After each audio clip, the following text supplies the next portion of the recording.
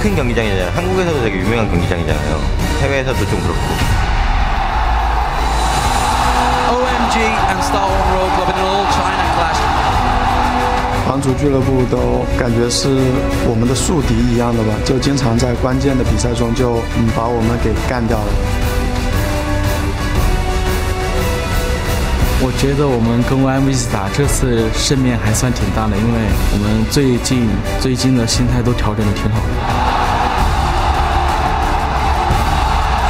我觉得赢皇族的话，只要我们5个人都努力，然后用心吧，我觉得皇族还是能扳回来。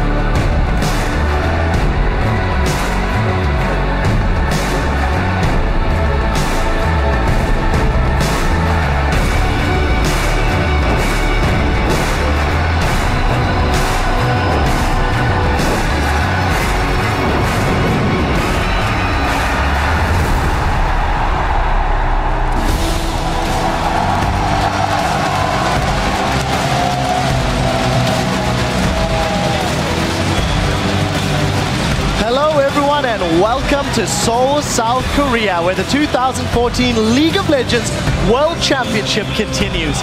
Today marks the second day of the semi-finals as the remaining 2 teams will battle on our stage to determine who will face Samsung White in the finals at the Sangam World Cup Stadium on October 19th. We're inside the Olympic Gymnastics Arena where moments ago, Starhorn Royal Club entered the venue, getting themselves ready to do battle with OMG, who themselves getting sorted out and having some snacks in the ready room before they take the stage for another important best of 5. Welcome, guys. I am Trevor Quickshot Henry, and joining me at the analyst desk for this best of 5 series is once again the evil geniuses Mitch, Crepo Force Bulls, Counter Logic Gaming's Yiliang, Double Lift, Ping, On Game Netcaster, Christopher Monte Cristo Michaels, and of course, running out the table, David Freak Turley from the North American LCS. Gentlemen, thank you very much for joining us. And this year's Worlds is a truly global experience, as we've got 24 live broadcast partners bringing the excitement directly to you in over 16 different languages. That's our broadcast team working extremely hard behind the scenes. The LPL team is here providing coverage for the Chinese audience, rock on, along with the OGN casters broadcasting the matches for the home crowd here in Korea. Then, of course, our very own Kobe, D-Man, and Joe, who will be casting today's series for us.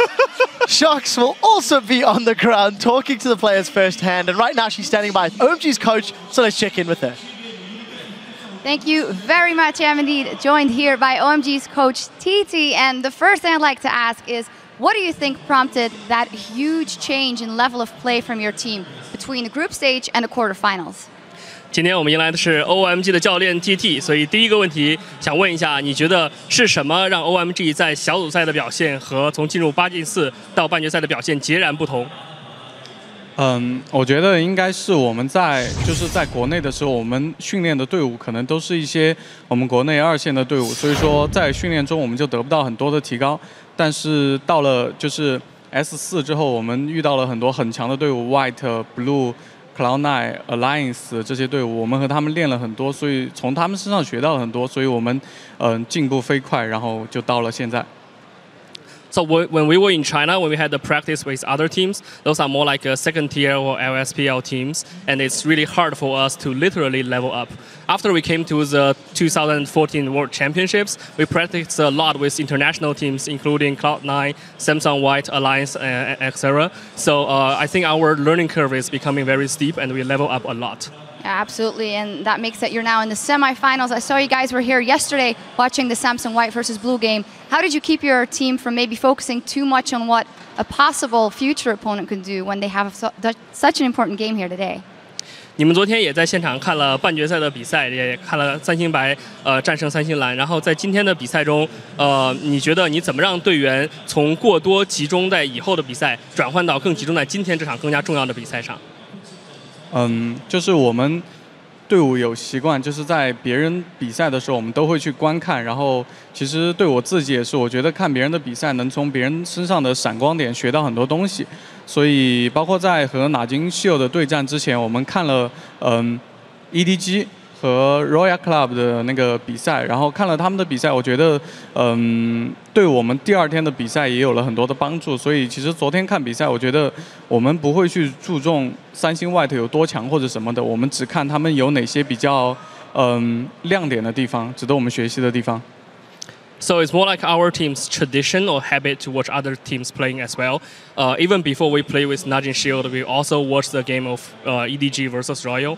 So from our opinion, during the game we watched yesterday, we won't focus too much about how strong Samsung White is. Instead, we will focus on what we can learn from them, what we can further level up about our own skills. Well, you mentioned it as well. Starhorn Royal Club, that is your opponent here today. Great history between you guys, and Uzi is absolutely on form. What are your chances to beat them here?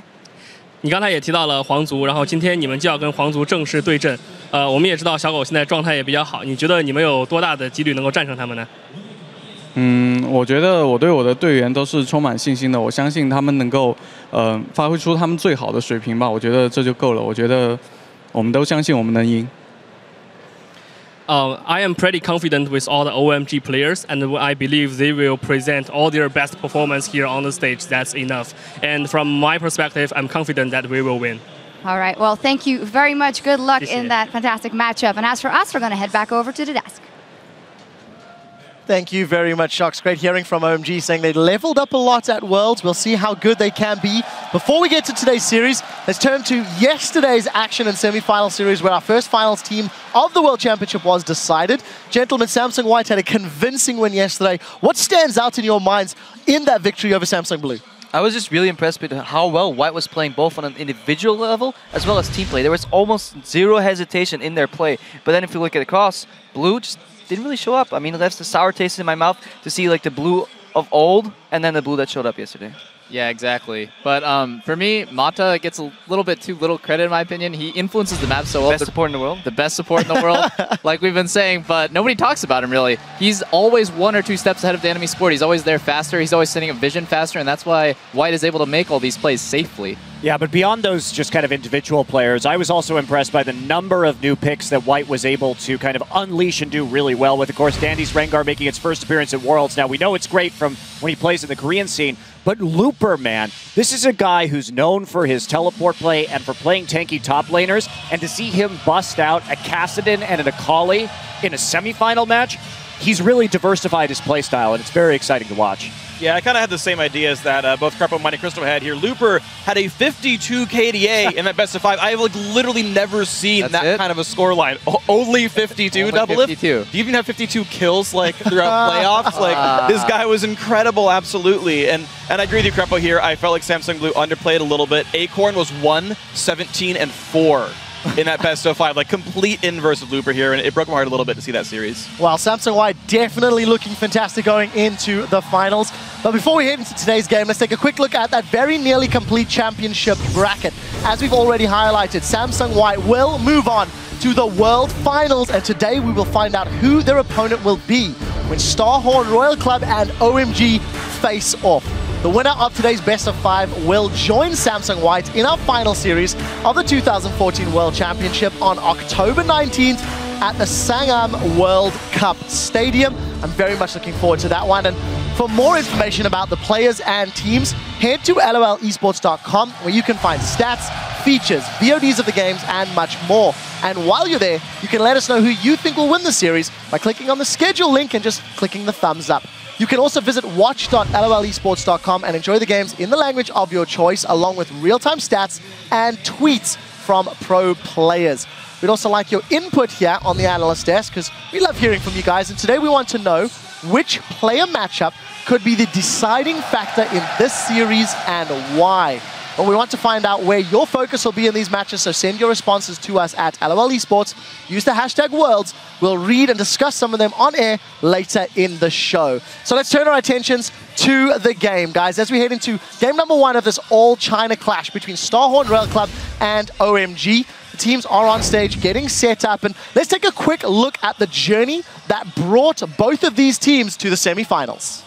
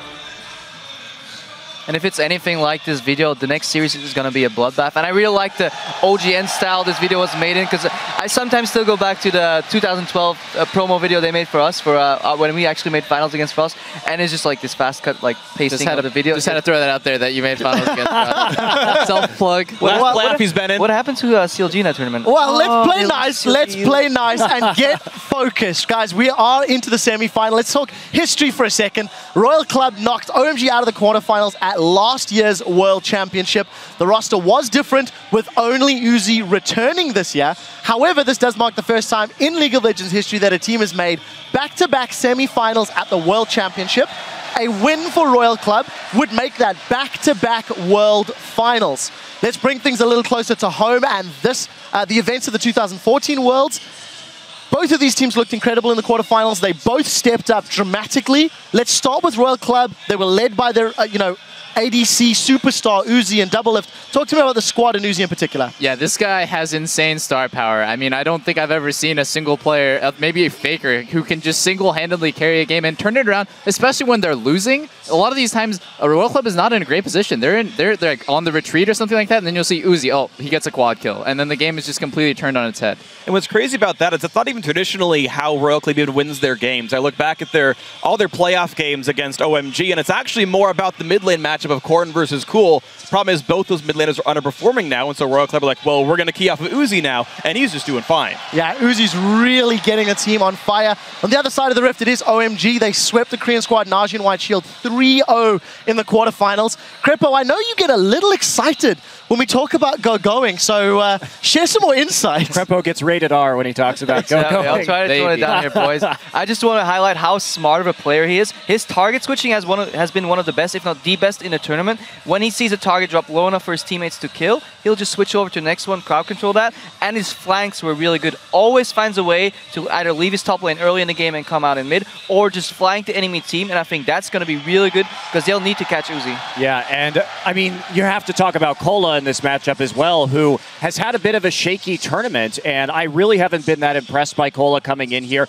He's only played 3 champions, which are Aurelia, Rumble, and Rise, and these are going to be pretty contested picks, or a couple of them, from Going as well. So when you have your top laner playing these carry champions against probably the best carry top in this tournament in Going, you run a little bit of a risk there. And also when we talk about the positioning, Uzi, you know, he really plays with fire a lot of the time. He really pushes the boundaries of where he can be positioned. And a couple times in that series against EDG, I feel like if Koro was more fed or more farmed, that he could have actually gotten kills on Uzi. And Uzi has to be really careful because Going will be probably a monster in this series. So Uzi's going to have to dial that aggression back a little bit, I think. I think it's actually really likely here. And again, it's like beating a dead horse, but over and over again, history doesn't repeat what's happening here at Worlds. Kola's traditionally doing just fine on the top lane against Going back in China. Here, that's not the case. He's underperforming, and yes, Going is stepping up. But also, talking about stepping up, though, I want to talk about OMG and their bottom lane here, because Cloud came in, and Cloud actually has been consistently great, both historically and here. When OMG played with Cloud, they were 16-5 in the regular season of the LPL. When they were not playing with Cloud, they were 1-6 in the regular season of the LPL. There's a very big difference here. And the funny thing is, it's not even the laning phase that's so different. Even Dada777 was doing well in lane, even against Starhorn Royal Club, even in the regionals. The difference being, though, that the rest of the game is so incredibly different. The mid game is so much better with Cloud in it, and OMG transitioned their game really well. Well, at the same time, at the opposing side rather of Cloud, you have Zero coming in, and that he's been playing such a good job in terms of peeling. Actually, both of these people have been playing so much Janna, whether I wonder, will people start finally targeting Janna? Because we ran the stats, and I think both Janna combined with Thresh, there's only been 4 games where neither have been picked or banned. So Janna and Thresh keep showing up, and I wonder when these teams are going to make the switch to, instead of target banning one of them, either do both or none, because Janna has an insane win rate this tournament so far. Yeah, that could be a really determining factor in picks and bans, because I really wasn't impressed with Zero's Thresh even when he was in Korea as well. But on the other hand, we know that Cloud has a very good Thresh from his play in the LPL. Well, we'll have to see which picks come out. I want to pick your brains and see who you're voting for. OMG, they used to be cursed with a bad bottom lane. They seem to have revitalized it in the quarterfinals with Cloud coming in. Freak ran the numbers, you see how good it is. Is it enough to beat Starhorn Royal Club and be the sole representative of China in the finals? Crepo, who is your victor and why? I think it will be enough. I think OMG is going to take this series 3-2, but it'll be a very close one. It's undeniable that Uzi will just find a way to break open 1 or 2 of these games, but I don't think 3. Doublelift, we haven't heard from you for a while. Who's your winner and why? I'm going with Royal Club 3-2. Honestly, I think OMG's a little bit over hyped because they 3-0'd Najin Shield. I thought they just kind of got a free pass into semis, to be honest, because Najin was playing so badly. And when people say Sand and Cloud kind of revitalized the team with that change, honestly, they're both really passive, and I don't think they stand a chance against Uzi. See, for me, EDG was very underwhelming, and even then they could take Starhorn Royal Club to 5 games. So, you know, I think that OMG just has a lot more dimension, so heck yeah, I'm going OMG 3-2 in this series. I am also going to go OMG, and I think it will be a not very close matchup. I think they can squeak a game. 3-1 is my prediction here. The one guy we're not talking about leveling, he's actually 3rd place behind Dandy and Spirit in enemy buff control, so he's been jungling amazing. Insects like bottom 4. Kola's bottom 4 in CS at 10. Going's top 3. This is, by the way, the entire World Championship of 16 players.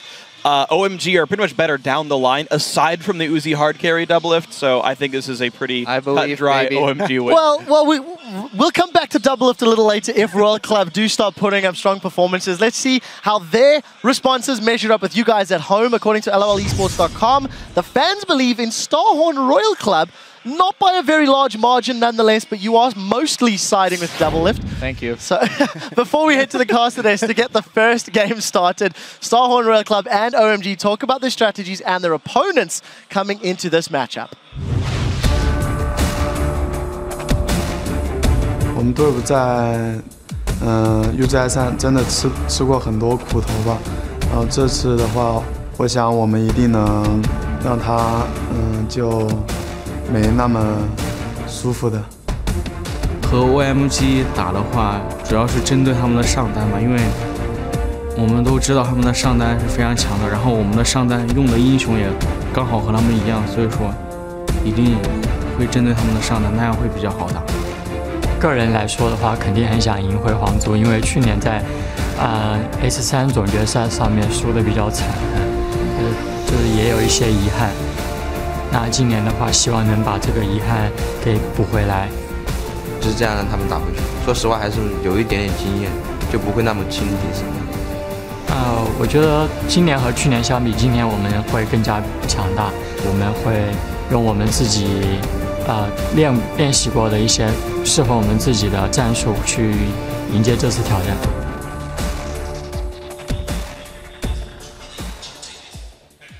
Hello, ladies and gentlemen. I am Lee Demon Smith, and here joining me, of course, is Joe. He's still alive! Miller, and of course, Sam. That's game! Kobe, Hartman, Kensler, as we head into the last semi-final series of the World Championships. Yeah, really excited for this one as well. The All China semi-final, I was going to say. I guess we can even call it the All China Finals. It's only one team's going forward from here.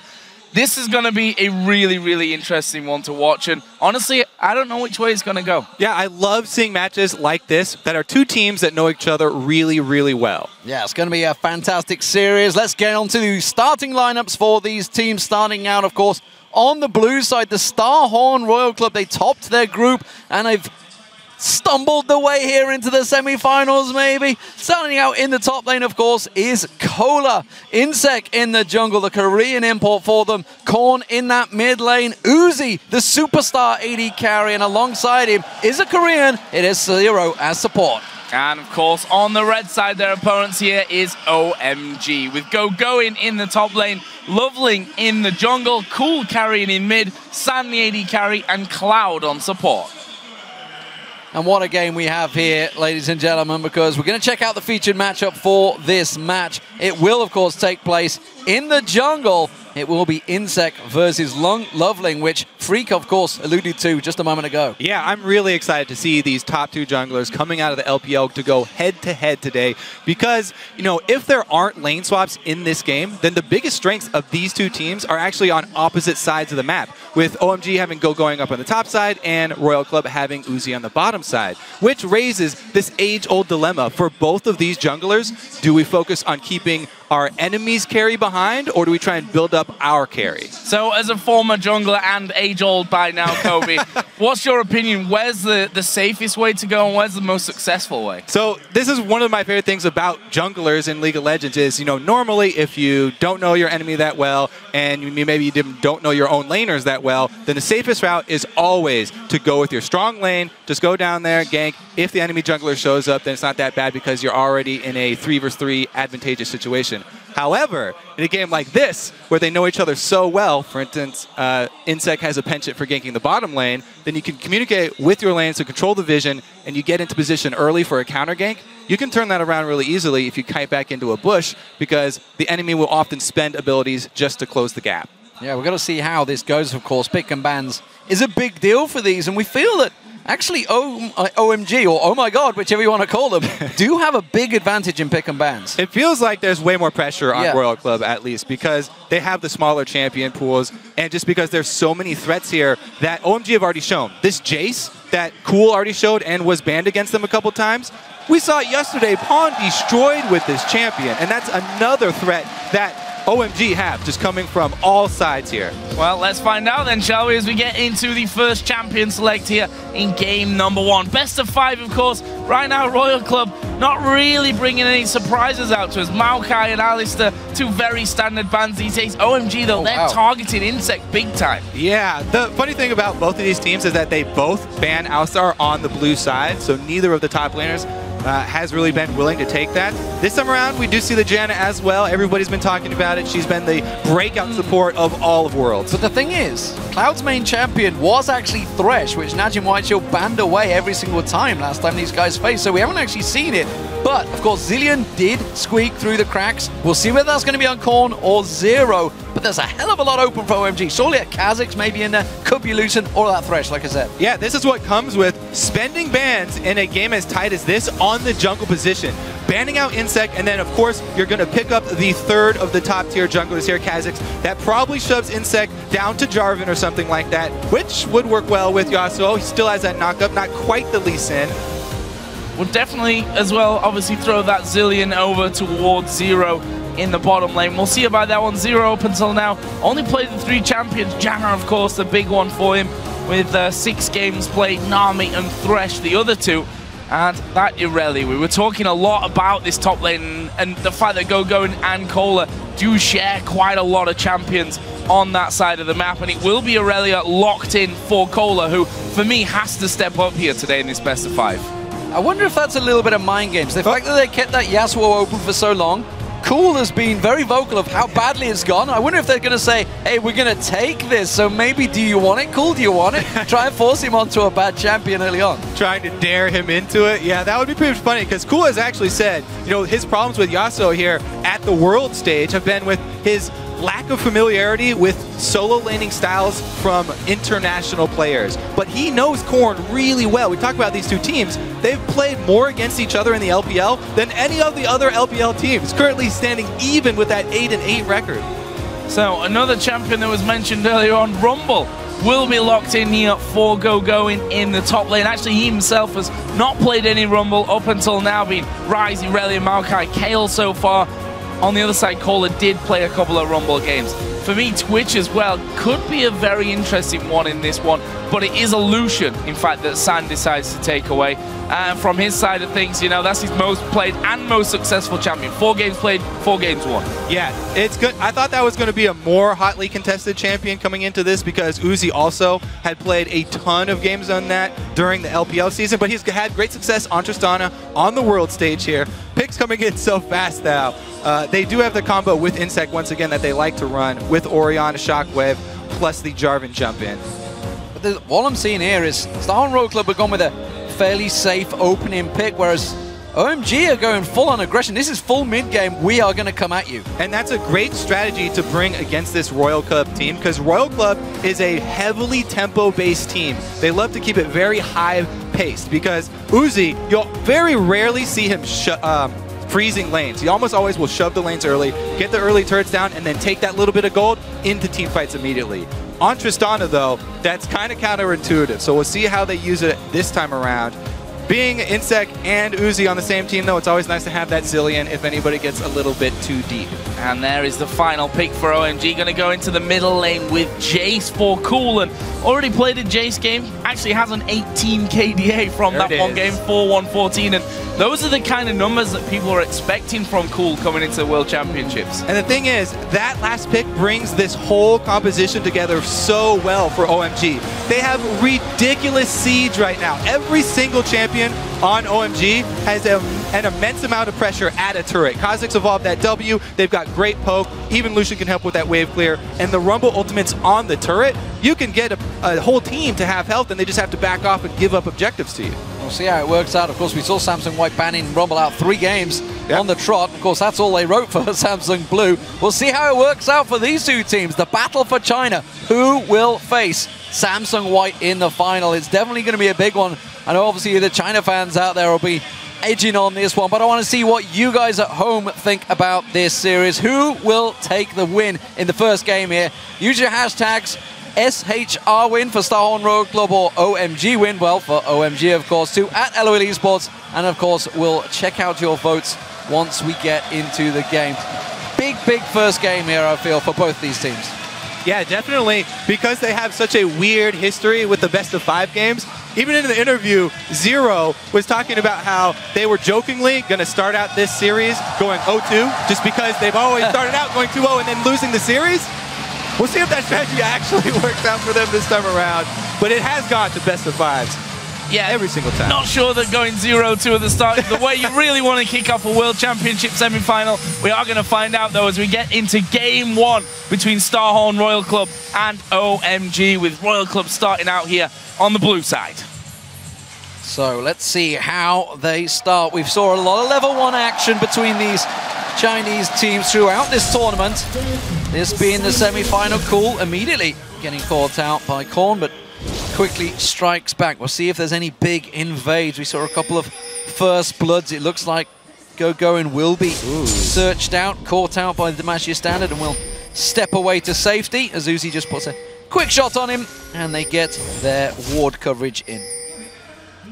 Not quite able to finish off that ward there, but look at Cool's position. He's basically bullying them back. Loveling has spotted that ward going down on his red buff ramp, so early vision spotted pretty much across the map, and actually early sweeper used there. That will be obviously from Zero to clear out the vision of the Tribush up top. Yeah, they want to try and clear out as much vision as possible, work around this Lucian and Thresh lane here. Zillion and Trist, not the best combo early. Switching back here, though. Yeah, look at this. They've both shown each other in lanes, and are both switching around. So, whether OMG are reacting to Star and Royal Club, or Star and Royal Club reacting to OMG, either way, it's going to be a 5-man push from OMG. They want the invade, and it looks like Star and Royal Club are going to react. Moving up there as well. This could be a very interesting start. No vision directly. They're going to get him off the blue area. They're edging their way through there. There is a ward down now, and they've got themselves around the corner. Currently, if we look at the minimap, 5 versus 4. If this were to kick off, Royal Club are going into this one. They're not going to spot them till the very end. There's a flag over the top, which gives it away. Damage, exchange either side, but no kills coming down just yet. It's all about the blue for now. Smite fight between the junglers. Who's going to get it? Nobody wants to do damage to it. This time around, Cool has come across, so now it's a 5-on-5. He's going to lay damage out from the side here as OMG force him away. Blue resets, and this is a very long level 1 engage. We're almost 2.5 minutes in already. It's because there's no hard engage level 1 for these teams. With Cloud starting out Flay, they'd have to get really close to actually make a fight happen, and we're 2 minutes and 30 seconds into the game with nobody in any lanes. 5v5 on the blue buff here. Nobody wants to give it up. We knew this was going to be a bloodbath. They're not interested in farming. Screw the experience. We want to fight straight away. And looks like they're going to go in for it again. Blue buff almost being reset there, taken low within smite range. Cloud looking to get the flame down. Cool comes around. There's the flame. There's the buff going in. Going in for Cloud. He's actually really low there. Burning down from Zero's Ignite. They get away. The blue buff in the end went over to Loveling though. So they managed to pick that one up. Almost 3 minutes into the game, the first buff goes down. Well, there's the featured matchup right there. Loveling with the smite advantage over Insect, and he's got the level advantage. The early blue buff secured for Kha'Zix is really going to be helpful for him in this clear speed, because without it, it would be very difficult, having waited so long to get back into that jungle. And I want to keep our eye on this one, because red buff's going to go to Loveling now. We'll see whether it goes straight to the blue buff again, because you can see San and Cloud are only just returning to Loud. Cloud is making his way through the buff, so they're predicting that Star and Royal Club may try and invade here. Yeah, and with it shaking out into the lane swaps like this, they're going to want some extra early vision down around by this dragon. It looks like OMG might be prepping it to go for one of those early dragons and exchange this Uzi and Zero swap to try and get that early gold and timer. Not going in. This is blue buff number 2 for OMG. So really nice little start. Cloud will actually be face checking either a 2-man round. Is level 2, so he's got the combo. There's the play back. Half HP. I don't think they've got enough to actually finish him off here, but they'll sure as hell do a lot of damage to him. No kill, but Loveling's now coming down. Cool coming down as well. He's just backed off at the end there. San's going to try and keep them away. There's the ward going down. May get a bit more damage on towards Insect, forcing him away. Meanwhile, in the top, going, dive on the tower. Zero taken so low by the tower hits. Uzi taking a lot of damage, but going. He's on his last little hit here, and they fancy the kill. Yeah, he doesn't have very much HP and no potions, so even though the dive doesn't net a kill, they do force him out of the lane. This is what I was talking about. The tempo base from Royal Club, they almost never will ever freeze a lane. Shoving it in early here, trying to pressure going. They get the teleport out. And now what can they do with a teleport advantage? We still have not seen Cola go into lane because San was able to freeze it so easily on his side. There's not a lot of options for Cola to get experience. They're going to have to do the double jungle and be behind. Bit of a crazy start, which frankly is what we were really looking for when we came into this best of 5. Cloud actually getting a deep ward in, which will spot out both Cola and Insect. Meanwhile, Loveling now coming around the side. He's going to be spotted out by that ward that Uzi placed down just moments ago, and that'll mean that Uzi can just simply walk back to safety and will be able to recall off to base and spend the goal from his 29 CS.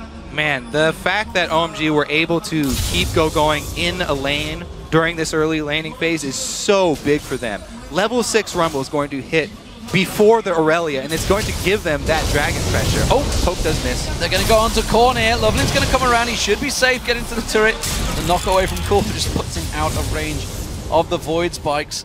And as you mentioned, the fact that Cola is being starved a fair bit. Of course, we all know that Trinity Force has to be picked up as quickly as possible for an Aurelia player. And he's going to be behind potentially when we start hitting those big dragon fights. Yeah, and even before that, because they're pulling the lane swap back already, sending Uzi down bottom to gain the support and AD carry on at least the dragon side of the map.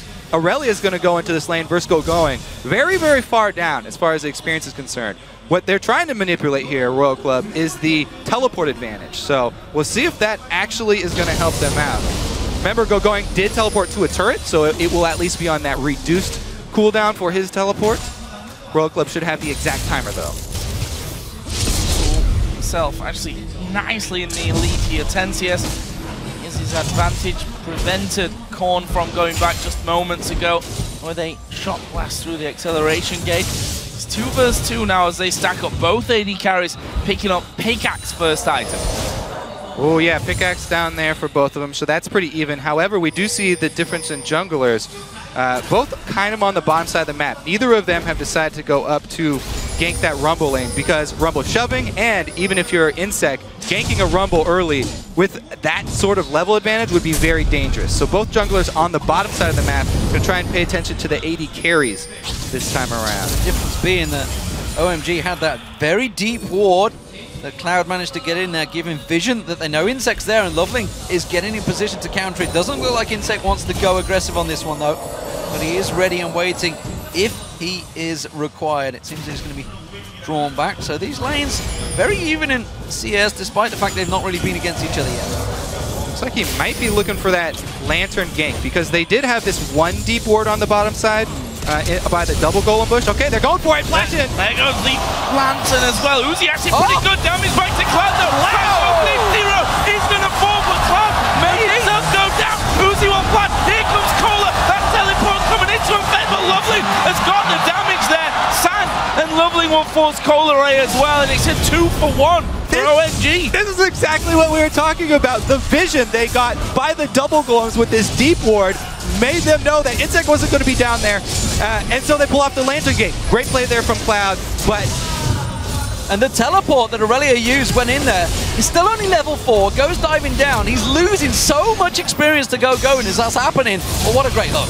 Yeah, again, we got to commend Cloud. And this, of course, is the Uzi style. He's not going to try and escape. He's going to go for the kill. They called in Cola because of the teleport advantage, but because teleport took so long to channel, didn't come in at the beginning of that fight, I think he'd lose out so much that he'd lose the kill anyway. And again, Rumble with the level 6 already got a whole bunch more extra experience. And they could, if they'd have realized the position they were in, there was 2 level 5s versus a level 4 that teleported in. They probably could have got another kill there. They just didn't realize the situation so quickly. But OMG off to a great start here, and you guys are home. 71% of you backing them now. Of course, it was different at the start of the game when you guys were predicting throughout the week, but clearly this has been a very strong start from OMG, just like we saw against Najim Whiteshield in the quarterfinals.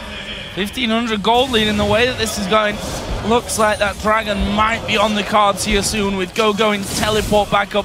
Loveling's actually bottom side of the map, and of course he's now 2-0 after that last little fight, which has given him that little jump in items. Another hook comes out from Cloud there. Doesn't quite connect onto things, but Dragon may be a real possibility, especially if they've got the blue under control. And I did go back and look at that replay. I mean, Cola was actually under his turret, so he wasn't in danger of dying to going there. Just a little bit late on the communication here for Royal Club for that teleport. And communication has been something we constantly are bringing up with this team because they obviously have so many languages they're trying to use to actually coordinate this early in the game. And just look how much he's hurting. You can see the CS differential is huge, but the fact he's had to go double Doran's blade early on Aurelia, he's not even started the Trinity Force yet. Meanwhile, we already see the Haunting guys picked up. Whew, that was a quick back. That bullet's going to follow him all the way back to base there from Uzi, but he is miles behind. Remember, of course, the timing will be all out of cock right now because, simply put, we had almost a 4-minute level 1 stage.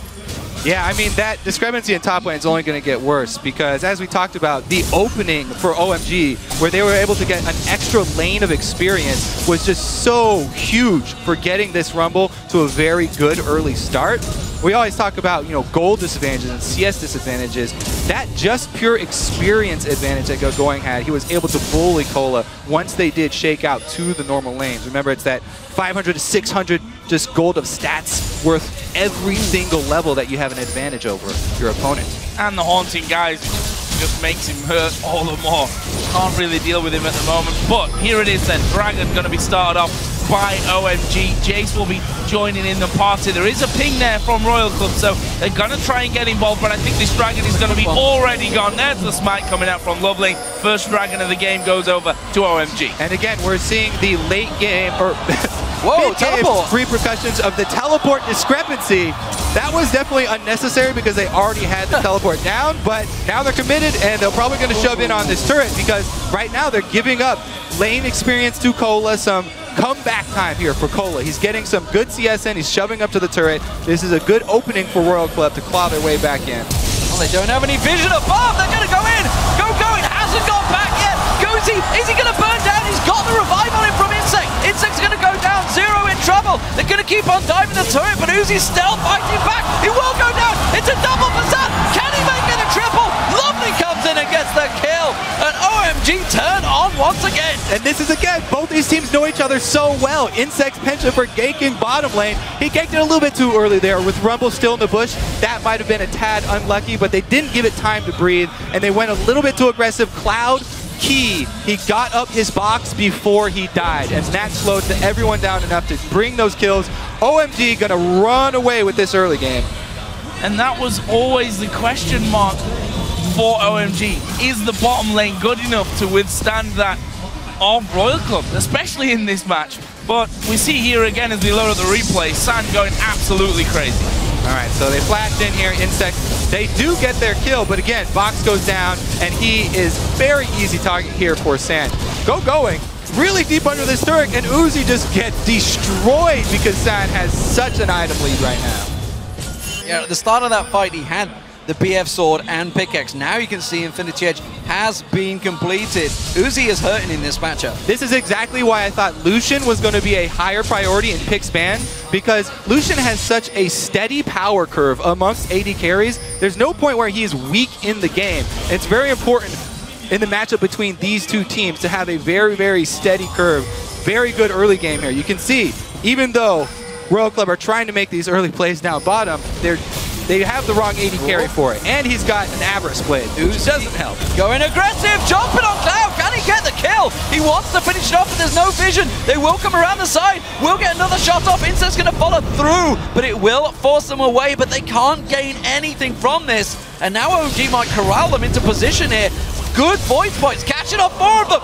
Another shock blast comes through, raining down on Starhawk. They need to force something. They're in trouble. Lovely actually using his ultimate there, getting involved and just trying to get onto either Zero or Korn there. The two men that were blasted down by Cool thanks to that shock blast, but that didn't quite work out for them there in the end. They forced them away from this mid lane. It's going to now be all about blue buff. Let's not forget the start was a 3-minute long blue buff tussle. But actually going one way, San throwing down the culling. Korn super low. He can't afford to give up that. Shockwave though. San may have gone a little bit deep. Insect going to get the knocked up Cataclysm, but he flashes away and San's the fight to the back. No!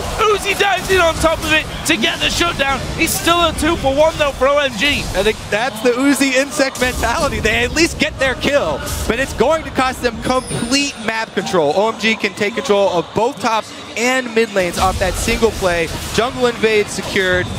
This should be a pretty easy mid game here for OMG. They should be able to control every consecutive neutral buff from now on. They threw so much at that at the start in the mid lane. OMG were happy in the lanes. This whole time, Gogoin's just been farming away at the top. You can see it's increasing that lead in the top lane. He's starting to become a monster. The mid tower's going down. The bottom one already fell. There was damage on towards the inner. There's the top going down. It's going to be a 3-1 tower start for OMG. Yeah, he is already a complete monster. He's a beast in this game. But really, I want to go back to OMG's focus on the jungle. Like the featured matchup, their coaching staff obviously was focusing on this as well.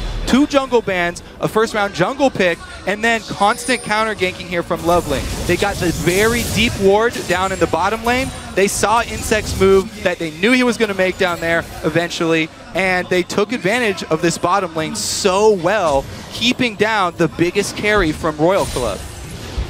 Now 3 of them grouping up on the bottom lane. Only Loveling there for now to defend this turret. He's pretty decent at doing so, but Uzi, with that Shiv now added in on top of his pickaxe, will at least be able to push those waves a little quicker, but they need to be careful here. Both San and Cloud have decided to join in the party on that bottom side of the map, but it's simply to clear things out. Royal Club have already backed off. Now, Royal Club, with the Dragon coming up in 1 minute, they have to be playing defensively right now because Going is almost level 11, or he is level 11 now, and he's got Neasley Large Rod on top of all the flat penetration already. That Dragon fight is as much OMG's fight to win as any fight is going to be in this game. So Royal Club just need to take it safe, don't spend any resources over there, you know, try and get something on the top side of the map in exchange. Don't go for the fight, try and just trade some money for it. Speaking of the items, you can see a bunch of brutalizers being completed as well by Loveling and Cool. They are very much in position with 30 seconds to go on this one. Going to sweep out the wards, keep all of the coverage away. And that bottom lane's got to be careful it doesn't get collapsed on. They've got no tower to fall back to here, Joe. It doesn't look like for now that they're moving down. In fact, Insect has just pinged down onto that bottom side of the map. He was trying to get involved. Zero had moved towards Uzi's position as well. So Royal Club not going to give this one up completely free. They've managed to get a ward in the back of the pit there, which I believe, yeah, is just out of range of the pink ward. So actually they've got vision of this one. Can they steal it? Oh, they've thrown the shot. Oh, the hook from Korn and from Cloud will follow through. Korn is going to get blown to pieces. There's Insect throwing down the Cataclysm. Well, that won't make much of a difference. Zero's bomb finished up Cloud, but Loveling is still going on this one. He manages to get the Zillion ultimate down. Cola will be chased to his death. They already lose out on Zero, and there is Loveling, who is now unstoppable with 4 kills for 1. Yeah, that's pretty much the exact reason why we said they should probably not go for this Dragon fight. And that's not really Royal Club's style, though. They continue to go close and try and steal it with the Shockwave, but Cloud once again comes up with a great hook, lands his skill shot, and the team cleans up kills after it. OMG probably going to steamroll through the rest of this mid-game. That was a very one-sided fight. You can see the hook started off there on Korn. Yeah, so he tried to steal with that Shockwave. Good attempt there, but man, the collapse. What an ultimate from Rumble. Zones out half the team. They're able to flash over the wall. And even though there's an answer kill, Loveling on this Kha'Zix is so far ahead because of his great early jungle work. He's so strong, able to jump in and secure 2 more kills for the team. This guy, Loveling, the main reason that we like him, not even from just last Worlds, was just because he changes up his style pretty much every single game. And he adapts so well to his opponent. This is somebody that he's played against so many times, and he's just countered Insect so very well. And you've just got to wonder, the question, maybe even the mentality of Star and Rogue, the clear thinking, because going into that fight, despite the fact they knew they were behind in golden items, they're behind on 2 levels per person almost. You cannot win them fights. Yeah, I mean, that's why we thought maybe they would send some people up top side, try and shove the top lane or something on the opposite side of the map so you don't have to fight those great team fight champions that you're faced with right now. However, they went for the steal, and, you know, they have to pay for it. And they are losing more buffs. Cool will get that blue buff, and it will surely just be a matter of time. They push down top lane towards the inner turret. San joined in. Cloud actually clearing off wards on the side, and again a big shock blast will knock Zero not quite down to his namesake, but half of his health gone there. And you have to wonder how long they can actually hold on to towers at this point. Yeah, a lot of poke coming through. There's that great siege that we talked about. Cullen going down. Don't forget the equalizer can be thrown down at any point just to bully them and brute force push them off this tower. Surprised they haven't gone for it already here. The shock blast doing their work though, and this is the problem. Once you start falling behind, there is a Jace completely pounding away at you. That's your top laner, the tankiest member on your team. hasn't completed the Trinity Force, has only got the Phage Machine on so far. Miles behind in terms of opponents. They cannot fight for these turrets. Yeah, and even Uzi here still not quite completed the Infinity Edge on Tristana. He's holding on for dear life. With the early Shiv, he's trying to wave clear. They're trying to just turtle up here. Well, through that turtle, they managed to get a tower, the second one of the game here for Royal Club, but Jace continues to batter from a distance, and they are going to wait this one out until they can get those final hits on that turret. They've scanned out the ward, which has now just been replaced thanks to Korn's trinket, but this turret surely going down. Insect going to dive in big. Jumping on towards them, but it's not strong enough. Sand just quite happily tanks that through. There's the equalizer, splitting the team apart. Insect gets pounced on, straight away taking down Zero in trouble. And I think that's all OMG were waiting for. They're just like, wait for their opportunity. They cannot just take one, they can take 2 towers here. So even if you are going to pull one of those last-ditch effort engages as this Royal Club team that's behind right now, you do it when all 5 people are already there. You don't have the teleport start channeling when Insect jumps in. You lose precious seconds, as you said, on one of the frontline champions that they don't have. And that's another lost team fight for Royal Club here, and a very, very easy Baron pickup for OMG. Maybe Zero was not joking, and they wanted to start this series out 0-2 so that they don't fall into their own curse. Well, losing the best of 5s after getting ahead. Yeah, it's certainly looking like they're starting out 0-1 at least, because this game all in control for OMG. Both Dragons taking the Baron. They've got a 12,000 gold lead after just 22 minutes. And we were talking about yesterday's semi-final, a clean sweep for Samsung White. Tell you what, OMG aren't too far away from those kind of numbers that White were putting up yesterday. It is a very strong start from OMG, no doubt about it. There was a lot of questions. Doublelift himself was talking about Uzi the God in the bottom lane, and Sand was lackluster. I gotta be honest, Sand's looking pretty damn good in his opening start on Lucian, but let's not forget, he's on his favorite champion, and that's something they need to start looking at. Starhorn Royal Club, while they may not come back in this game, have to start looking at how they're going to focus on the pick and bans in game 2 as the red side. And I think not even just the pick and bans, but also their early game style. The problem for them has been predictability. The Insect and Uzi mentality has been very easy for OMG. You know, they've become accustomed with it over the years, and it was very easy for them this game to use that against Royal Club, which is, you know, Royal Club's biggest strength as well as their biggest weakness. Exactly. I mean, you heard Cloud talk about it as he did an interview back in the quarterfinals, pre-quarterfinals, and he said, you know, if we come up against Starhorn Royal Club, we know what we're going to up against. We know Uzi and Zero. They're going to be a very aggressive pairing, and we'll just sit back, play it passive, and play to our strengths. And we saw, of course, with the interview at the start of this game, Loveling coming down there.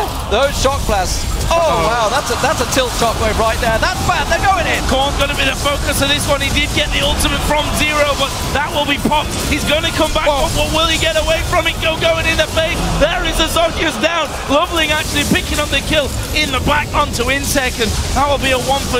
Another minion wave will be coming through, and the inner turret in the bottom lane is going to fall. Go says, come on, guys. Let's just tank this one up. They are going to be able to finish that one off before the minion wave even comes close. Got to give props to pretty much every player on OMG for this game. Everybody did their job very well from top to bottom here. Now, it's pretty much the final siege, and they do have that Baron buff regen, so they can stick around. Well, this is definitely Starhorn Royal Club's top wave struggle. Is massive right now, though. Somebody wants to go grab that big pile of money. We'll see whether anyone gets caught out. Sam's left on his own, and there's 4 members. Don't think they're going to slow down chasing. They could speed up, of course. Insect going to track him back all the way here, but it may set up a trap. Look at this. Cloud and Loveling on the Dragon. Starhorn Royal Club are going to come around. They're going to try to lead it. Not going to happen. Insect in the pit. The Ghost Ring Cataclysm jumps on in and straight away gets smashed. The teleport's still available for going, so if OMG can bait further aggression in, then they can turn it around. Not going to happen, though. Oh, he's going to try and cut him off instead. Interesting move. See if they can actually grab. Here he is. Coming around the side. He's going to come in towards Korn and Uzi. Who's he going to focus here? Kohler takes a bit of damage there. Pinning them against the wall. Sand's coming around. There's the shockwave onto 2, but it's not going to be enough here. 1 by 1, they're decimated. A double in the end for going is the ace for OMG. What a bloody massacre massacre. They just lined Royal Club up against the wall and shot each one in the back of the head. All down in the bottom lane is going to be easy pickings for OMG. There is simply no reverse gear for Starhorn Royal Club. They don't know how to play defensive. Their defense is offense, and it seems that it is really running just headlong into a brick wall of OMG every time. Thing is, it's just like poker. If you know that you have a tendency like this that your opponent is going to prey on, you can switch it around and try and use that against them and play one step up in those mind games. Maybe in game 2, Royal Club will flip the switch and pull something different. Well, they definitely need a different outcome to how this one's going. 19-5 in kills, 18,000 gold lead. And look at Cloud, how he got himself in there using those golems and the equalizer to pin him on the wall. There's nothing more to say about that. That is just a bloody massacre in the bottom lane. And they did get the inhibitor off that, which is the best inhibitor in the game to have, furthest away from Baron. Baron word, maybe that's their key to get back into this game for Royal Club. Who knows? Maybe we can probably not. In there, but probably not. I mean, Loveling has just been so good this game. Legendary already. By the way, when we talk about how flexible he is, this is the guy that played Jungle Yorick last year and Jungle Braum in a competitive match and won the game. This is not some one-trick pony, only Kha'Zix because Kha'Zix is so strong right now. This guy is a very, very intelligent jungler. I know you were secretly hoping for that Jungle Braum to come out here, but it's not going to happen, I don't think. Inner turret going down as OMG look to control this matchup and see if Starhorn Royal Club, or more importantly Insect, want to fling themselves in there once again, because he's been the man that's just been launching himself into OMG every single time and paying the price for it with his life. 1-6-2, you can see, up against some gigantic stats of OMG now. And that's, that's pretty much always been Insect's style of jungling, though. He's a frontliner, he's an initiator, he has a lot of deaths, but he creates a lot of plays for his team. Going again. Now he's creating a play. Going time. Cloud, they might actually be able to finish off Cloud. Did manage to hook onto Zero, though, and this will be instantly turned around. Cloud surviving after all that, and the double kill for Cool means that only 3 men are left to try and hang on to this second in him. Those shock blasts doing half the hit points on court. I just can't tell whether the Zero just completely baited Insect into a spec up. Go for it. You can do it, I believe. Maybe Insect's got the wrong name. He should be going because he's always going in. Oh dear me. So top inhib tower goes down. Inhib will follow, and OMG looking incredibly strong in game 1. But Starhorn Royal Club, they really haven't played this one too smart. Honestly, they've been running in like headless chickens trying to finish off this game. They're certainly going to finish it off one way or another, that's for sure, and it's going to go OMG's way. I'm not sure they're even going to back away from this, Joe. I think they're just going to keep on driving. Yeah, I think so too. I mean, why not? You've got all 3 inhibitors on the map down. You've got super minions streaming in from every lane. 1 Nexus turret is already dead. There's not really a lot to lose in this scenario for OMG. They're going to clear out the minions. I think Royal Club are going to give it one last-ditch effort to try and hold on to this game for just a little bit longer. See there, Insect smiting down the super minion, but he lives even longer. There's the damage on towards Cool, but can they hold him off? Shockwave comes in. Cola is going to go very low. They're actually trying to kill off Uzi at the bottom, and they won't just try. It'll be easy peasy. Korn gets back onto the fountain, but OMG turn back around towards the Nexus, take down the second turret. They're going to take the game. Indeed. Dominant performance for OMG here in game 1. Korn just tries to come off the fountain. They want to pick up some more kills. Korn got one back just at the end. But solid victory in game 1 for OMG. Very much controlled the game, controlled the lanes from the very start with that 3-buff opener. And they didn't look back. And that's the danger with sticking to a style for too long, because somebody is going to use it against you.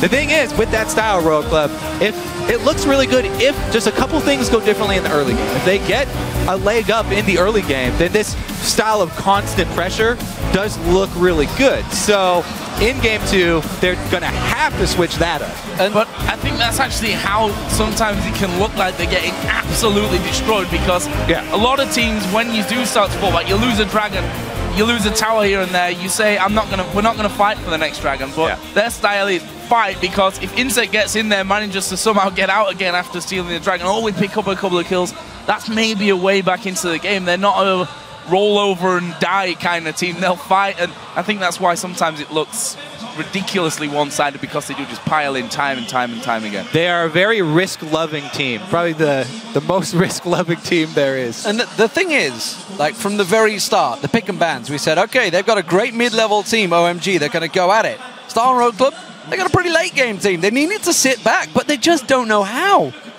It was, I think, really the early game with the jungle standoff, and then turning out into the lane swaps, how they did with Aurelia not being able to even get experience. Just from that point of the game, Royal Club really had their options cut off. So again, early game is pretty much all their focus is going to be on next time around, and starting out with a better opening. Well, we're going to hope they start off with a better opening. We're going to see how this one works out. But what a fantastic opener, though. And let's look towards the bottom lane, because that was one of our focuses, as well as the jungle, which very much went and the one top way lane. towards love lane. The top lane as well. But the bottom lane is the big one I want to talk about, because Uzi obviously is the superstar of Star Road Club coming into this game. And he was, from the very beginning, jumping in, trying to get those kills. And as Double have said, sometimes he can turn them into quad kills and go crazy. But when you're jumping in that early on a Tristana against a Lucian, you have to have a little bit of respect for it. And that's the difference as well, right? I mean, Uzi could have picked up 2 or 3 kills in those early stages and later on being an absolute beast, but you're kind of opposite side to doing those jumps in is that you can die over and over, and then you're just not going to get to your late game point. This is why for Royal Club, I don't like the Zilean Trist combo, because pre-6, Zilean doesn't peel for Trist at all, can't help him out, and Uzi pre-6 Tristana, it was rough for them. Couldn't peel for himself either. And I wonder if that's just the pick and bans. They just fed them into pick that Zilean first, and we know how to counter it. So let's check over towards the analyst desk. Quickshot and the guys are ready to take a closer look at that victory. Thank you very much, T-Man. A good start to the series for OMG. I'll ask the desk later if it's the same level of dominance as White versus Blue game one yesterday, but that's at the end.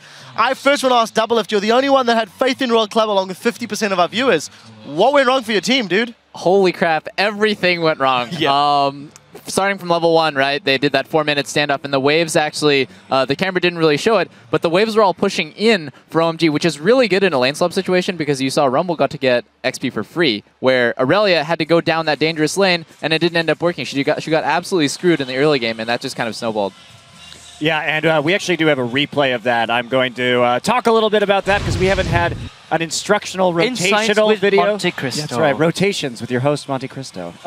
So this is immediately after that blue buff standoff, so we're looking at about 3 minutes here, obviously a very delayed situation. So when we roll the clip, we're going to see that both of these lanes ended up pushing in OMG's favor. Now, in a normal situation, OMG would want the 2v2 and the 1v1, but they see an opportunity to get going some immediate experience and really get him that advantage. So as he goes up into that top side, the lane is pushing towards him. Uzi's going to have no choice but to give him a big wave.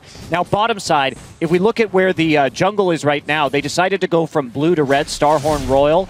And instead, what they should have done is gone blue to blue. But OMG makes the right call here. They send their dual lane into the bottom side. So if they try and contest that blue, if they do go to red, they will have more people on that side of the map. And then it'll be the defense of the blue will be quite easy. So very, very good play from OMG, a reaction, and it was on the fly because they wanted the 2v2 initially. They wanted the 1v1. Adaptive play was awesome there. Yeah, it absolutely screwed Royal Club when their dual lane stayed top lane after their blue had been taken. If they rotated their bottom lane down towards the bottom side of the map, they could take the enemy blue and Insect wouldn't have been screwed early game. But what ended up happening was Insect got 1 buffed, Cola got absolutely put super far behind, and because of that, Uzi and Zero had to lane swap into that lane in an unfavorable matchup, so 4 people ended up behind just because of a poor level 1. Yeah, and in addition to that, Zilean just doesn't play out well in a lane swap. I really agree with what Colby said on the desk there right after the game. Zilean Tristana is such a wonky lane to play because 2v2, if you get outpicked, you lose, and if you end up playing a 2v1, Tristana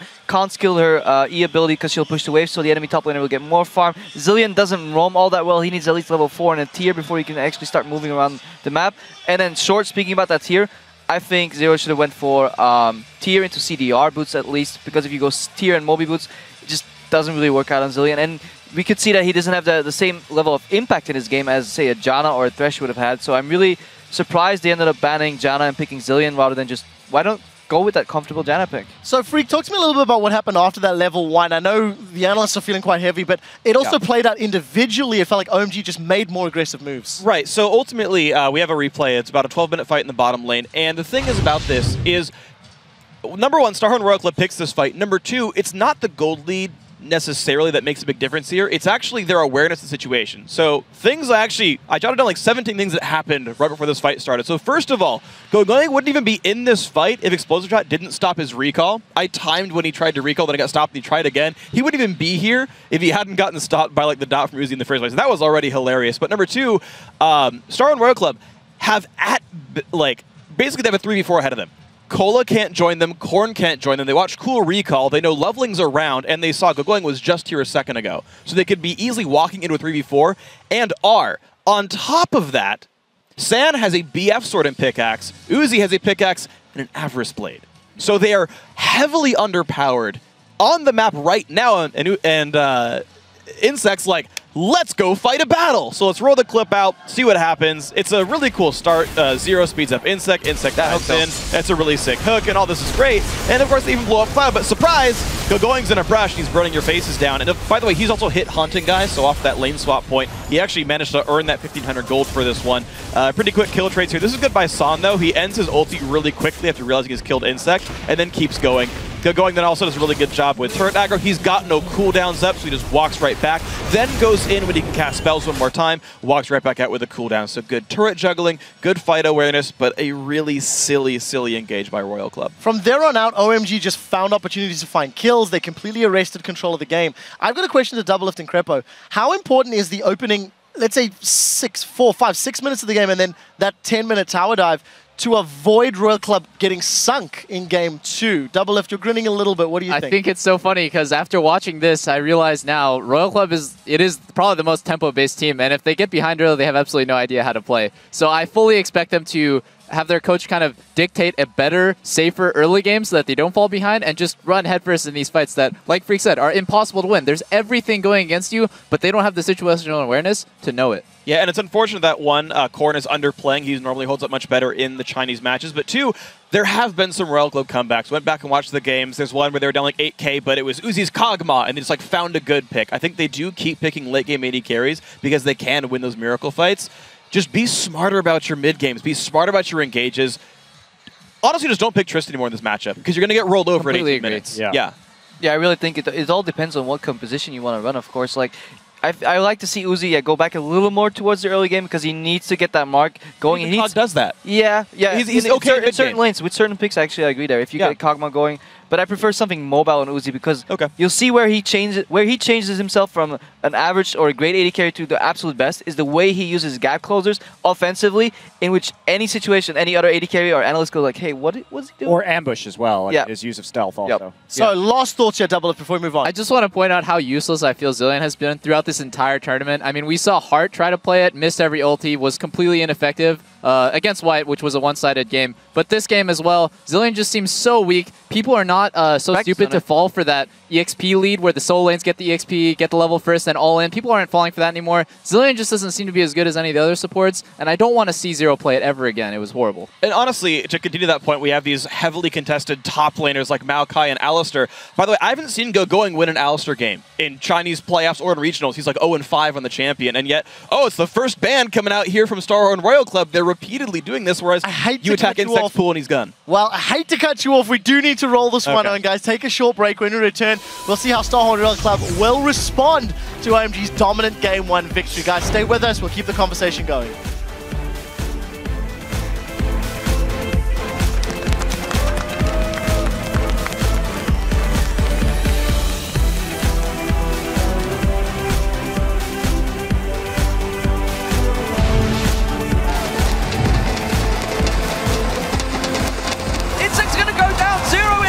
They're going to keep on diving the turret, but Uzi's stealth fighting back. He will go down. It's a double for Zan. Oh, they've thrown the shot. Oh, the hook from Korn. And from Cloud will follow through. Korn is going to get blown to pieces. He's going to come back. What will he get away from it? Going in the face. There is Azocius down.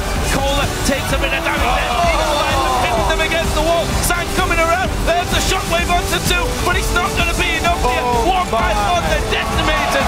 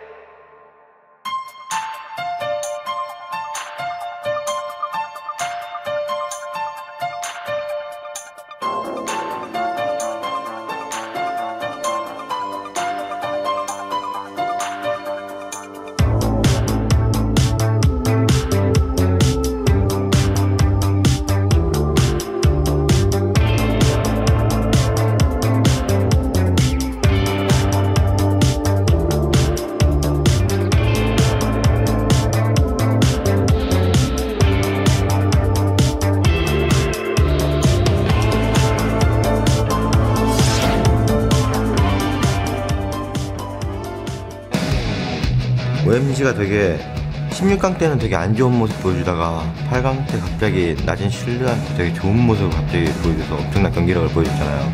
되게 놀라웠는데 탑 꾸거인 선수가 되게 각성한 것 같더라고요. 롤드컵 중에 각성한 것 같더라고요. 그래서 지금 되게 걱정하고 탑을 어떻게 해야 되나 고민 많이 하고 있어요.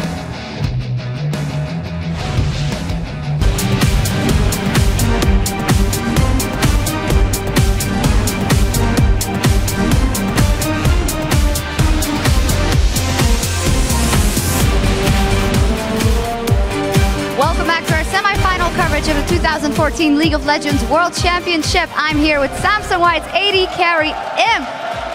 First up, in person also, congratulations for making it to the final. It was a very touching scene yesterday after the game. Tell us what it was like having that great triumph, but also seeing your sister team being quite down after you guys beat them. 어제 경기 승리 후에 이제 삼성 블루팀과 포옹한 장면이 매우 감동적이었는데요. 가장 천적인 블루팀을 이긴과 동시에 이제 형제팀인 블루팀을 떨어뜨렸을 때 심정이 어땠는지 설명 좀 해주세요. 제가 경기 전에는 데프트 선수를 정말 울리고 싶을 정도로 이기고 싶었는데 막상 경기가 끝나고 혁규가 우는 걸 보니까 너무 미안했어요. So before the game, I wanted to win so bad that I wanted to make Deft cry. But after we won and I saw Deft and the other players of Samsung Blue, I felt bad and sorry for them. Well, you guys did put up a fantastic showing after getting knocked out so early last year. At what point in this season did you guys realize that everything clicked, that you might be a World Championship contender? 작년 롤드컵 실패 이후로 올해 시즌을 경기하면서 언제쯤 이쯤이면 우리가 롤드컵 우승할 수 있겠다라는 자신감이 생기셨나요? 저희가 한국 대표 선발전에서 전 시즌 챔프인 SKT K를 상대로 3대0 완승을 거뒀을 때 뭔가 그럴듯한 저희가 이번 시즌을 가져갈 듯한 그런 기분이 들었어요. During regional qualifiers, when we beat last year's champion SKT1K 3-0, I thought that we should be able to win this year's World. Well, you're not there yet. You did qualify for the final. Did you take a moment already to think of what it's going to be like to play in front of your home crowd in that huge stadium next week in the final? 다음 주에 있을 결승전에서 그 상암 월드컵 경기장에서 수많은 한국 팬들 앞에서 경기를 하는 본인 모습을 상상해 보셨나요? 네, 많이 해봤어요. 저희가 지금 저희 4강을 결승을 확정 지었을 때부터가 아니라 롤드컵 선발전 때부터 네, 많이 그려왔어요.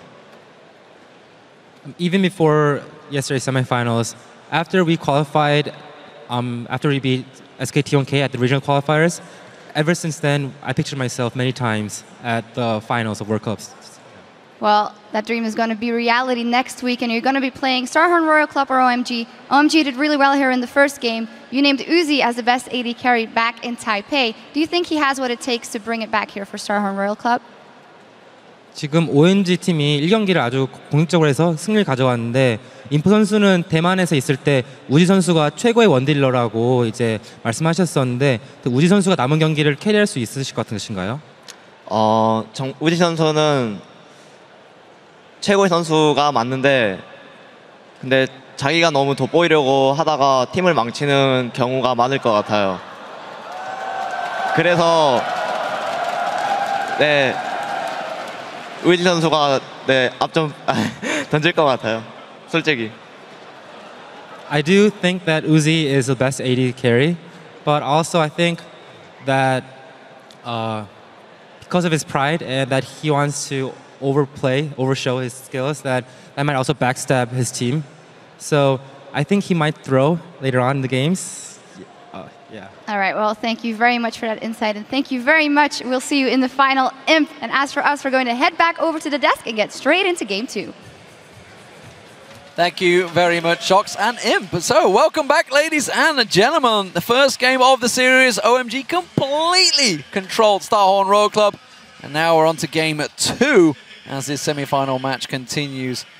Guys, where is this going to go right now? Because that was a very one-sided game for OMG. Back to the blue buff, where it all began, for another 2 minutes. Well, I think definitely the jungle, because we saw in that game, you know, 2 jungle bans aimed at Insect, take away Kha'Zix, put him onto Jarvan, which, you know, is a playmaking champion, I guess you can say, on one side. But for me, Insect has not performed incredibly well on Jarvan. I mean, his statistics actually back up the fact that he has a nice winning record on it, but it's just not, you know, a Lee Sin or a Rengar where you really feel that Insect can make his big mark on the game. Yeah, and the way that they started out that game with pretty much all lanes being behind, not the optimal way to start out this best-of-5 series, so we'll see how they fare from the red side. And we should also look at the first pick, of course, because they took the Zillion. You know, they left it open, and possibly on purpose by OMG. Remember, they focused 2 jungle bans last time. It was a Rengar and a Lee Sin. Janna this time around banned by OMG. Starhorn banned that in game 1, so switching up in the bans.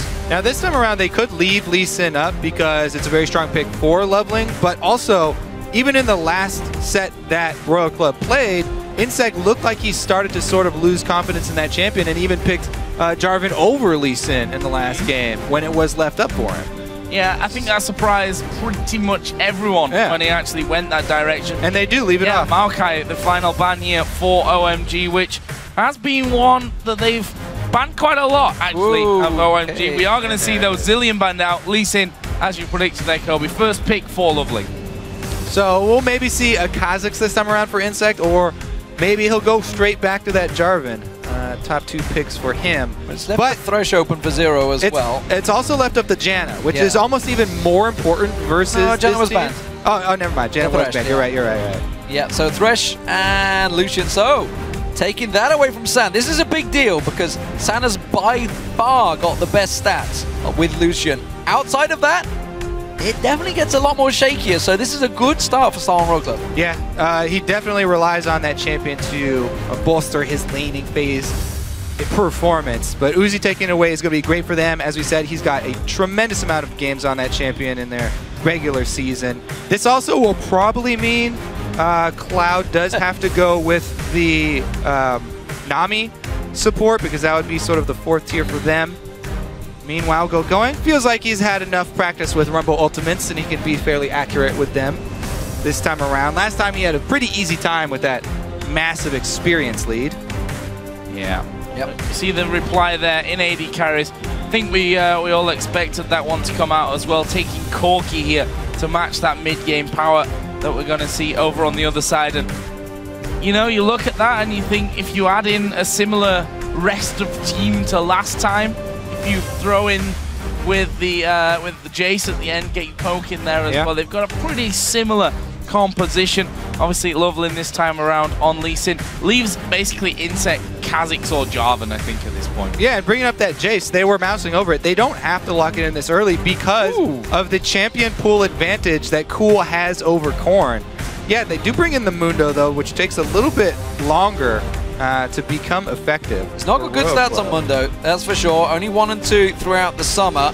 And he's not had the most sterling of efforts and not shown it throughout the world so far. So we talked about it at the very beginning. We wondered about the Go-Going versus Cola battle. That's very much going to favor Go-Going. And he was punished early on and didn't even complete his Triforce by the end of that last matchup, which was a 25-26 minute game. And again, OMG have a great mid-game power spike, so they could do the same thing. Keep him down here and try and beat Royal Club fairly early. And a quick statistic on Mundo, by the way, a big fat 0% win rate after 7 games. Not been a good tournament for Mundo. We did see there the Morgana and Jace picked up there at the end for OMG. Yeah, Freddy didn't have much fun with Mundo. The other thing is that this team for Royal Club has 2 threats really here. It's Insect and Uzi. They're the 2 guys that are going to be jumping in, and pretty much everybody else is going to try and, you know, have to help them survive long enough to do the damage, because if either one of them goes down, they really lack damage later in the game. We're not surprised to see Morgana also coming out for Cloud. It was his fallback champion. It's actually what we were expecting for the quarterfinals until Janna suddenly became such a big threat. But the Lulu in the middle, as you mentioned, is a interesting one, very much a tanky one. It's a definitely a different team from Star Road Club. It's a little lacking in synergy, though, I kind of feel. Well, you know, Lulu, you can buff up Kha'Zix when Insect jumps in, as he inevitably will. Mundo. He's going to jump in. Yeah, exactly. It's going to help. If anything, that comp does help Uzi out. And as Imp just said, you know, he's going to overplay these situations and it may become a problem. We'll see how it goes, ladies and gentlemen. So, Game 2 is about to begin. Don't forget to head over to Twitter and continue to support your favorite team in this matchup by tweeting at LOL Esports and using the hashtag OMGWin for the blue team OMG and SHRWin for the Starhorn Royal Club on the red side. And we'll continue to check those votes shortly. Yeah, I think that's going to be going more in the direction of OMG after that convincing Game 1 victory. But we're going to find out because we move into Game number 2 between OMG and Starhorn Royal Club. OMG got the lead and could jump all the way onto game point with this one, which would leave Royal Club in a bit of a tricky situation, having to win 3 games in a row. And it is going to be a tricky situation for them this game around too, because once again, OMG have got a tremendous amount of poke, and they even have, in this Jace-Lulu matchup, Cool again, he's going to take Exhaust because of the 2 damage threats on Royal Club being fairly short range. if he can exhaust Insect here, the team fights are going to be pretty heavily in favor of OMG, especially if they can land some of that poke beforehand. Yeah, let's see if we have one of those crazy level ones. We can see down the bottom, San getting deep and getting that ward coverage. So he's going to place a ward over at the blue. So both teams got themselves the blue wards that they wanted without too much engagement between the two. We'll see whether they fancy a fight, whether there's going to be a late invade, because Star Royal Club is still grouped up as a 5 and looking to go for red here. Yeah, fight, fight, fight, I think is the name of the game here at level 1. However, what are OMG doing? They've actually transferred all 5 men now to the bottom side of the map, and it looks like they're going to go for a delayed invade on that blue buff. They've got the ward control over the blue buff. Looks like they're going to try to set up a repeat of game number 1. And an interesting start here for Insect on his red buff away from his duo lane. It's a dangerous place to start your buff in the jungler situation right now. With this late invade here for OMG looking like it's going to take place, there's another very real possibility that Insect gets 3 buffed. Well, we'll see if it works out, because he could quickly transfer to his blue in the opposite side. This time around, they're not going to fight for it. They have full vision. They're expecting a straight-up trade this time around, of course. With that Morgana in the jungle, you do not want to engage OMG this time around. Well, let's watch if Loveling decides to go blue to blue here and try and fight Insect over that second buff. There is already a teleport up top, so Going could help him out with that defense, but he's going straight to lane. He's going straight for it. Oh, he stopped at Wraiths. Okay, so they are going to give it to him. Let him have his 2 buffs this time around. And that would mean that OMG calling out to Going. Insect's going to be on the top side of this map. Beware of an early gank from him, because he's going to control north side of the map, and I'm going to control bottom side of the map. So another interesting place to watch in this game as the last one as well. We talked about it so much. Uzi versus San. And of course Cloud and Zero in this bottom side. Both of them going favorite in there as the hockey's going to land actually on towards San. There's a nice little shield coming in. Valkyrie away, but it leaves Cloud now all on his own. It means that both of them take big chunks of damage. And this wave could keep pushing in Royal Club's direction there if they want to freeze it, so they can zone out OMG for a while, experience starve San and Cloud, and make it very difficult for them, because going back to purchase, he only gets 1 longsword advantage. They're having a lane swap. They're going straight towards out of the there top. already. Yeah, not giving up on this one. Going, use the teleport to get the experience in that top lane, so immediately to losing that trade, changing things up and heading north. That does, as you mentioned earlier on, give Dragon control now to Star Royal Club. And this is the type of game that people are expecting from Royal Club. Much, much more power from the bottom lane. Uzi taking a very early advantage over San. Loveland coming down and just making sure that experience doesn't go to waste under the tower. Interested to see whether they actually try and shut down Cola here and bring Loveling up there before he hits that level 6 point. Try and kill him underneath this tower. We'll see about that as things start to develop. But we did also see Uzi and Zero recalling. They're going to try and set this 2v2 back up in the top lane. Yep, they're going to chase them all over the map here. But once again, you have another possibility. San and Cloud could just recall once again as soon as they see Uzi and go for another lane swap. They don't want to meet up in the lane anymore after that early advantage that Uzi got. They're running away again. They went up there, got themselves the CS, and switching straight around. The problem is Going has pushed that lane fairly heavily and is sticking around, so doesn't have the teleport again to react. Cola is down the bottom with a teleport, so he can react much quicker, but 2 junglers, both down here. We'll see whether they clash. That could be that dive onto Mondo. If Insect leaves, he may just be leaving him in trouble, because Going's stuck there as well. This is going to be 4 men in the bottom lane. And because of this second lane swap here, OMG now have everybody on the bottom side of the map. With the late recall here of Uzi, they do have advantage and they can force something. Diving this Mundo right now, pretty dangerous still. Gonna go for cool. They're hesitant to start up that dragon. Insect is in a little bit of a tentative situation here, because the vision is definitely controlled by OMG around this bottom side as well. Yeah, they got 5 members down the bottom. Now we're going to see San going in aggressive onto Cola. That's going to force him away. Uzi's back into base, but there's 4 members right in here, and Cola's caught out of position. This time around, he's in trouble. They're going to collapse on it. They do have Insect and Zero as support. That is enough to keep them away. and the briefcase on Going slows him down. But this is a good buy. Star and Royal Club, they've slowed them down enough. The rest of the team are coming in, and once Uzi gets there, you know they want to fight. Cool's here first, though, so 5 members of OMG. Oh, big shock blast coming through as well. It's going to be Insect that they focus. Cool tries to dive in there, but Zero, he lands the hook, but that only baits the rest of OMG to pile up. Uzi comes in. Look how low San has gone there. He Valkyries away from danger, and I think that OMG say a big fat no, we have to leave here. But what do they leave behind? Actually, recalls for Royal Club as well, so it's going to be back to lane for Uzi and Zero. Level 4 all-in 5v5 team fight for both teams here.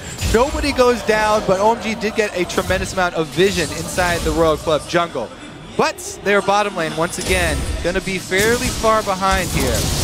Whereas OMG trying to shove in some experience and money into Going's pockets and rely on that Rumble. Get him level 6 as early as they can. Get those power spikes out as quickly as possible at the moment. It is keeping actually fairly even, but the big difference is the fact that Uzi had a lot longer in that top lane and has given him a bit of a big CS differential. We'll see how that works out as the Dragon fight progresses, because of course with the Rumble in there you'd expect them to want to fight for it. It does give them that early advantage. Cool and Korn, we haven't seen a great deal about them because they've both been pretty much keeping about their business. They both joined into the fight, but Star and Royal Club, they're going to push the pace here. They want to get this Dragon, and it looks like it's going to be theirs. Yep, they've got the dual lane bottom. They have the positional advantage. Pretty easy Dragon for them to juggle here. OMG are just going to try and answer by quickly shoving in the turret, getting some damage on it. See if he can get the Shock Blast steal. Too early. Too early. This is a problem though, the top lane. You talk about Cola. There is a red buff steal coming on as well from Loveling. Equalizer being used, so he's going to try and route around and go for Cola. I want to point out something that OMG did here. This is basically the opposite situation. Well, first they're going to go for this dive, so we'll see how that turns out. Nope, flash. They get a flash. Okay, so they did exactly the opposite of what Royal Club did last game. When Royal Club were outmanned around the Dragon, they still all went over there to try and contest it, try and steal it away, and they ended up losing even more. OMG this time around, they don't even bat an eyelash at that Dragon. They take top pressure, they invade top, get a buff steal, and they get going to farm up the bottom lane. So they farm everywhere but Dragon, and they don't waste any time walking over to it. Well, they know that red buff is being stolen away by Insect. This time they don't want to let it go. Cool's going to try and stick around. Shock Blast. Oh, it caught the little lizard. What a hero. Yeah, the little lizard took the full face smack in there. Cool cannot go that way around. He's going to walk into 4 members. Uzi backs off, and the lane switches come back around. This time around, San and Cloud were looking to move into Uzi and Zero. They feel a little bit more comfortable now. They're getting closer to 6, but Uzi's backed off. Uzi, when they do eventually meet up here, Uzi is... He's already pretty far ahead. He does have experience and gold advantage. And finally, they are going to get back down into that lane to meet up. Level 6, as he said, is going to be great for Corki. So hopefully they can rush it before Uzi does arrive. So let's have a look as we approach 10 minutes of this game, how the game overall stands. No kills as of yet. Didn't think I'd be saying that, to be honest. 9 minutes in. 1-0 in towers thanks to that top outer turret being taken down by OMG. And just a couple of 100 gold really separates these two teams at this stage. Very close so far. Couple 100 gold, a lot of vision advantage though for OMG. They've got a tremendous amount of wards down in Royal Club's territory after pretty much every lane swap, every invade, leaving behind a few. And a real deep pink that Loveling put up there as well. We just see him coming in to try and see if he can find something here. Real deep pink on the red buff area that he put down, which is going to give Going a lot of freedom in that top lane. Yep, they've been able to alert Going up there. Jungler pressure is down bottom. Insects accounted for. So you can continue to pressure this Mundo up top. They're just keeping them around. Blue once again. Well, they hook Cloud, but no follow-through, unsurprisingly. Vision on the blue. They're going to try to steal this one away. Can they take it? Kha'Zix has come in, and OMG backed away for a moment there. Both got Smite available, so rather than going over to the mid lane, this could end up in the hands of one of these junglers. Big Shock Blast coming through there. Can they finish off? No! Royal forces him away. There's the hook. He goes on to Lock. He's finished off instantly there by Uzi. The rest of OMG have to run away now, but Insect not messing around. This gets the double slow. There's a push through from Uzi. Good equalizer will come down. Cloud though will drop in the end, and that will be a 2 for nothing. One thing goes different in the early game, and Royal Club Sal of the aggressive early moves does look way better. Get the first teleport off, get the first damage off there onto Loveling, and they're able to pick up the kill. However, before that, OMG were slowly getting leads in the top and the mid side. Cool kept shoving up the mid into the turret, and Going was doing the same top. Thresh hook from Zero, starting everything off.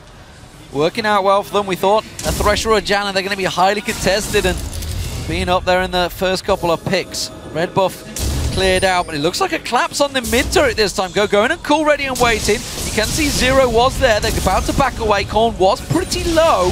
They were considering the dive, but Loveling was the only one shoving the wave, so they didn't have the minions coming in quick enough. They're still ready to go for this. As Korn commits to defending, he will be walking into a trap. Instead, Going is going to find Cola. Cola going to get burned down here. Has to back away from this one. The rest of Star and Royal Club do collapse, but the minions get the turret. Zero edging forward there and trying to get a cheeky hook off as well, I think, while the rest of the team were catching up, but not quite to be. So, Infinity Edge almost complete. Oh god, Cola, what is he doing this time around? The ultimate's not going to be enough. Can't get away from it, and will get burned down by Going and Loveling. That pink ward is paying dividends for them in this top area. Finally, you know, all this vision that OMG have been keeping up inside, deep inside this Royal Club jungle does pay off for a kill for them. Catching out Mundo and keeping him from completing, looks like his Spirit Visage here early, even though he's only against Rumble and Corki magic damage. San is 2 levels behind that of Uzi as well at this stage. Probably going to sting. That BF sword going to be causing problems. There's blue buff given over to Cool, so no fight this time over the spawns of that, but we can see that San sat behind his turret just trying to get rid of these minions as quickly as possible so that Uzi can't go aggressive onto him. And if you look at the CS, 116 to 90. Nice little lead for Uzi with that kill as well. Amounts to just under 1,000 gold between those 2 AD carries. Yeah, it's a differential that we were expecting and has happened throughout the season in the LPL. Uzi, a much stronger laner than San. San's always had that weak lane, but he always comes back strong. He's good in the team fights. His positioning is generally sound. And the fact that he is 0-0-0, yes, he's behind, but he will catch up. Once that Triforce is completed, the items start stacking up. It's going to be down to shutting down Uzi, though, for OMG. And at the moment, I think they may have the answer. Cool is coming down. He didn't want to go start the fight, but that ward will spot them early. And I think this is going to be a whole lot of nothing here. Cool walks in there. They got it warded up. They do spot that Lulu is headed towards that bottom side, but the damage from Uzi just too much at this point. They're Culling absolutely hammering them down, and that means that they may not be able to hold on to this bottom turret. Thankfully, Cool did stick around there to help things out. That forced Royal Club to back away somewhat, but let's not forget, Dragon did just spawn back in. It's a dual prong push as well. You can see Korn and Insect shoving that wave on towards the mid tower, which is completely uncontested so far.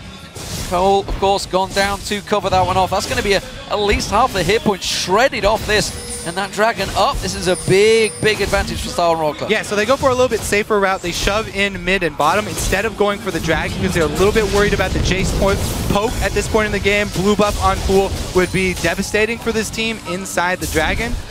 Lulu can't even shield all of that poke. And Insect on Kha'Zix, fairly squishy still, can't tank up the Dragon. They would have to get complete vision control around it to be able to do anything. There it is. Going has yet to go back and buy. So despite the fact he's got that 2-level advantage and a big CS differential gold mount up, he hasn't spent it. So if they were to go into this Dragon fight, you can see the Infinity Edge now completed by Uzi coming back from base. Star and Royal Club are going to have a massive power advantage. Plus, both of them are going to have to go back to base anyway, probably pretty soon here, because neither of them have their teleports up yet. Both teleports are synced, and they would need to refresh before this fight starts out. Going was trying to get that level 11 before it started, but looks like he's going to have to back off a wave ahead because teleports are coming up now, so he wants to purchase. Everybody's setting up for the poke to try and draw in Royal Club, and this is where OMG want to pull ahead and take advantage. Zero, though, pretty dangerous here. On top of a ward, could be up to Cloud to get things started. Both teams actually sending Couple of men Ooh, back into lane there to try and push them through. Needlessly large rod on top of the haunting guys for Going. That might be enough to deal with the fact that San doesn't have his Trinity Force finish. The Dragon has been pulled out. There are the TPs. They're going to come around the side. Zero gets caught. Oh. Nothing. Can he safeguard away? They're going to focus on Korn. Have they got too much on towards him? Wildgrowth will keep him alive for a while. But is it enough? That's the question. There's going to be the Shroud. Oh, he caught Cola out. The Equalizer splits the team. Cool is low on the back, but he's turning around. Goes on to Insane. Going. Flashes in there. They get one. San went low, but the binding managed to keep him alive. They've turned it around now on Zero. Loveland will get that one. Uzi will surely find himself a kill on this top side to bring it back to a 3-for-1, but OMG coming up big there. Yeah, and OMG now with everybody up still here except for Going, still have vision control of the Dragon Pit. They can get the objective afterwards after winning that fight as well. Korn on the opposite side, isolated. Be really so confident in that. Uzi is coming, Cola is coming. They want to pick up some exit kills here. The Dragon has gone down. They're going to give chase, but that acceleration gate will help OMG out. They're all backing away on a ward, but they should be safe. And all that, San hadn't got that Triforce complete. We thought the power was maybe with Starhorn, but no. Well, Korn here, just completely on the other side of the rest of his team, split 1 and 4 for Royal Club at this early Dragon fight. And even though they chase off OMG, 5 members can collapse and focus all their damage. Cola gets bound and then ulted by Rumble very early here. And even though they split everybody up, San getting out with barely any life, and they're able to pull off all of the little skirmish battles that happen on the side after they take down Korn. Insect going to walk away from this one. Does get the smite down, gets himself the red buff. He spotted that ward as well. Finally, they see that ping ward over there. He actually decided not to clear it out there, but he did ping right on top of it. So they spotted that ward is there.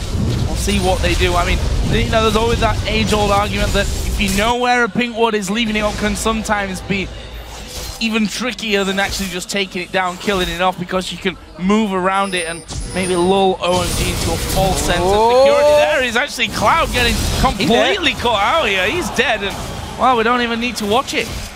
That's the wrong side of the jungle. OMG have control over the top side of the map here, and Cloud getting a little bit antsy there. Wanted to try and get blue side as well. Kind of greedy.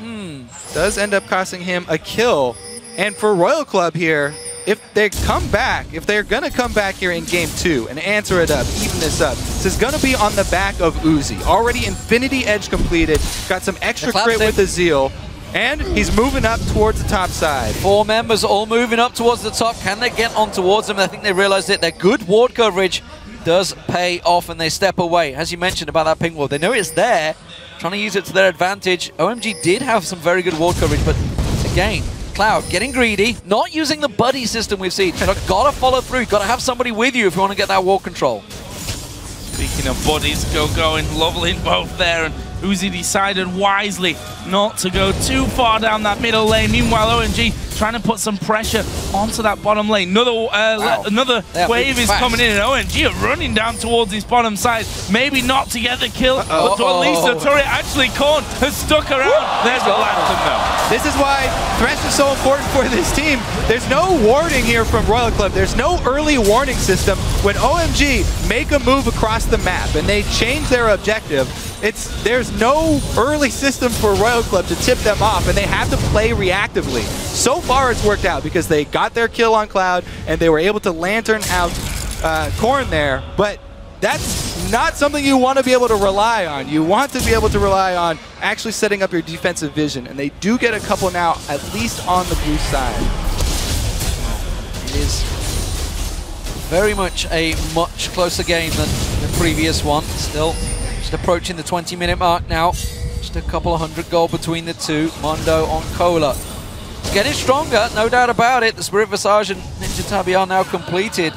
Still being a fairly null point though in this game, whereas Going is definitely one of the tipping points for OMG every time these fights come down. As he gets stronger and stronger, that death cap, or will it be the Zhonya's that will come out soon, will be a big power point for him. Yeah, and it gets really worrisome for Royal Club, even though the gold is so close right now. OMG coming up towards those power points, it's so hard for Royal Club to deal with them because Royal Club have not taken hard CC besides just skill shot reliant things. If you don't hit this hook, if you don't get a good Lulu ultimate on somebody for the knockup, then they have very, very little hard engage here for Royal Club, and they're gonna have to deal with constant shock blast spam, Corki missile spam, and Rumble ultimate.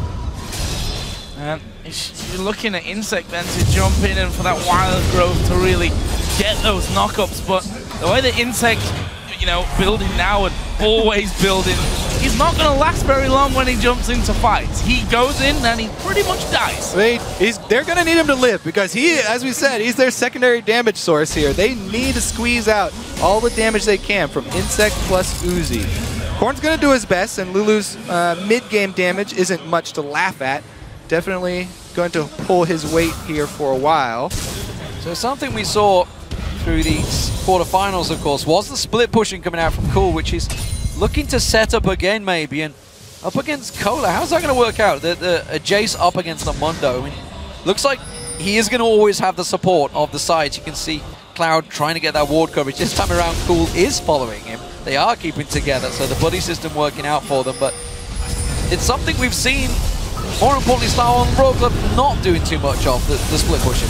For the engage. Oh, Insect trying to get in there, but OMG playing that one very defensively, instantly backing away as he saw them starting to collapse around, but OMG got superior vision on that bottom side, and they get themselves the blue buff. Cloud quick there on that black shield, and that was able to keep him from being CC'd and pulled in with the hook. So nicely done there for OMG, and 15 seconds only until the next dragon comes into play. They want to fight. They want to fight. You can see Go and heads down here. They're getting in position. They're going to push up. They want to shove the mid lane before they go that dragon. Well, that blue buff is a really big boon for either team in the siege game here. Shock Blast going to constantly. Oh, there they got it. They're going on court. They try and catch him out there. Oh, Uzi caught with the dart biting. Quick switch target, but San had no vision of him. There's going to be Go, and he's caught out. Has to put the equalizer down. Cole stood on top of him, but he's got no support. Cool comes around the side. Is he going to gather in time? No, gets the kill. Insect in and out. But Cool can turn around. He tries to drop the hammer. Instead, the down biting catches on Uzi once again,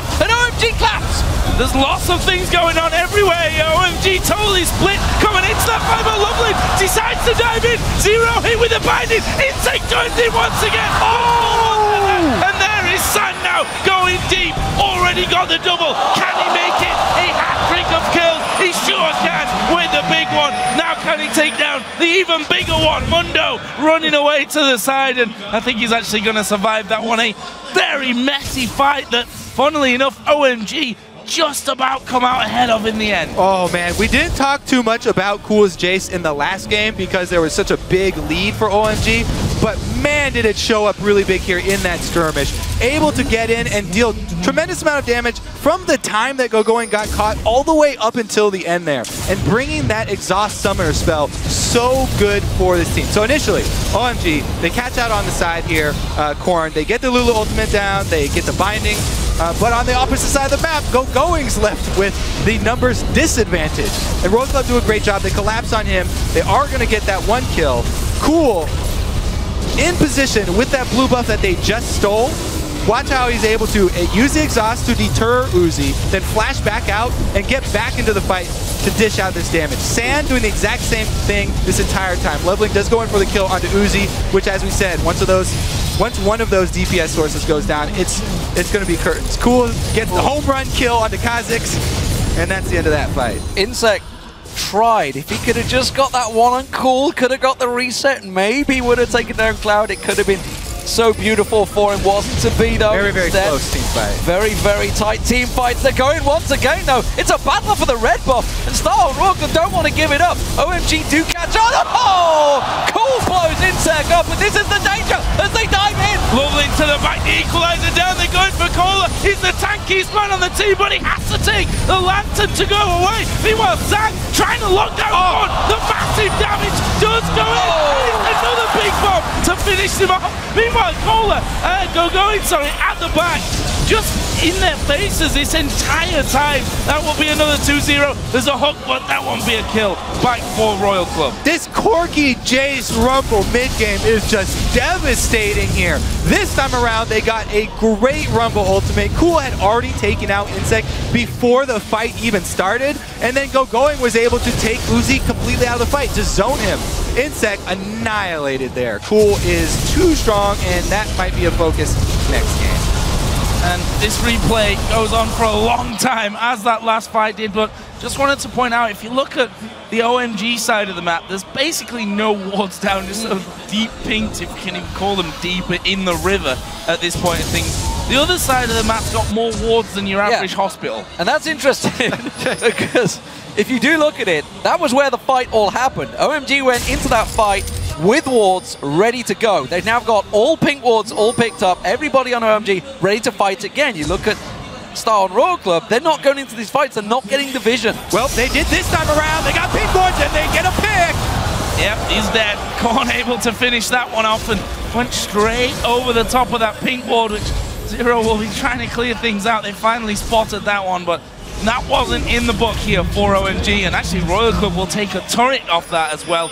If you look at the goal, there's only 2,000 separating these teams. We're 26 minutes in. Such a different game to game number one. It was such a great isolated call there from Royal Club. They pick up 3 pink wards, make a move to the top side of the map where there's a weak turret to take an objective, and they also get a pick for it. So they just got a lot of comeback gold there, and it's something that they have to do if they're going to get back in this game. They had to control that area that they went to go make their move at with that pink wards. But it is the big differential we've seen between, obviously, Samsung White, who are sat in the final, and the China teams, is they'll go for a fight over anything. That was over a red buff. They went all in 5v5. No objective was to be gained from that one, whereas you look at maybe the chess moves well in advance from the Samsung Whites and Samsung Blues. We'll see whether OMG do start adapting that, because it's something they fell into in the group stage, but they picked up in the quarterfinal stage. They started to develop, and you can see the goal differential is very much building for OMG, but there's a little spike. Ooh, hello.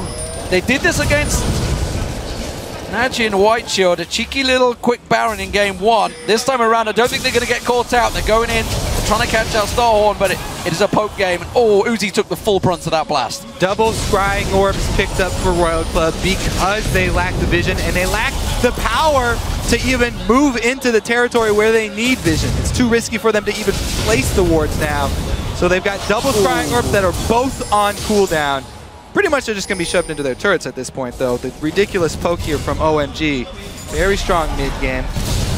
That's the real danger, that they get poked too low and can't then fight them back. I'm assuming that Uzi's thinking Bloodthirster next. I could do with a shield, and I could also, you know, do with regenerating some of that life back once I actually get beaten down from a distance. There's an equalizer. They're going for Zero. Oh, he gets kicked over. There's a wild growth from Korn at the side, but they get themselves an ultimate at the end of the day. Korn's ulti's down. Will OMG be using that one? Yeah, good play there. 2 for 1 though. It was going and lovely, that kick over. Basically gave him the freedom to get out there. Uzi tries to turn it around. Cool gonna get focused on this time. Little bit of damage back on him. Gets the light bind. Catches some damage on Sand. And suddenly Star Royal Club are the ones shoving OMG back. Well, they're trying to take advantage of this opening. They saw the 2 cooldowns not going to be available for OMG, and they tried to pressure it. However, OMG easily able to wave clear here, and they don't lose anything, able to keep up their control of the Baron Pit. So I think this brief respite in action is not going to last very long. 20 seconds until the next dragon comes up. Gold remains a 2,000 lead for OMG. Tied up in turrets, almost tied in kills as well.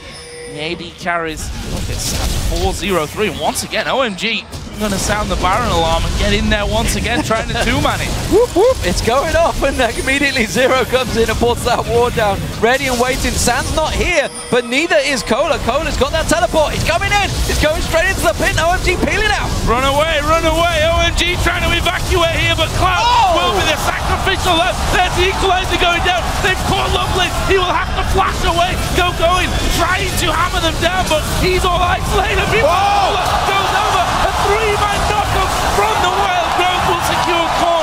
The kill onto Cool, and they're not yet. San trying to batter them back there with the rockets, but he needs to now run away. In fact, he has to flash away. OMG lose 3. The Baron alarm drew them in once again, and it might cost them dearly. Oh, well, they're still going to go at it here. Looks like Corky on the outside might be able to poke down one.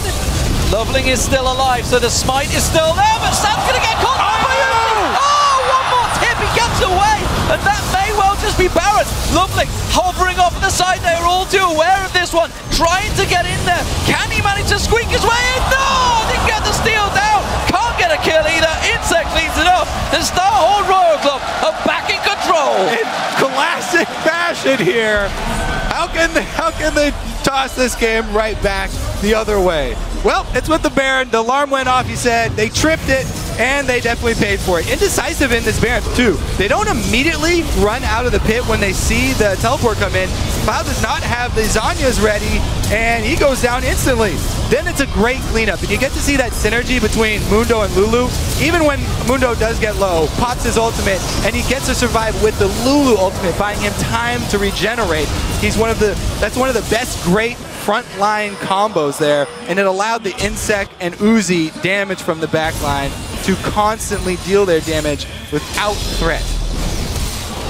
Well, I've got no idea how this game's going to turn out. That swing coming in once again. There's 2K lead now for Royal Club. There's a dragon on the table as well for whoever dares even go down towards that side of the map. Funnily enough, all the wards have timed out on that side by now. There's no one really got vision of it until there was Cloud, I believe, put a pink ward in the back of that dragon pit. So they will be headed down there, and basically free gold for whoever decides to head down, unless they, of course, both head down and we get a big fight. And then there's some gold for everyone else when they get into a crazy 5v5. But it looks like it's OMG that do go there and will decisively take this dragon. But are they going to lose anything in mid lane? I don't think so. One thing's for sure, though, that OMG were very indecisive in that fight. They didn't really go. Cool didn't commit to anything. San wasn't really sure where the hell he should be. So, bit of a warning sign for OMG fans, honestly. Starhorn Royal Club suddenly knew what they were doing. When the Baron fight goes off, their alarms go off. Everybody knows you're drilled on that one, what to do. And OMG seemed a little caught off guard. At the moment, though, they have to just play defensive duties while this Baron buff wears off. Well, they do have to worry about this Mundo getting out of hand, because Mundo can stand in the front line. He can take Corky Rockets. He can take Shock Blast. He can even take Dark Bindings for the team on the front line if he gets tanky enough. Well, he's certainly on his way, isn't he? Good switch over here. Yep. Baiting them top with a little bit of feint, get a little bit more damage here on mid. I think that's going to be the turret as well. You can see, as you mentioned, Cola just standing on that big front line. The Cullen once again drawing them down, and they rotate back to the top, and that's going to be another turret for them because OMG can't get in position quick enough.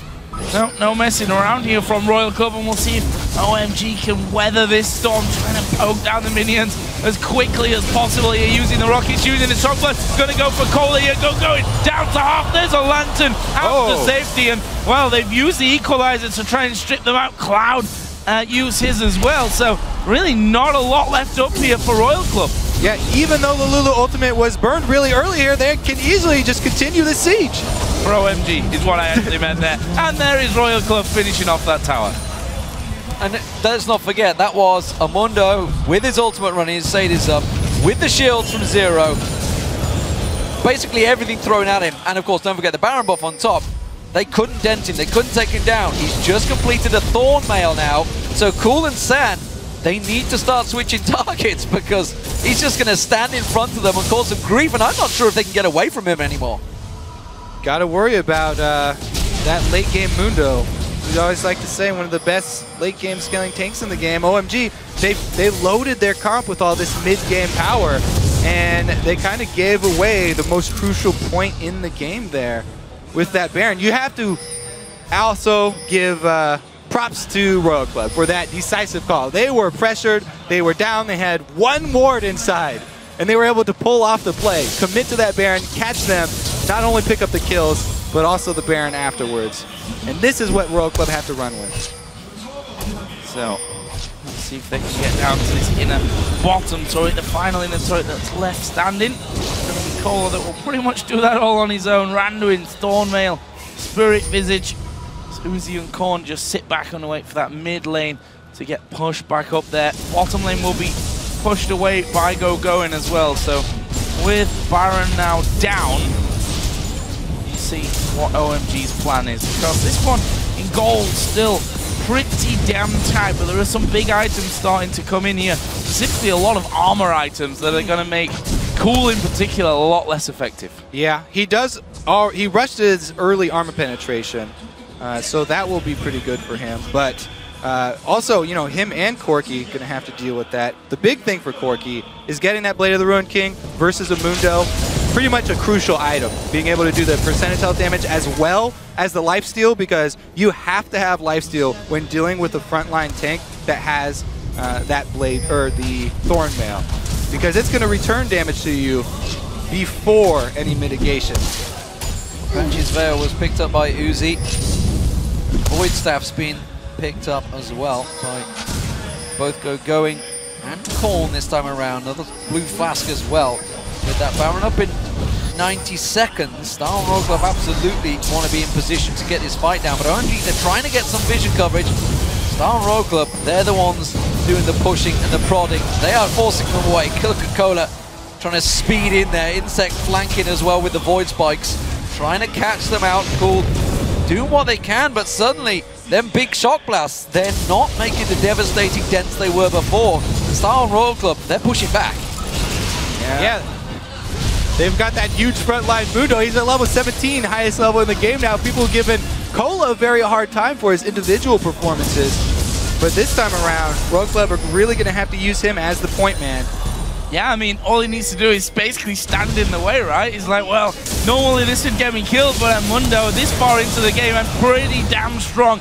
That may be just what I need to do. And yeah, with the shields especially, they can see that they can still do damage to him, but do you want to really be focusing everything at Cola just to start to get him low? And then he pops his ultimate on, then he gets a wild growth, and you realize that really you've done nothing with your time there. We've got 17 seconds until the next Baron does come up. There's the hook, doesn't quite land on Sam. Uzi taking a quick shock blast there. He is still easily dented by Cool, but with the big shields coming out of both Zero and Korn to give him defensive coverage, he is very much safe and will still continue to be aggressive, especially with that Banshee's Veil sticking on him now.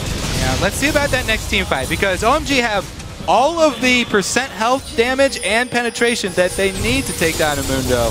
We'll see if they can actually pull it off, though. As you mentioned, all those shields are going to help. But, you know, Landry's plus Void Staff for the Rumble. And as we said, you know... Oh, they can't see the ward. It's just out of range of the pick. Just out of range. They think they're being sly. They think they're being coy, but Korn is well aware. He can teleport straight into this pit. They tripped the alarm again! Has started. The alarm is going off. Zero comes around. There's the teleport. They immediately, this time, back out. But they're split. Once again, they're being flanked. It's the same fight over again here. They're forced away. Cloud is very low. Cola's going to beef it up in the front. Here comes Insect. Sonya's used by Going. Cola go low. He has to flash. Zero's low. Korn has wild growth on himself. Sam's surely going to be big. Cole's still healthy as well. They seem to have forced Royal Club away for now. There's another shock blast to come through. Where are Royal Club going to go? They're going to shove mid here, try and force OMG to react to them and pull the pressure away from Baron. Now, I have to say, even though OMG didn't die in this one and they were able to get out of that Baron pit, this is not the type of game that OMG want to play. They have the advantage in the poke, yet they keep on pinning themselves up inside this Baron pit, corralling themselves for Royal Club to collapse on them. They do not siege up this secondary line of turrets and try and use the Rumble, plus all the poke that they have. They see the wall this time around. They've gone back to it. This time around, they sweep it out. They're going to start off the Baron. They knew the Insect's gone back. There's no smite available, but the call it is. In comes Uzi around the side and puts a hell of a lot of damage on OMG and forces them away once again. Why are they sticking around? They have to back away, but they don't want to risk Starhorn Royal Club taking that Baron as they come in and clear the wards. Good ping. Finds the ward. That's the same ward they used against Najin White Shield. The Najin White Shield missed. The Star Royal Club well aware of it. You got to look at all the nooks and crannies of that Baron pit. There's a couple of shadows. They've cleaned it out though, and now it's Royal Club's Baron to start up. Collapsing though. Here comes the fight. Well, you know they're going to go low. They are going to try and push back. There is Lovely getting hooked up. Can they get into the Baron? There goes the equalizer. The Baron though goes over to Royal Club, but they're trapped in the pit. Can they get away? Go Uzi, cool dives in, Korn's going to be the focus. Insect though, gets the reset, gets out of the pit, and they leave Kohler all on his own. Wow. It'll take a while, but they take him down, and it's a 3 for 2. Baron though for Royal Club. All right, now they actually won't return to the Baron pit though, for sure, because it's down. It's down now. Or not for 6 minutes at least. There you go. All right, but it was taken there. Good smite from Royal Club. They're able to take it and get out with only the 3 for 2, so definitely worth it for them. But once again, corralling themselves inside this Baron. It was a good hook, but they weren't able to instantly kill Loveling. Oh, yes, they did. Never mind. He went down. Everybody gets trapped up inside the pit. OMG able to do a lot of good damage with Cool jumping into the back line and then almost surviving by hitting Cola out. But very good hop there from Insect, getting the kill, reset into an escape. Crazy fight. Cloud and once again coming down. This dragon will be going across. He's on his own. Can't get involved in this. I don't think he realizes how many members of Star and Royal Club are nearby that will get taken and run away from. So, Star and Royal Club still with a 4,000 gold advantage, despite Baron going their way. OMG are the ones you would think in control now, but I'm not sure. Yeah, the thing is, OMG were 100% in control before the first Baron because they've got this team of very strong poke champions and they didn't really play to the strengths of that team that they built. Can he get the smite? Yep. Lovelink does get the smite, so almost all the neutral objectives taken there for Royal Club to get back in this game with Baron and Dragon, but they weren't able to hold on to their red. Not as big of a deal. But yeah, OMG, they forced the little skirmish team fights there, and Royal Club definitely were happy to take them, took advantage, and with some good neutral objective control, they were right back in this game. Let's see if they hold up to the siege now. Well, let's find out here. Is that turret gonna be the focus? There is a hook from Zero that doesn't quite connect for them. They're pushing against the Baroned up Star on Royal Club right now. You might consider it a little bit dangerous, and Royal Club decide they're gonna go for it. There's the hook. It lands onto the shielded up Cloud though, and Kohler, he's trying to get in there, but there's just too many slows, too many routes. He's gonna turn back around though and keep going. No, he doesn't get the slow onto Sand, which means OMG themselves will now try and turn it around as well. They're looking for the perfect chance to land the equalizer at the moment. Star and Royal Club trying to flank around. You see Insect lands the void spikes, gets the slow back down on towards Go, but another dart biting keeps landing. Uzi, that's going to be a good call in. It catches a lot of damage on Cloud. Cloud taking down to nothing. Looking in trouble. Insect flanks around. They get the slow. The hook will go. Equalizer does not come out, and that's going to be an ulti. Ben Lackley missing there as Star and Royal Club try and chase on. Korn, can he get in? Can he get the slowdown? Going for Cool, not got it available, but Insect once again down forward. Void Spike's not quite got the range. Kohler, tank up the damn tower, let them hit it. They could finish that one off easily. They're still trying to collapse though and take out OMG as they go. Korn going forward, San will force him back, but there's still 5 men from Royal Club pushing. So Going's not up for 35 seconds or so. Cloud in 20, they might be losing the inhib here. These are big death timers at Star and Royal Club. They may try and finish off. They're definitely going to take one inhib. They're going to rotate around, maybe go towards that top lane, but what a great push coming out. Uzi, not done yet. Cullen that started everything off once again coming out. And well, starts out from OMG pushing an inner, and they lose an inhib. Royal Club, again, the decisive style got them back in this game, and they chase, even after the Mundo ultimate is down, they get the necessary poke on Cloud to draw out his Zanyas before he can get his ultimate. And once that's out of the picture, 4 versus 5, OMG just have to turn tail and run. Bottom inhibitor being down means, yes, next time we do see the Baron up, Royal Club are going to have an advantage. They can pressure down bottom, get those super minions tugging along, and force OMG into a bad spot, who really, they missed their mid-game chance. So, 45 minutes about to hit the clock. And it's 16-30, lots of kills, lots of action in this one. And the gold lead about 7,000 at the moment for Royal Club, but that Baron buff after wearing out will probably be the big magnet, to be honest, that brings these two teams back together once again. We see their Bloodthirster for Cool. That could be interesting as this one all develops further on. We've got Zonyas on a couple of men, on 3 men actually. With Korn having one as well. Trinity Force added in with an Infinity. Ooh, no Blade of Mundo. the Ruin King. Mundo isn't there. He's top lane, but are they going to try the fight?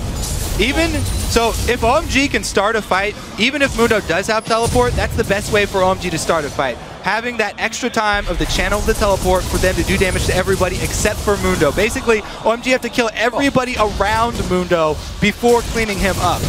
Here come the super minions though, and Royal Club keep up the pressure mid. Cloud was forced to the fountain a moment ago. He's down on hit points, which is giving him a big advantage, but Lovely goes leaping in. The kick on Zero does next to nothing, and they force him away. That's going to be another inhib. They may go for the game here, Joe. They're pushing on, going, they got him! They got him, Sam getting low. Can he get away? They're binding one, maybe something, but Uzi going in and blown down by Cool though. But can they hold on to the base? Super minions are there. They've already lost one Nexus turret. The second's going to fall. Cool's trying desperately. This is dangerous. But Insect having to go at the back. They've got Cloud to pop his Zonius. The Nexus down at less than half. The shutdowns come in. And it's Royal Club that win game number 2 and tied the series. A risky finish. Remember, OMG cleared out Fnatic in a similar circumstances.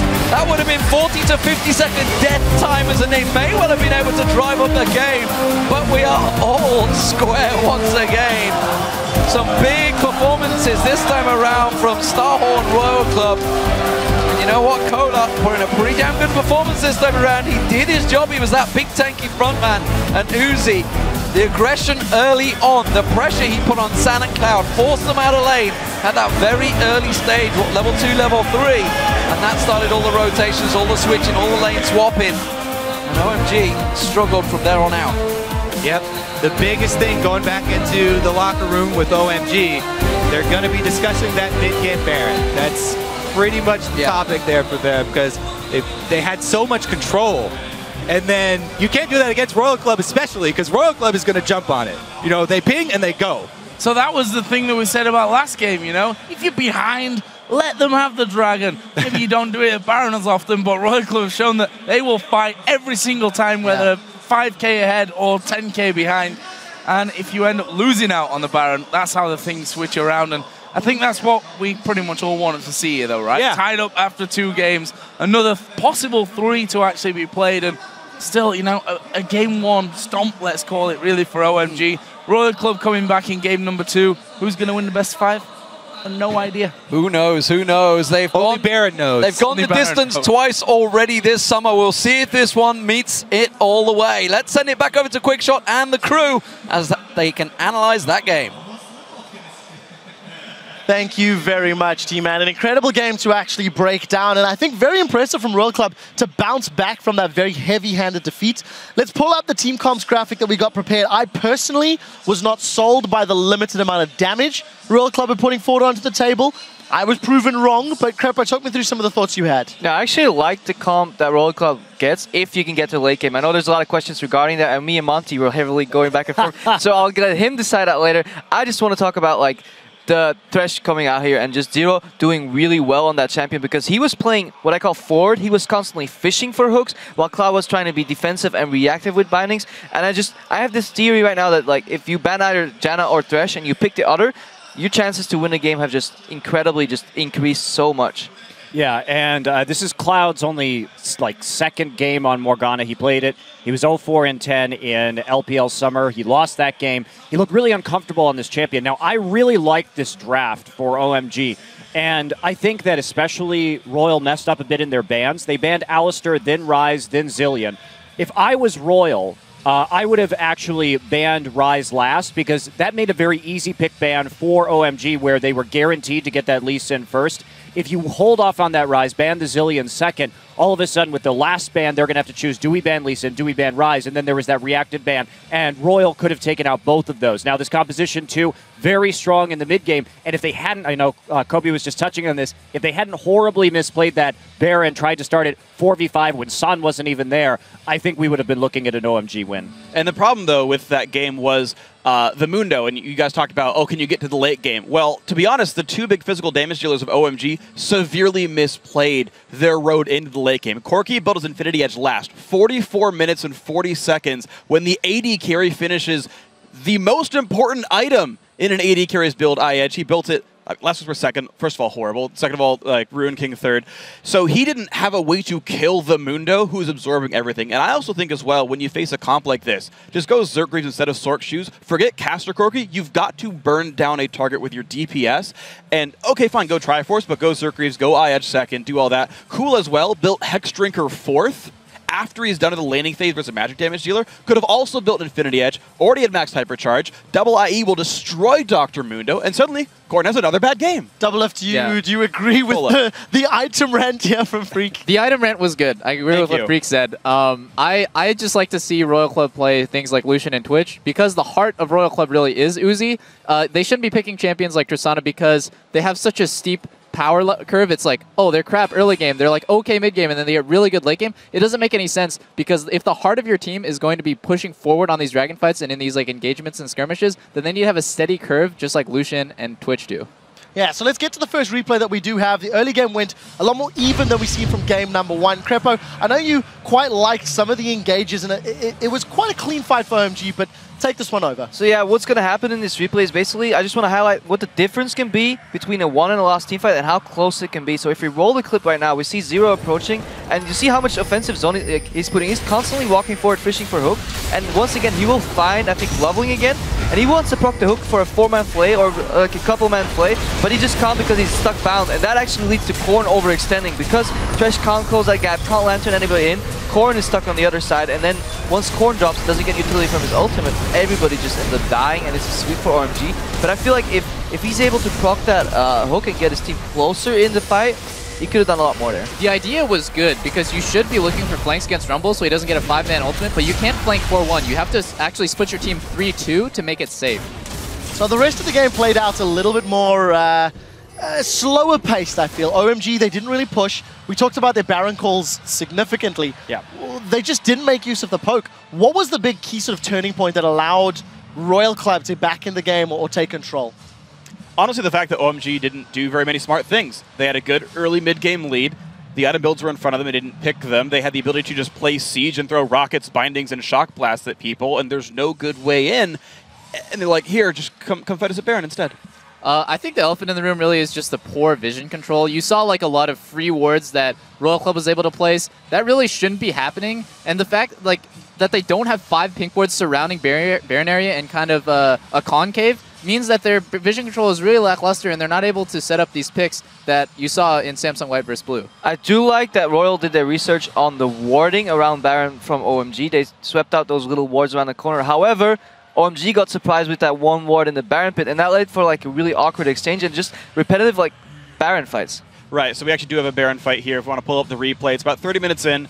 It is one of the many Baron fights that tend to go fairly poorly here. So go ahead and roll the clip out. Now, the OMG thing they do smart here is actually wait until the TP finishes. They don't want to get baited out by this. They want to kind of bait him into this battle. Okay, now they run away with a shock with Acceleration Gate. This should be smart. Problem is, Cloud, Black Shield's late, gets caught in by the Flay, gets basically 1v4'd and dies for free. And now you're willingly battling a 4v5 with Kola taking the front line. Equalizer misses as well. At this point, cut your losses and run. There is no way you win this battle anymore. The going stays in. Lovely and Cool still trying to make plays, but as you were talking about, Crepo, the hooks are so damn good. Zero's playing is so well. And Cool's going to die right here.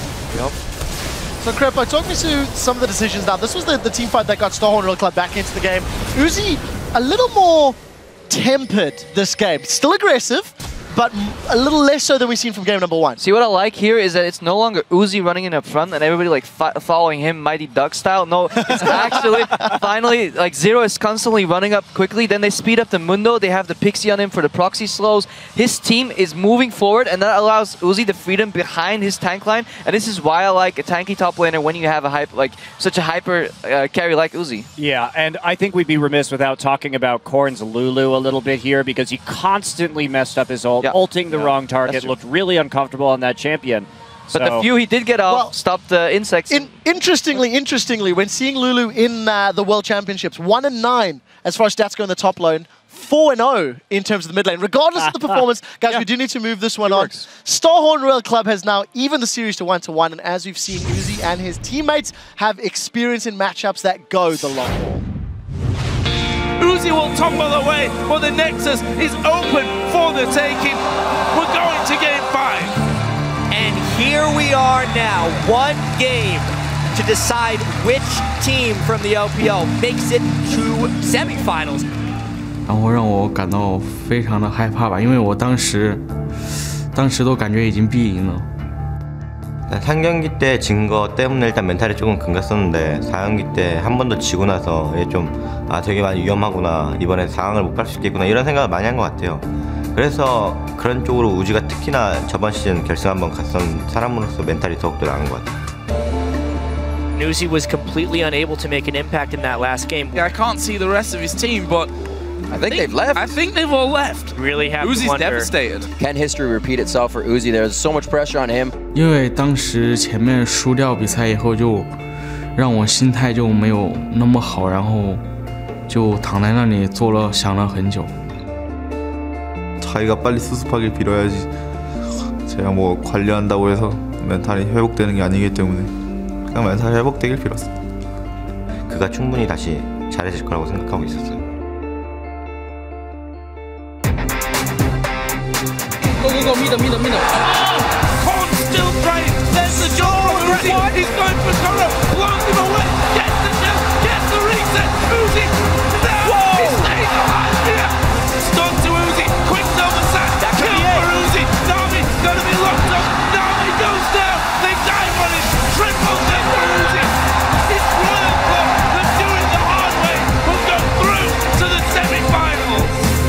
因为在中国，就是我们一直都认为中国队可能都不会进决赛，但是这次都不会改变 S3那个激怒嘛。然后这次我们又有机会改变，就非常开心。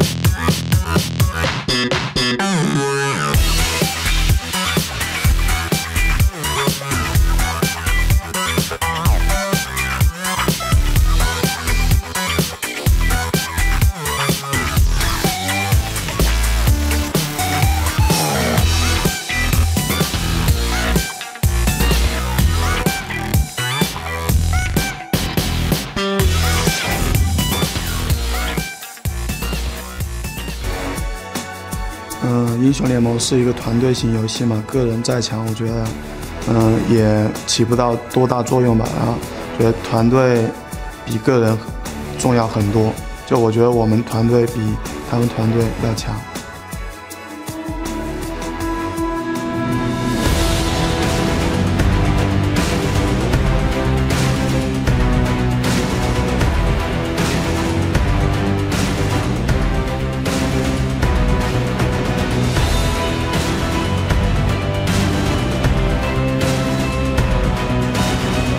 Welcome back, everyone. We're about to head into Game 3 between Starhorn Royal Club and OMG. But first, I am joined here by Samsung White's star support, Mata, after securing his spot in the final just yesterday.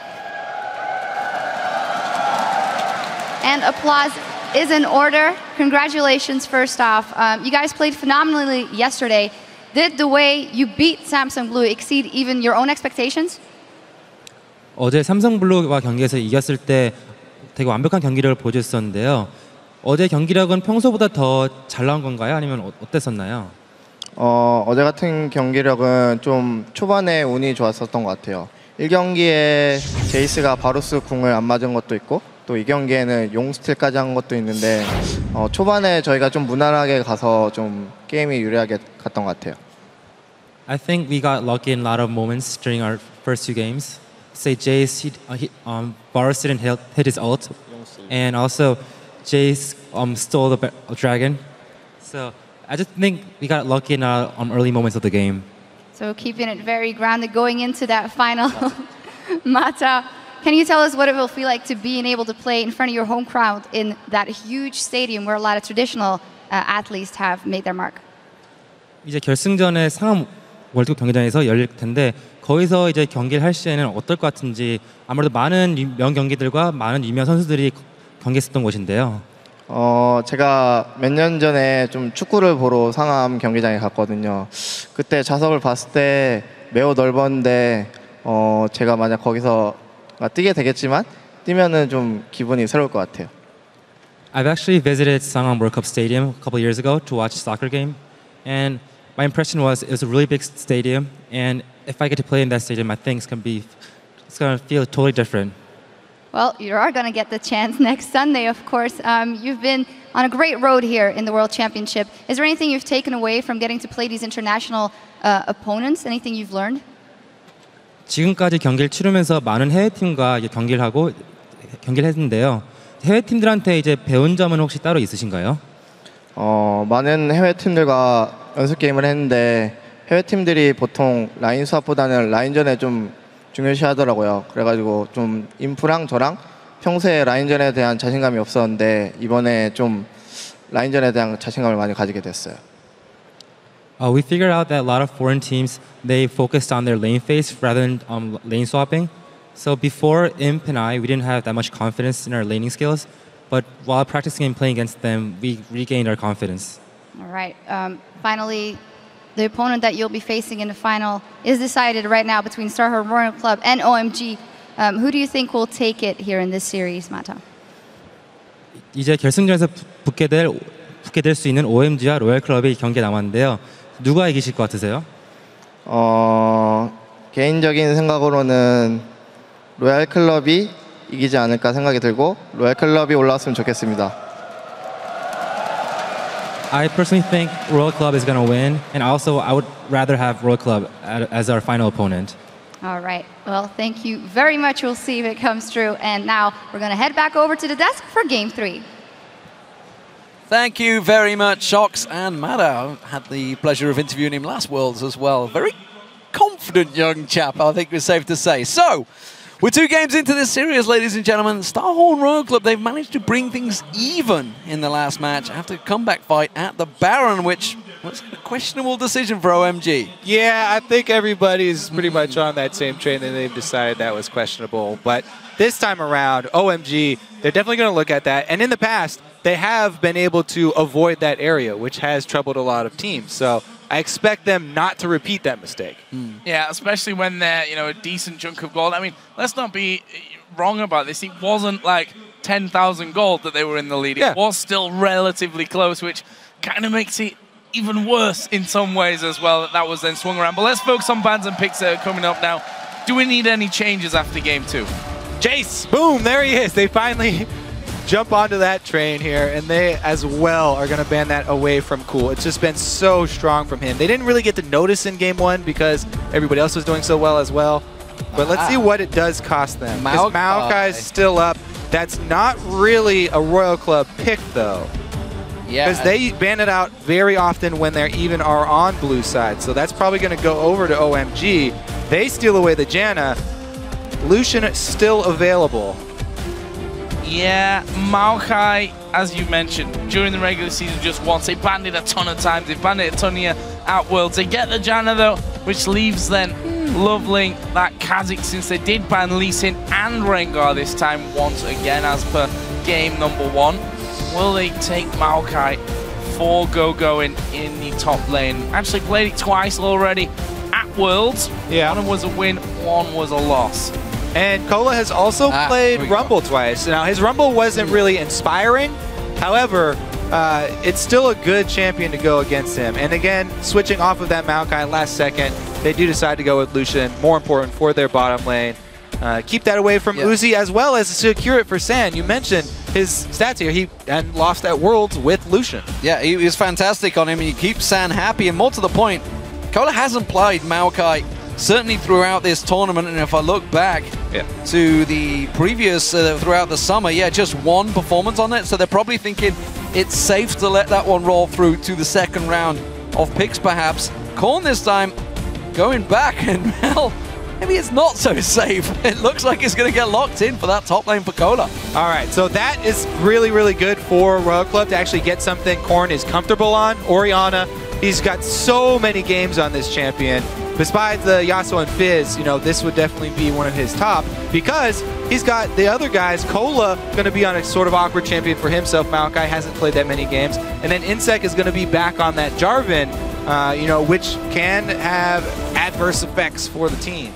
Much preferred Cola on the tanky Mundo, though, I have to say, than something that may be more traditional to him. And he's going to have, at least from the picks that we've got so far, a shield from Janna, a shield from Orianna. Could still be, a Mundo-esque, I'm in your face, blocking all your damage type champion. Plus, he is a great delivery system for the Orianna ball. They can get good shockwave combos, and it is, again, as you said, tanky champion. Royal Club did really well using Cola as their point man. So once again, they'll have him as the point man on this Maokai. No Nidalee play. Oh! Going in the top lane. The Insect Fiddlesticks! Wow, okay. So, definitely shaking things up in game 3. Yes. All right, so this adds a ridiculous amount of area of effect damage for Royal Club. Right now they have a crazy wombo combo that they can pull off, with Maokai Orianna sucking everybody into a great space for Insect Ultimate with Fiddlesticks. And going against OMG, they will have Fear, which is amazing against Kha'Zix, and the AoE bouncing around Silence here. Crazy team fight here from Royal Club. No surprise there, they like the team fight. But OMG looking to split push. On the other side, locking in that Nidalee, which we haven't seen in quite a while at Worlds. Yeah, it could end up then going to even a 1-3-1 push at this rate if they end up with Nidalee and Twisted Fate in the lineup. Heavy split push here for OMG, which they already did show in the last quarterfinals. They executed it with the Zed from Cool. This time around, though, his Twisted Fate gonna be very good. Let's see what Go-Going can do on that Nidalee in the top line. I expect Go-Going to be the type of guy to go with Bruiser Nidalee, not mess around with any of that AP spear junk. That's a tricky strategy from OMG. They want it, like you say, 1-3-1 split push, whereas Star and Royal Club are going to be all about the death ball. So the question is, who gets ahead early? How will this work out for them? Well, it's going to have to also be about how many picks can Cool get. The early Twisted Fate ultimates are just as important as the late game ones for the split pushing. The early Twisted Fate ultimates, if he can get one of these side lanes ahead, getting Nidalee ahead versus Maokai, there is nothing that Maokai can do in the late game to handle a Nidalee split push. Even if you have a Twitch on your team and he comes out to surprise you, Nidalee can often get away. We'll have to see, though. Early vision control around the mid lane is going to be crucial, and Royal Club have been lacking in their vision control. and that Twisted Fate ultimate. You know, you pop that Destiny and you suddenly see, oh, there's a Fiddlesticks in that there brush charging up, ready to jump on us. Run the hell away or from a Twitch. it. Or a up on Twitch us, yeah. coming up on you as well. Yeah, that's a good point. Both of these people are very fragile here, and if Twisted Fate can catch either of them, you know, off guard or even counter gank them, then they can turn it around very quickly. Give them the vision they may well need. So with these lineups, who do you guys at home think will win Game 3? Tweet us at LOL Esports and use the hashtag SHR win for Starhorn Royal Club and OMG win for Oh My God. And we'll, of course, check out the results in game. Big match coming up. All square, reset, back to a best of 3. Okay, crucial thing for Fiddlesticks is he really needs to secure a blue buff at the beginning of the game. Also vulnerable to invades here, especially from the Kazakhs. So it's going to have to be the whole team of Royal Club working through this early game here with Insect to try and secure him and make sure he doesn't get 3 buffed like they did in Game 1.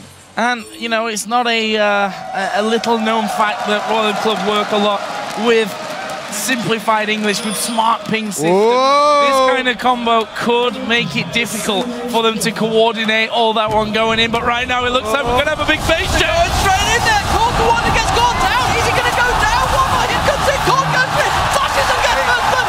Going in trouble. They focus on the Nidalee. He goes down. Uzi gets the kill. The slow on Sam. Is it going to be enough? They have no vision. There's a good catch there with the Void Spikes being caught by the Howling Gale. He's going to get taken low. I don't think it's enough. Uzi hunted, not quite in range of the tower. And Starhorn Royal Club, they're 2-0 up less than a minute into the game. You can just tell when both teams group up as 5 and they head over to the same spot on the map, there's going to be magic. And even though they face check 5 into 4, because they have the brush advantage, Royal Club get a huge advantage. Take out Cool. Cool doesn't get to do anything. He throws 1 red card and he's dead. There's the first blood. Corn's able to flash in, join the fight moments later, and once you get 1 person down, 1 person advantage in the level 1 fights, you can steamroll the other team off. 2 kills here. Very good early start for Royal Club. This is the tempo-based team. This is the team that likes the fast pace. It's going to be a good start for them. And the champions that they've gone over to as well, 1 for Corn, 1 for Uzi. 2, you could argue, the big 2 players on this team if things are to get going for them. Uzi actually trying to get in here onto Cool. He'll be able to pull out that card, but there are 3 men there. Is he going to go down? Poison's ticking. 1 more auto attack. Cool, able to walk off. Use the ghost. Level 2. Uzi not level 2, so he doesn't have Contaminate, so he couldn't pull the trigger at the end there. But I wanted to go back to that level 1 fight. 0 with the 5-man Howling Gale obviously started things off, but also the fastest first blood in the World Championships. You got to expect that, though. It's asking a lot for Uzi to be level 2 at 150. But Uzi, it's so classic. You have to expect this when there's a Twitch lane swap. Very, very often, the Twitch will come mid with the ambush and get a good chunk on your mid laner. So they are actually the ones that initiate the lane swap here, OMG, and Cool, really, really far extended, had already burned the flash from the level 1 fight, takes a huge another chunk, blows his other summoner, and he's really far down in CS here. Well, you expect to go going straight into that AD bruiser Nidalee and not messing around with any of that AP shenanigans. I guess it's not the ring, it could be. That was my point. Yeah, okay. I would basically just calling Kobe out, you know, for the start of this one. But go going, we'll see how he does. Nidalee in a 2 versus 1. Yeah, he's going to get bullied around a little bit, but with the heal, with that spear at long distance, should still be able to pick himself up a decent amount of farm. This mid lane, of course, super interesting now. A kill and an assist for Corn, up by double the amount of CS over Cool. Cool's got to be hitting level 6 and then really making his mark because the lane phase is not going to be pretty for him. And here comes Royal Club. Look at the vision discrepancy this time around. They got the early advantage from the level 1. They've got the only wards on the entire map. They are the ones that are going to get this early dragon because of the lane swap. San is up top, so very easy take for them. With Fiddlesticks, can just drain the dragon forever.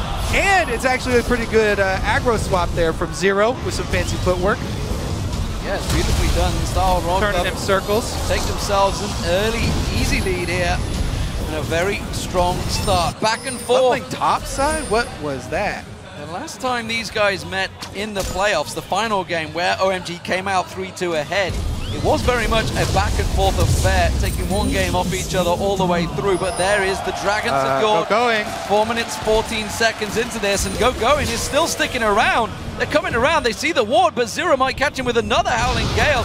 Don't think it's quite going to get on point. Dodges out the side, leaps away. Have they got the damage this time around? Insect with the fade to drain. The Contaminate's not quite there. The poison not strong enough as he chugs down the final health pot. Gets away with his life. Royal Club didn't commit to that gank. If they had just run straight past that ward, they would have gotten going. But they stopped, throw a couple hits on it while they reveal it with the sweeper, and in the end, Insect flashing over to get the fear, not able to quite pick it up. So some rare indecisiveness from Royal Club this time around. See if they can get him in the block. Oh, Max Rain took there. Insect's going down here. Can they finish him? It's Loveland that gets it. Takes the bumps. Says thank you very much. Did we talk about his vulnerability to invades? Because that is a very, very real thing. Plus, Cloud with a great setup there. The vision control around this bottom side for OMG, unexpected because they have their duo top, but Cloud early roaming, makes the play for Loveling, able to land the hook, and now they can take over this whole side. Stealing away the Wraith, stealing away everything from them. Sand keeping that lane very much his, and very much in control in that top lane as he keeps it held strong. Cola doesn't want to go near it. Dead Center's not going to find its mark. That's a level 2 Cloud versus Korn as a level 5, by the way. Insect will drain that one down. So, differentials, once again, in this game could well be between the two top laners, Going and Cola. At the moment, it's certainly building up that way. And of course, Uzi versus Sand. These are definitely the big ones we want to keep our eye on, but this game's all about big team fight for Starhorn Royal Club, where OMG want to keep it in skirmishes, splitting. And Cole caught out! Yeah, big shockwave coming in, but the follow-up, not sure it's there, but Cole going back in, will get himself feared, will get then surely going down with the ignite. One more tick will do it. Korn taking down Cole.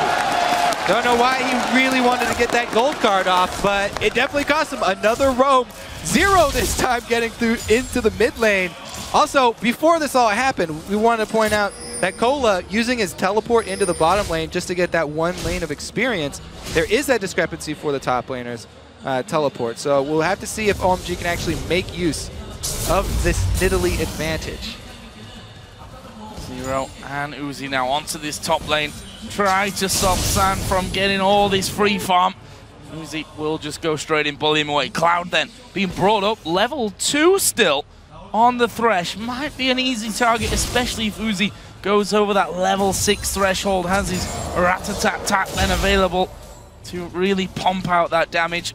We'll have to see about that though, that's a slight bit away at this stage. Leaves us then with that 1v1 down bottom, which, you know, for the start here, Cola, 22 CS to his name, going in that 1v2 for quite a while, has got himself a second orange ring and a pair of boots as well, and he's ahead on the farm front. Yeah, anything to delay Cola on that Rod of Ages will help out. We'll have to keep our eyes on that one. Whether the junglers want to start looking there, because as it is at the moment, it's all been focusing, and for the first time actually, a little bit of focus on the mid lane, on Cool, helping out Korn in his mid lane, which is one and going in this 2-0-1 he's got. Yeah, he had such a great start to this with the level 1 kill, plus then the extra ganks shoving Cool out of lane. Korn's in a very, very strong position this game to help out, especially with those team fights. What I really want to watch, though, is the side lane bush control of Vision, because once Fiddlesticks hits that level 6, everybody has to watch out for the long-range ganks using his ultimate, and you have to control bushes further back than you normally do. The side lanes are going to be extremely important, plus you have to worry about the tri-bushes and jumping over the wall. Speaking of which, Loveling snuck his way in here, Cola unawares, but maybe the aggression of Going gives that one away as he eats up those traps and doesn't push any further than the mid lane. Has to be careful. Cool was also missing in that mid, which is immediately alarm on Cola. He's walking into a trap here, and Loveling is very much the bait going in. Oh, can they kill him off? He's just hit level 6, gives him his ultimate Twisted Fate. Gonna get involved in this one as well. Cola, 1 versus 3. He's going down. That's Going's first kill of the game. Korn going to shove up that mid lane as well with Orianna because they got the first Twisted Fate ultimate out. That was just another good gank there down by Loveling, though. As we said, side lane bush control. Royal Club with the correct reaction, though, trying to shove down quick. Insect and Korn working what they can. Wildcards from Cool should clear this wave out, does get himself the big siege minion as well, so it's safe for now. Hook on Uzi, this time they follow through on it. Cloud going in there, the exhaust used onto Sand, but Uzi's taken so low from this one. The flash doesn't get caught out with the play. Cloud on his own here. You can see Sand, he's had to back away. Zero punished him. There's no support coming. They're taking so low. He gets one go. Can he go for the second? The death sentence does not land. Uzi though tries to return with his rat-a-tat-tat, not close enough. But in comes Insect, he's level 6, he's gonna go for it. Double warded. Yeah, they're gonna see him coming in, but it might not even be enough. Here comes the surprise under the tower. They're gonna take Sand. Can they get close? Insect tanking up the turret, gets himself the double, but Core and Lovelin are on their way up. There is a stun card. Lovelin running, ignited up. Here comes the backup from Uzi as well. Meanwhile, Nidalee on the top side, having to go here at Insect for this raid. It's maybe too much. He ran away. Well, he's still running. They're all there as well. He's drained again from Brilliant. Another spear. Surely going to run now. He's running now. He's gone. Oh, wow. That was just a matchup of wills. And Going didn't want to pounce towards Insect to finish him off. Decided to jump away, whereas Insect, his only option is to stand there and drain. And he went with it, and he comes out ahead. The tower dive from Insect gets double kills, and they're able to leave as well. Going thought for sure he was going to pick up this kill. Loveling able to jump out. Cool comes down to screen for him, and then he rightfully backs off because they had vision as well. Oh, this is what I can't believe, though. He pounces away instead. Right here. Oh, so close. The Orianna shield may have come in to save him, though. We'll never know. The split seconds there might have been the difference.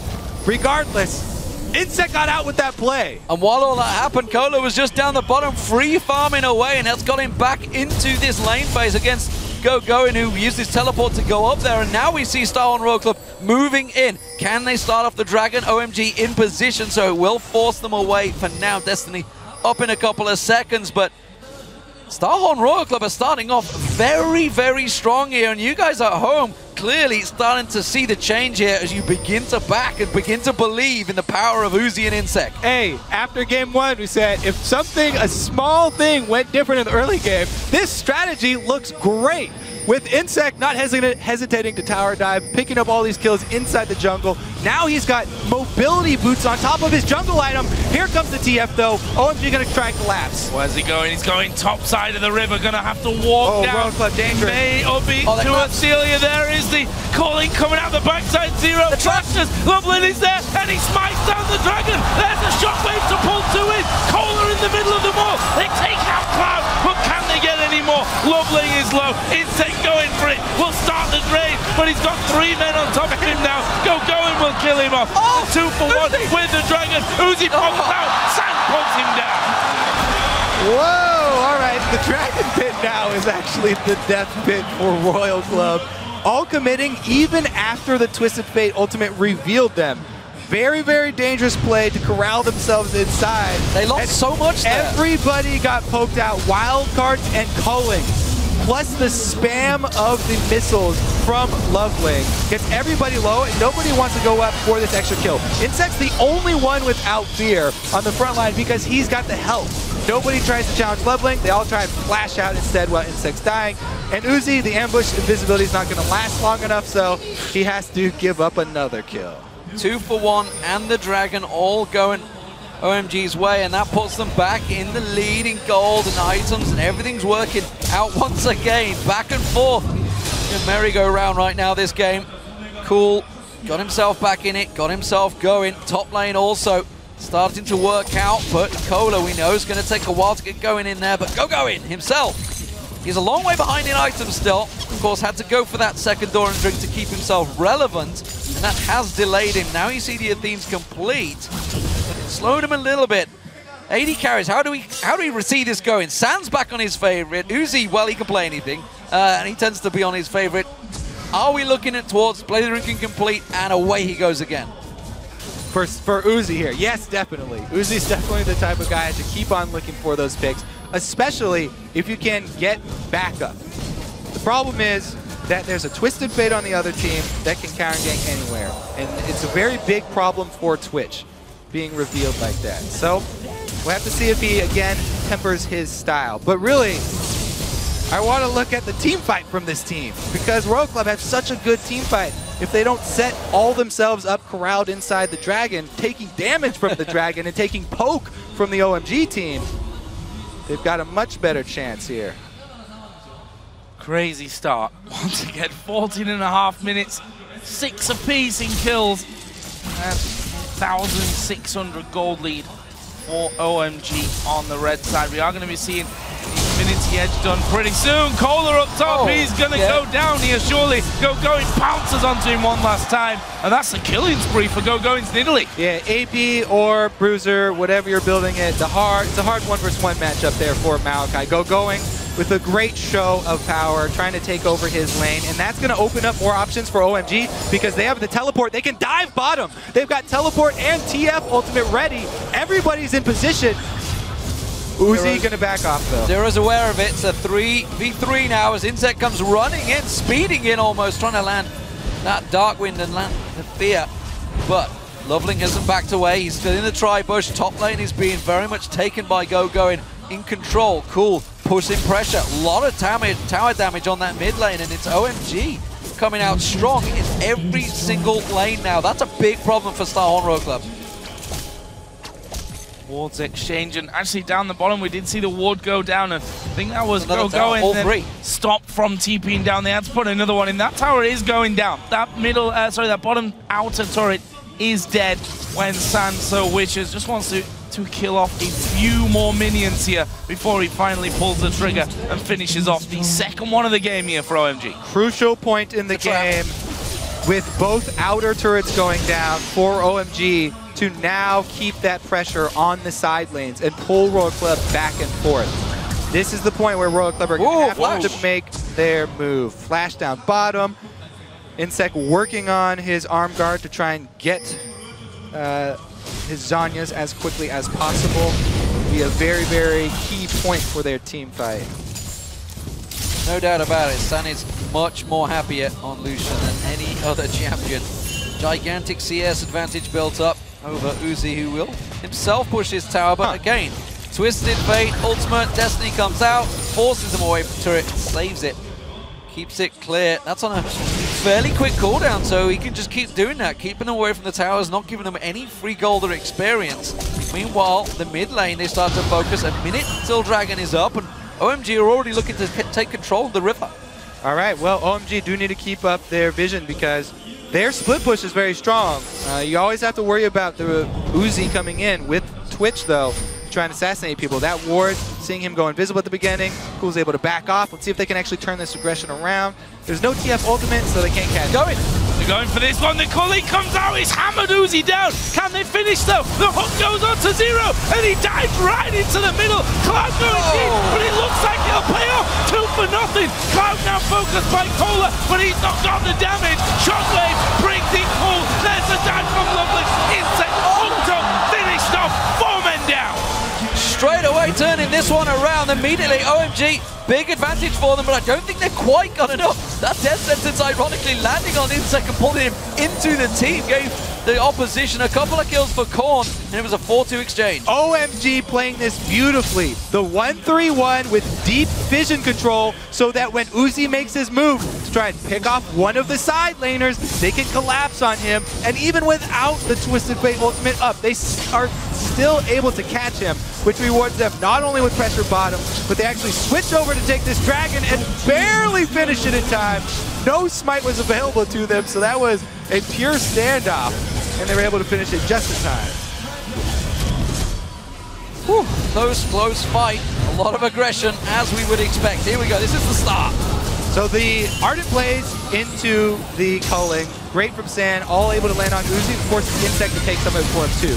Zero then has to take the hook, and even under the turret, they're able to pull off the kill. Teleport out for Cola.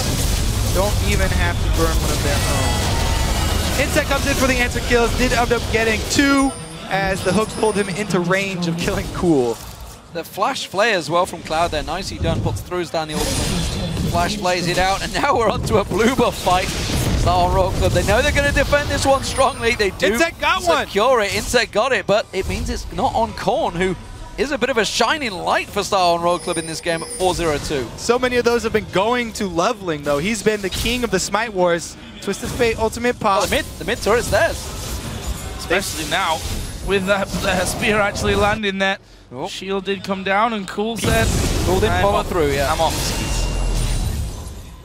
Backs away. So OMG gaining a fair amount of control, and now it's starting to cause problems. Star Royal Club, every time that Destiny goes off, they are quickly backing away, and OMG are going to start using that to their advantage. We're going to see potentially a duel in the top lane. How strong does Go fancy it? Does he think he can take down Cola on his own right now as he moves up there?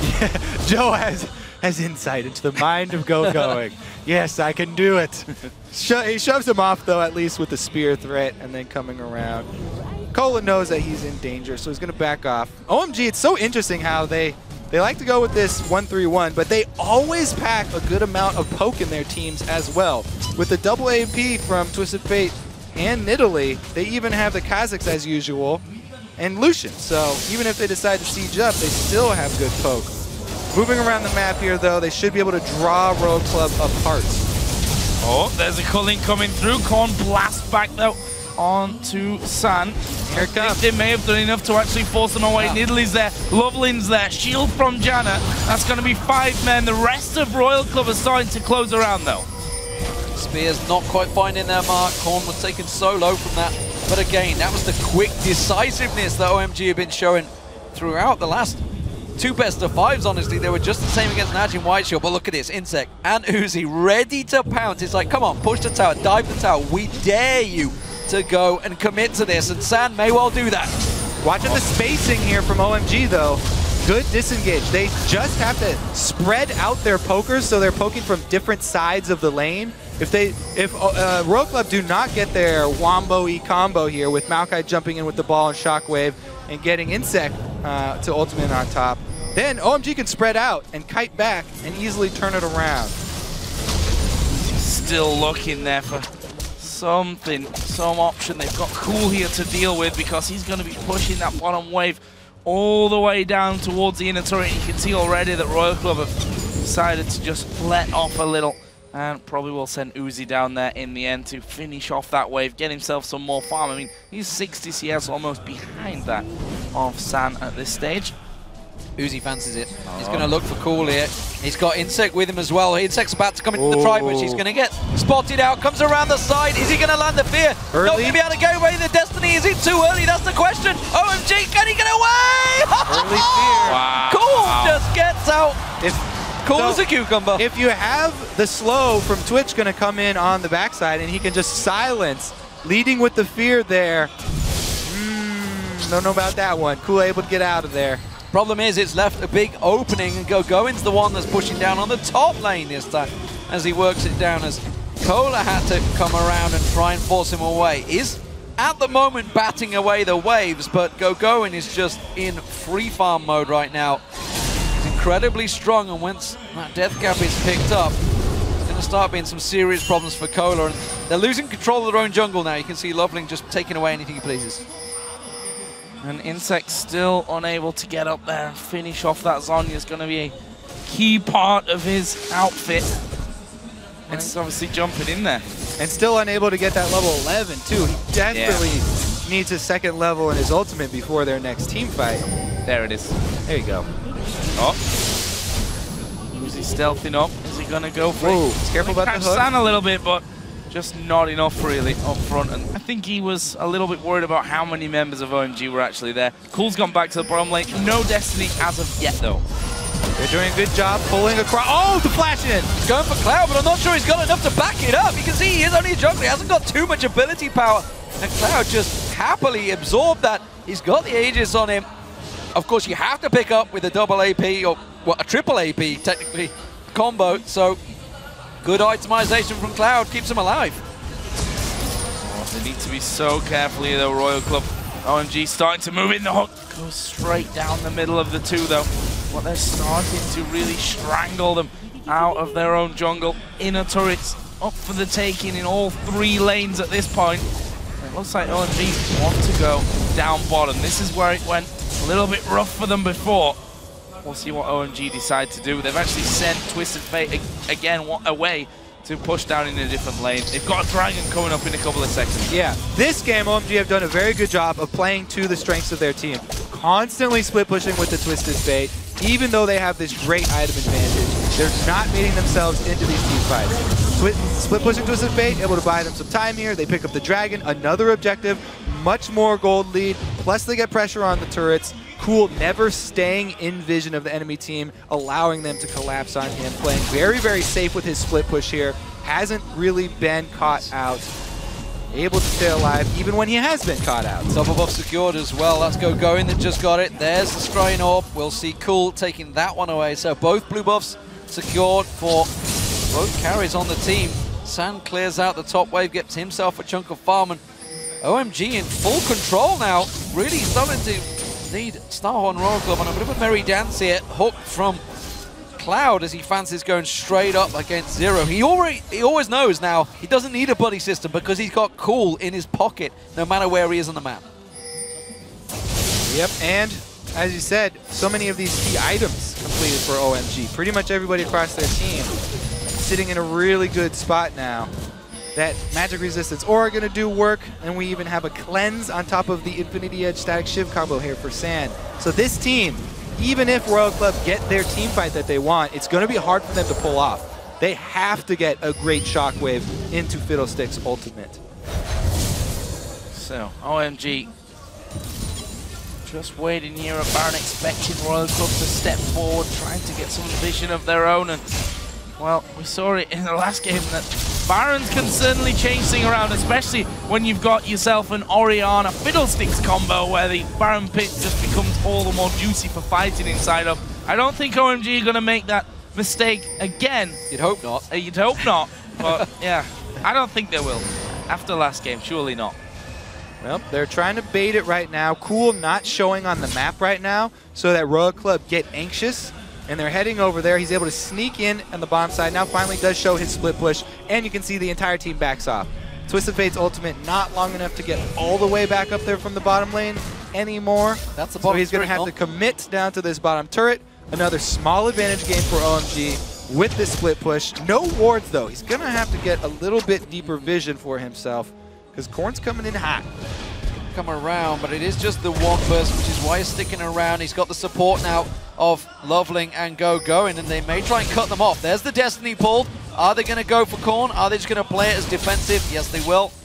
But that's down for now. They don't get the tower. But good games. And you can see he waited to pull that Destiny till the rest of the team started collapsing closer to. So if somebody was caught out of position trying to rotate down bottom against him, then they could immediately collapse on that person. OMG, their strategy is pulling Royal Club apart and then closing the pincer really quickly and jumping on anybody that's stuck out of position when Cool pops his ultimate for that vision.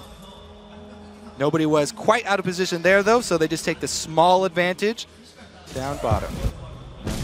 Forward wards as well all along that side. That turret surviving for now at least. But surely OMG just going to go once again over to Baron, clear out all those wards, and start this one over again. Quite a few around there, the Royal Club, so it's going to take the couple of scans there. Actually a nice one that catches both that corner brush and the death brush ward as well. Slowly, OMG once again getting to a position to strangle out Royal Club. A lot of unspent gold though on the side of OMG that they could do with spending, and it looks like they are going to do that. Sand's going home and Cool is going home as well. So they're both going to spend between 2,700 and 2,300 gold. Aggressive deep warding from Zero, hoping backing on his speed there. Starhorn will try and shove this wave quickly up the top. They saw Sand go back, they saw Cullen being used, so they know they have a window of opportunity, which is why they're quickly going so aggressive in and around that river area. Oh, the stealth bomber doesn't quite work out. Going and Sand do manage to get away from that. That's 7 seconds of pain coming out from Uzi, not quite securing the kill, but by God, that was close on a 2v1. They really needed that. Without the shockwave and without the spray and pray from Uzi, they don't have quite so many options this time around.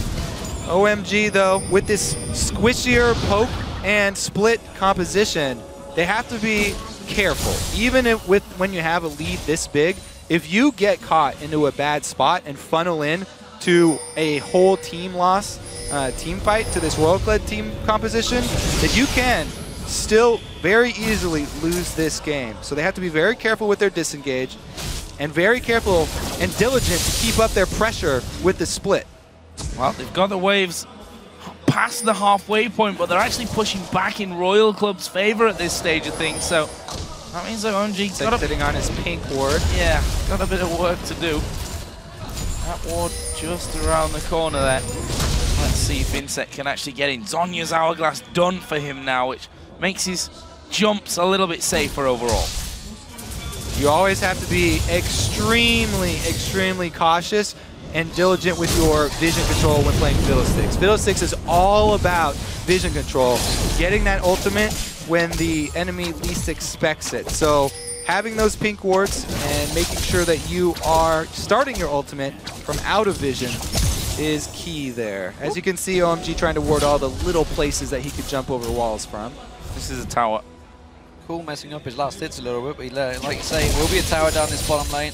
Not too many hits left on it. Mini wave will come in, and nothing they can do to prevent this one going down. So split push working out exactly as planned for OMG. Got to keep up that pressure, and the split push teams, they look great until they lose one team fight and start to crumble. Right now, though, they're doing a good job keeping up the pressure, lane shove, take the neutral objective, increase that gold lead, and eventually they can build up a ridiculous item advantage, which will allow them to win the team fight anyway, as long as they can land some poke. Well, Dragon 4 out of 5 this game in the hands of OMG.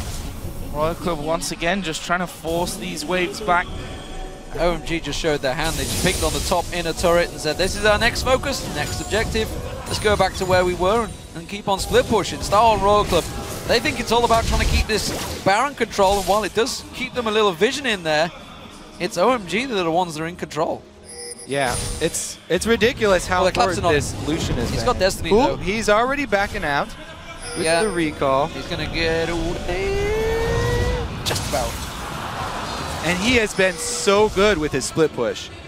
In the quarterfinals with the Zed, this time with the Twisted Fate, OMG are running them ragged across this map. And it's been so well done, too. They picked the Nidalee and the Twisted Fate in conjunction. They're still pushing. And they've got a static Shiv Lucian to shove waves and clear waves so quickly. They're coming around the side. This is a risky play. Yeah, they realize the danger. Of course, you can't have a Fiddle and a Twitch flank around the side of you and they back away. But that's damage on the inhib turret purely by Cool pulling everyone towards him. He didn't even use Destiny to see them coming in. Oh, the spears are even hurting from this AP Nidalee now.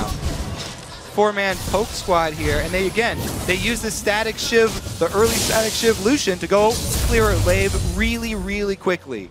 This is a key part to this team with the double split pushers. Make sure that your 3-man squad can clear waves very quickly, and OMG have done it perfectly this time around, constantly pressuring at least 2 sides of the map.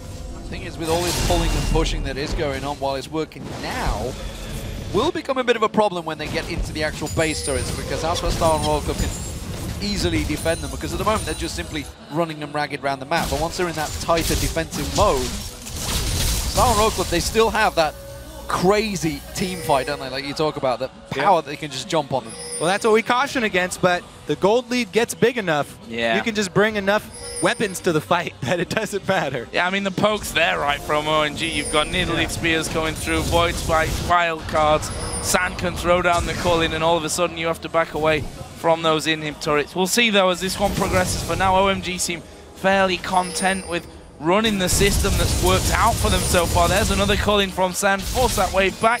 You've got Cool still on the top side of the map, but it's Korn actually that's been sent up there and tasked with trying to keep him up far away as possible. Do they from dare? that inner turret. This is the question, do they dare? Of course, we saw Starhorn Royal Club's Baron Alarm. It was pretty potent in the previous matchup. It's what turned the whole game. They've got to be careful they don't fall for it. Uzi is stealthed up, he's looking, but I don't think he's going to find a target this time. That's one of the main things that Royal Club have going for them, is that they've shown that they are willing to go for very aggressive plays. Their bold style shows to OMG that they are willing to call bluffs, and here goes Insect! There ain't no party like a Royal Club party as they dive in the top of them. Insect will use the Zonias, and that right there is 2 men down, 3 men down. The 3 gets himself too, and they're going to take down this tower. Cool though, as you say, he's on the inhib turret. There's a TP back there though, and Royal Club are going for the inhib turret. Risky play here, but it pays off as Insect parties in there. That's going to be 1 down. Turret's going down. Insect will finish his job, and he's going to back away. Job done by Star Royal Club. We talked about the risks, how they can get caught out with a split. Star Royal Club commit to a fight, and by God, does it pay off. Insect parties hard, man. These guys just pull the trigger, and immediately they take an inhibitor, and they're moving towards Baron. Well, what are they going to do? He's got to be cool here to be the hero. He's popped the Destiny. He's going to come down, but can he stay alive long enough? There is the knockup. Surely they're going to go for him. Wild cards come down. Can they hold on to it? Cloud in the back. Going to get in there. No, they got it, but they might be going down. Uzi in there. It's destroying Cloud at the moment. Cool. He's going to fall as well. And the Baron goes over. And Uzi stays alive. But it's not over just yet. Lovely comes down as well. They're going to pounce on towards this one. It's not over yet. The Howling Gales will force Lovely away. He hasn't got to jump away, but Sam's going to join him in the moment. This is so risky. The death time is a pretty long. OMG could counter this so heavily. They get all 4 members down. Zero the only man to escape. The question is, can they take any more? San alive, they can push in on that inhib. They already got damage on this top turret, and they're going to push in with the wave. Not too much of it, though. It might take him a while. Insect is up in 5 seconds. He's got mobility boots.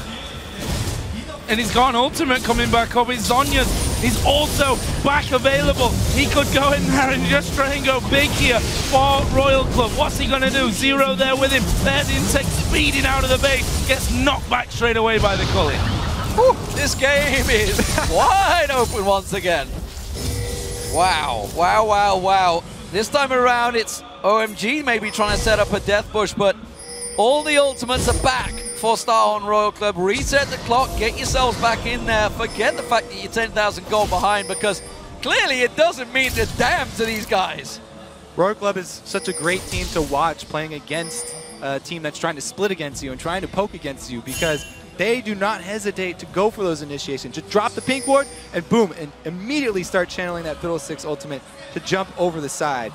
But again, the gold lead is tremendous right now for OMG still, and now they've got an open lane into the base. So they don't have to funnel into one of these small areas that's going to hurt them. Oh, Cloud going to get feared here. Zero will knock him up, but I'm getting too excited over that because he's Dragon here for Royal Club. No one around really for OMG. I don't see a Destiny being used for the Dragon when they've got this kind of lead. However, Lovely comes down. It's gone now. More global gold to the team fight team.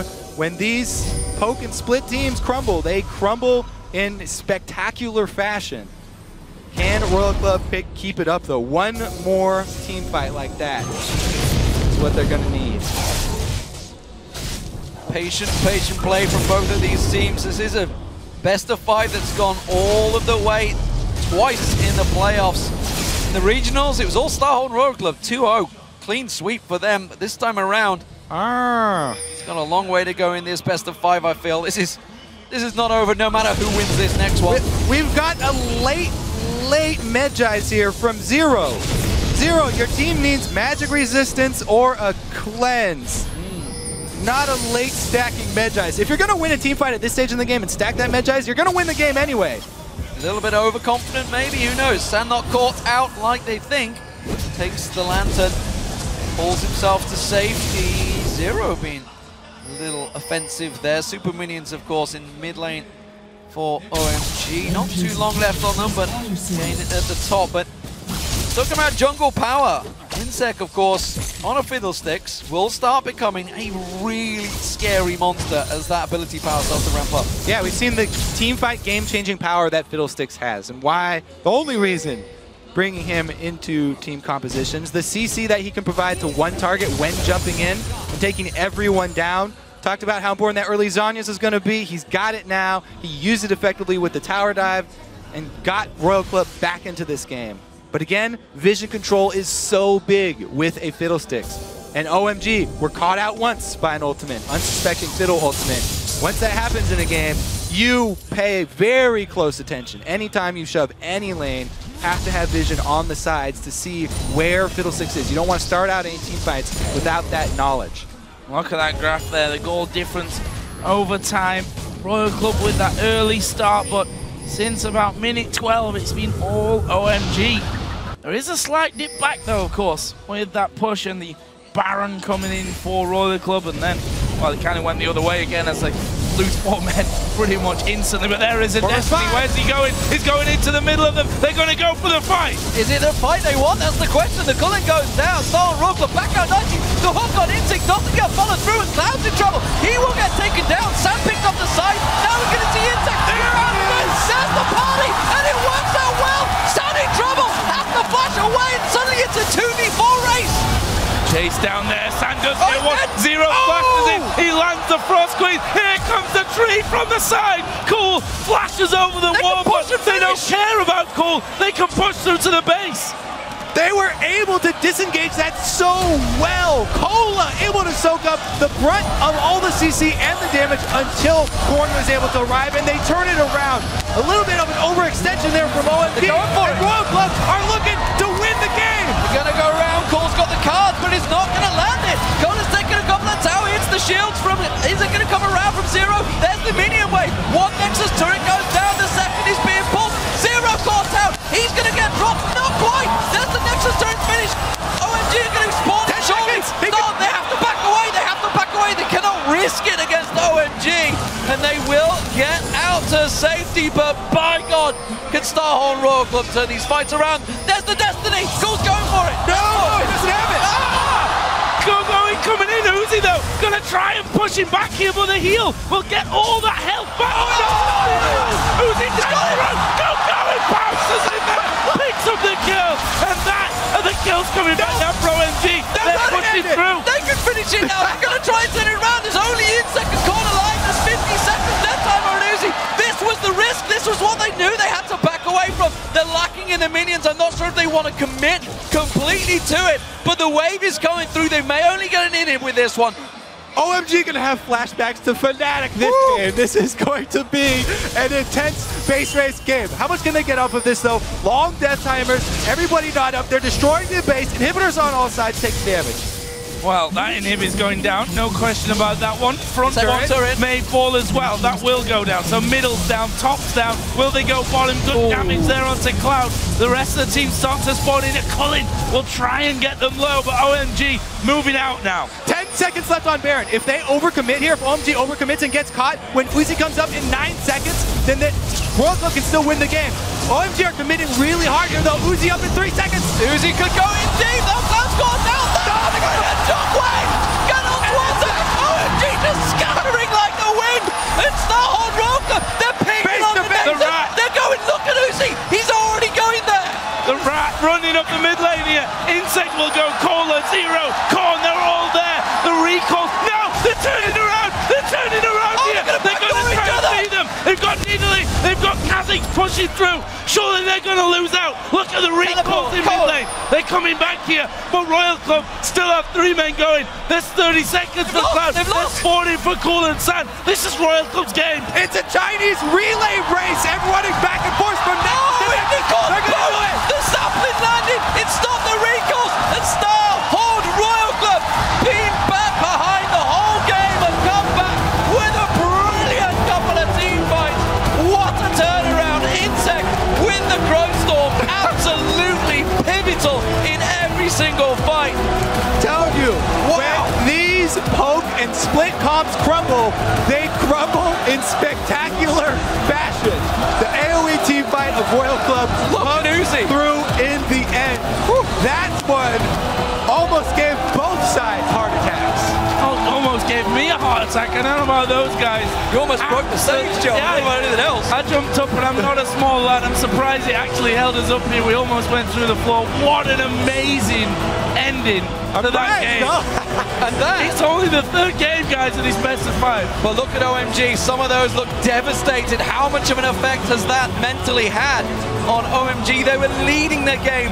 They were a little bit undecisive. They were trying the split, but it got them caught out too many times. And you saw the relief on Star Royal Club's face. How much confidence is that going to give them? Uzi, he was loving the end now. And Insect, my God, he's stepping up again. I'm telling you, over-committing to that third inhibitor, you can lose the game at this point if you commit like that. And they didn't respect the AoE. What we've been waiting for the whole game, to see that Maokai shockwave with Orion into the Fiddlesticks ultimate. We finally got to see it for the last 30 seconds of the game. Yeah, I mean, you only have to do it once. If you can hold on long enough to build your items up, one time is all you need to push it back. Can you feel your arm go? Are you okay? I tell you what, we talked about Fnatic being involved in games. It's OMG that are always involved in absolutely epic games. They have had some stunners this World Championships, and that once again delivered. What a best of 5 we're having. Starting off 1-0 up, and now 2-1 down. How do they react? Can they come back? Who the hell knows, quite honestly, because they didn't really make too many mistakes in that game, yet they lost. Let's send it to the analyst desk. Maybe they've got a lot to talk about. What a game, ladies and gentlemen. We need to take a breather, so we're going to get over to the analyst desk because they can break that game down. Thank you very much, guys. Get that oxygen tank, D-Man. You are going to need it for the rest of the series. So much action happened that we've queued up 4 replays. We're going to be running through them. Let's pull the first replay up on your screen. Let you know that Royal Club won that game with the largest gold deficit at Worlds. Previous record was 5K. They won the game with 9K. Let's go back to level 1. It started dramatically, Monte Cristo. Okay, so this is prompted by that Fiddlesticks pick. You want to invade that blue buff just so that you can stop him and slow his jungle down as much as possible, or force him not to get drained at level 1 so that he gets slower anyway. Now that ends up happening, but not in the way they intended. So when you walk in blind like this, let's go ahead and run this clip. Twisted Fate doesn't have a card queued. Now, Starhorn will always be able to get there. They're also lined up for a 5-man tornado. So they're in improper formation, and you need to check that brush with a hook, or at least, at the very least, to have a gold card or a red card picked before you face check it. So after that, it's just that crowd control was just executed really poorly. Yeah, and honestly, even if you do force a Fiddlesticks to learn Dark Wind at level 1, it was a lane swap. He duoed his blue buff with Maokai, and it's like, oh no, I dealt the same damage I would have otherwise. Well, let's pull up the second replay. And Crepo, I want you to talk me through the 2v2, because this game was really defined by the engagements between the teams. Yeah, definitely not the strategy is what separated these teams from each other, because there were a lot of strategic mismatches. But their fights were good though, and entertaining. So if we roll the clip, there's just a couple of things I wanted to highlight here. I just like Cloud's Trash. He played really well. He gets that hook on Uzi, procs his hook immediately so he doesn't get cancelled by Tornado. Tornado doesn't cancel him. I think the Flay should have went the other way. And then Sound gets exhausted, disengages here, and this is so unlucky. Cloud flashes forward and he wants Sound to click that lantern, but Sound barely gets it, but still. Then again, Uzi comes in again, overextends, and this game is just going constantly back and forth, and is just so much on the spot, on the fly thinking, and I was just very impressed by Cloud's Trash. Yeah, after the 2v2, it didn't end there because everybody else wanted to get involved in the party. Freak, chime in about what some of the decisions being made here. I love how Insect has to force it because he knows there's no way around this. Cloud has a good play, but he walks past a ward, just ults over the wall, knows he's got enough. And Insect, by the way, does 3 points drain as his main build. This is just a good sort of defense. I want to talk about the Fiddle though. 3 points drain, and then he maxes his Fear after this. This is rank 2 Fear, buys him enough time. Even the bouncing silence is good. Go and get silenced again at the end of all those bounces, which delays his Javelin that would have lasted Insect even still. So Insect manages to keep himself alive, escapes by the skin of his teeth. Yeah. We have another replay. By the way, this third replay happened at 11 minutes into the game. Let's pull this one up onto your screen. Massive dragon fight. Crepo, this one's yours.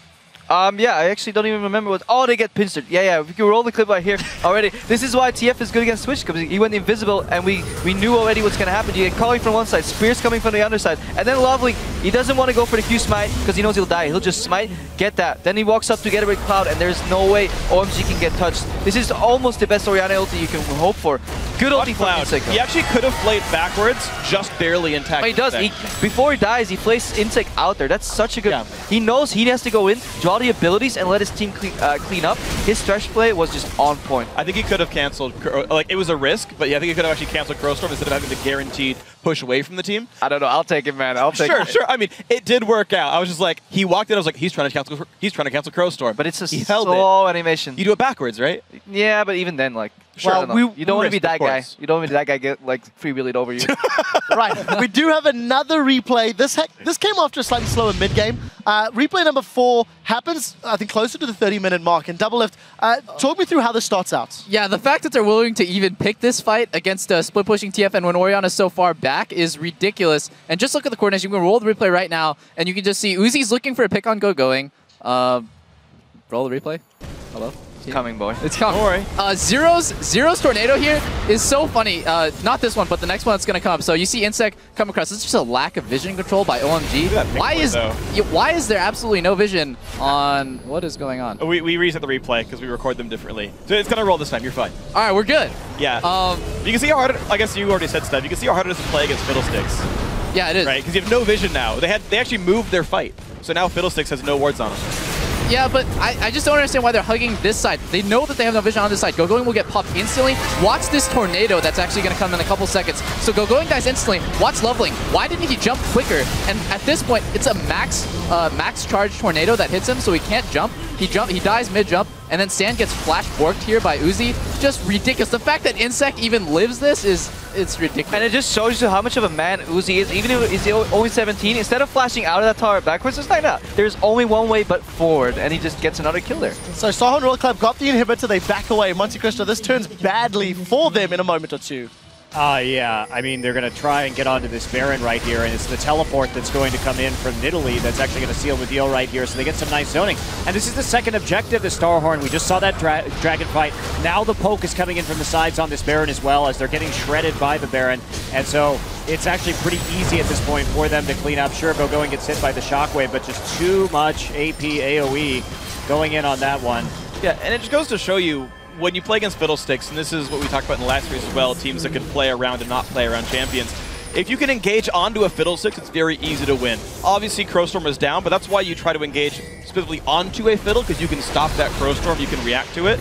Whereas when you let a Fiddlesticks team dictate the fights, as you saw in the mid lane tower dive, it's very easy for Fiddle to make plays. And I just want to point out that Korn just died there without doing anything. He got sold by Nidalee because he flashed away from his team. You always want to dive within your team so that your team can quickly kill that Nidalee because he jumped in to kill him. So, Crepo, we do have to move along. I think it was a very exciting game. Summarize what happened after that Dragon fight in the last sessions, because you did mention the strategic misplays from both squads. All right, so what happens every time is the team does a good play, pushes their advantage, gets an objective, stays around too long, the other team magically, somehow, by some strike of luck, cleans them up. That team, in turn, will get an objective, and another one, and then overextend again, and then, yeah, somehow the Nexus falls. I'm very worried about OMG, because in my mind, this is the second game that they've misplayed their strategy. They tried for that Baron when they had a poke comp. They could have just siege towers.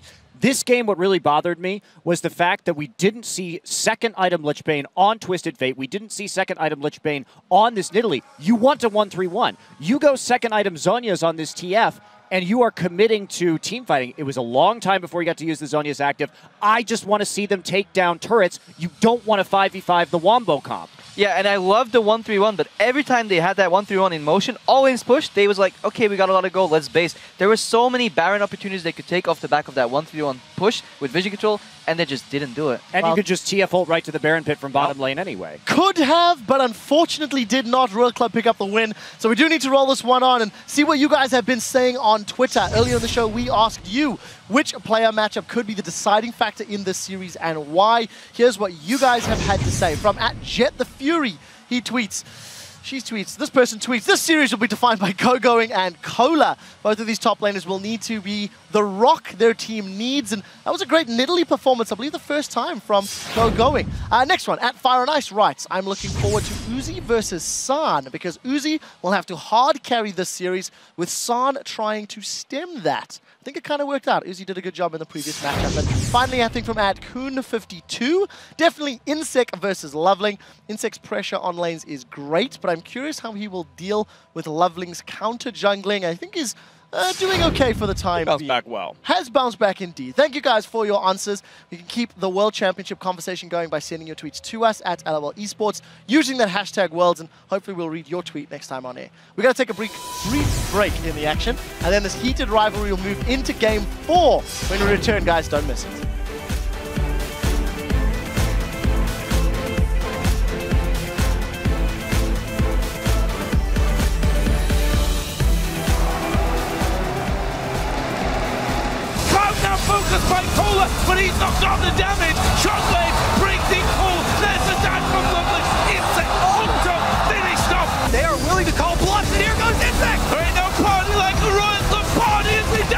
top of them. Insect will use the Zonius, and that right there is 2 men down. The hook on Insect doesn't get followed through, and Cloud's in trouble. He will get taken down. Sam picked up the side. Now we're going to see Insect figure out and then there's the party, and it works out well. Susie could go in deep. That Cloud's gone down. And Dogwave get on towards it. OMG just scattering like the wind.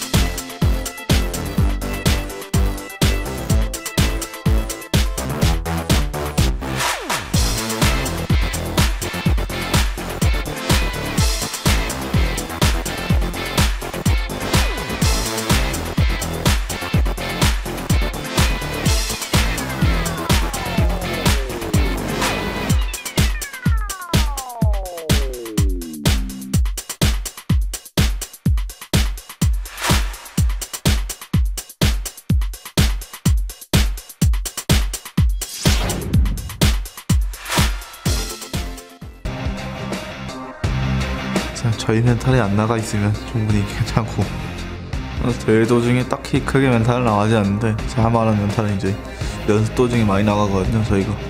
그래서 그하고 이제 대회 때 좀 좋은 멘탈로 갔으면 했는데 갔으면 하고.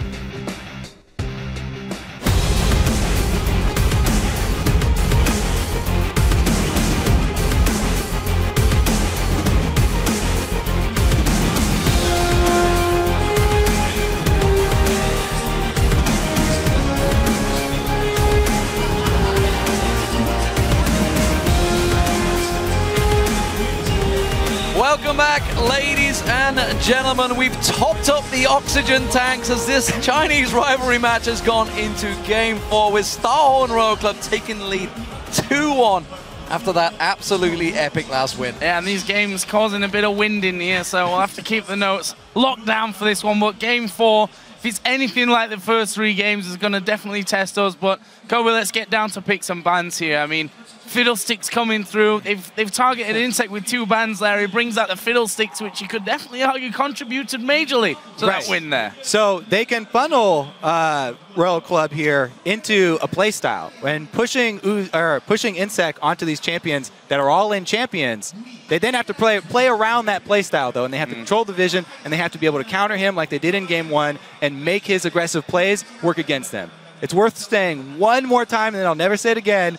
Uzi and Insect's mentality is Royal Club's greatest strength and their greatest weakness. It can be used against them. Yeah, we said that at the very start. We saw how aggressive it was working out for them, whereas you look at game 1, they were doing the exact same thing, right? And they were dying doing it. So or you can win games like that when you're down so much gold.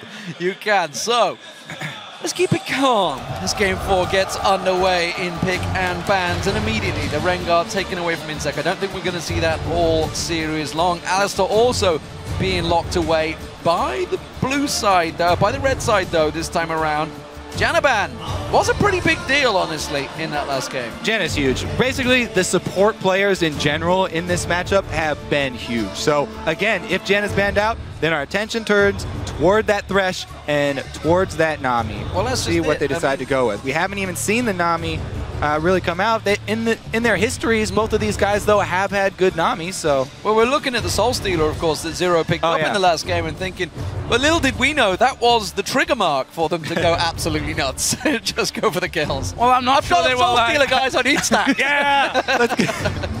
That was the items pack they needed to Twitch ban, though, coming out here, finally, for OMG. Don't want Uzi to be getting his hands on that. First pick Lucian's got to be what they're thinking right now. That would give away Lee Sin, though. So Brazilian may not get banned here, and that could switch things. You know what? I almost feel like these guys are at the point where they will pass up the first pick Zillion. So Lee Sin is still up. So is that Lucian, though.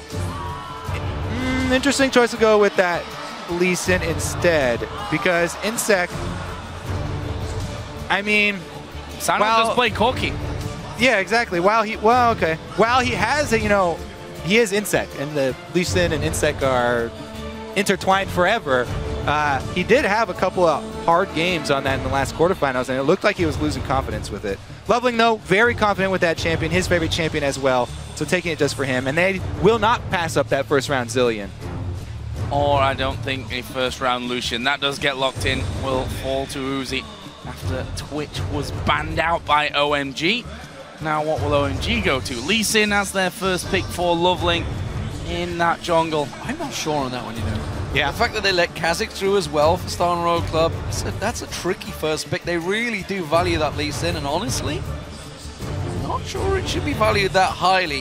I think San getting him comfortable maybe a bit more of a deal, but Loveling is a big shot caller for the team, so you got to give him credit. We'll see how it works out for him. Maokai was passed up, remember, by OMG last time around, which Star picked up. This time around, Goin's going to get his hands on him. Talking to Goin, he's not been as big a deal in this series so far as we were expecting. Yeah, they have sort of kept him in control.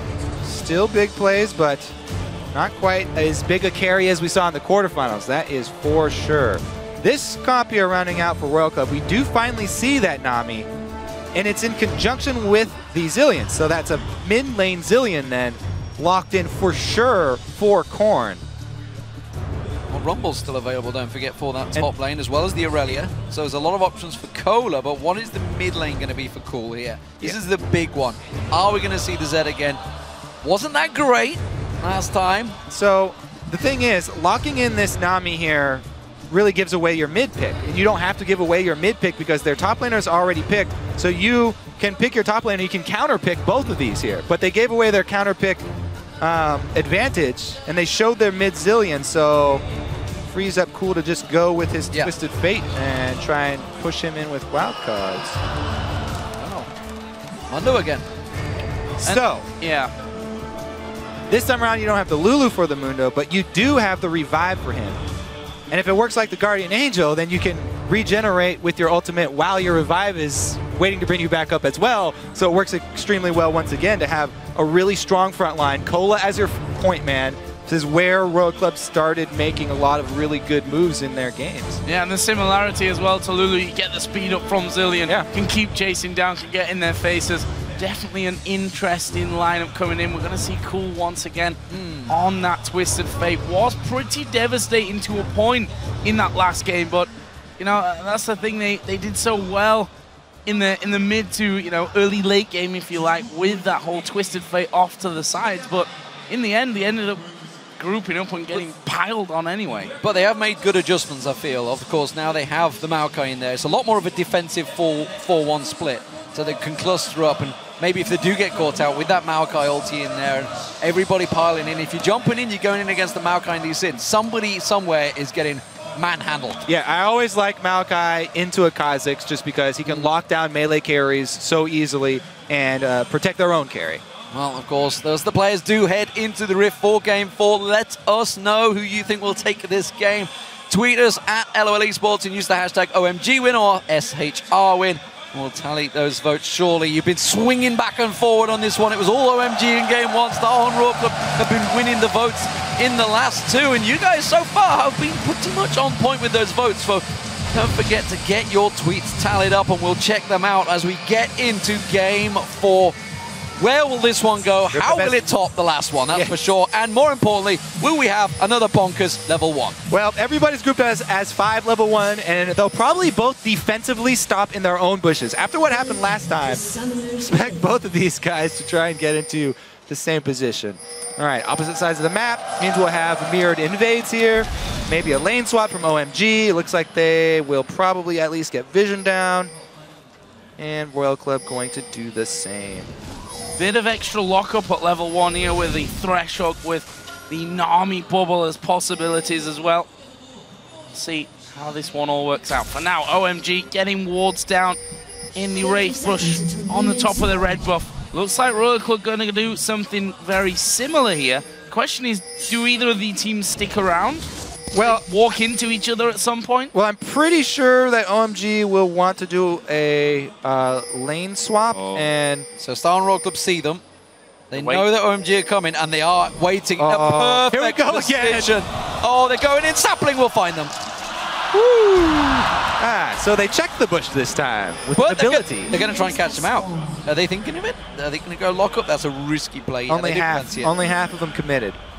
Now, they also have this deep lane ward here to try and see what lanes Royal Club are going to go with.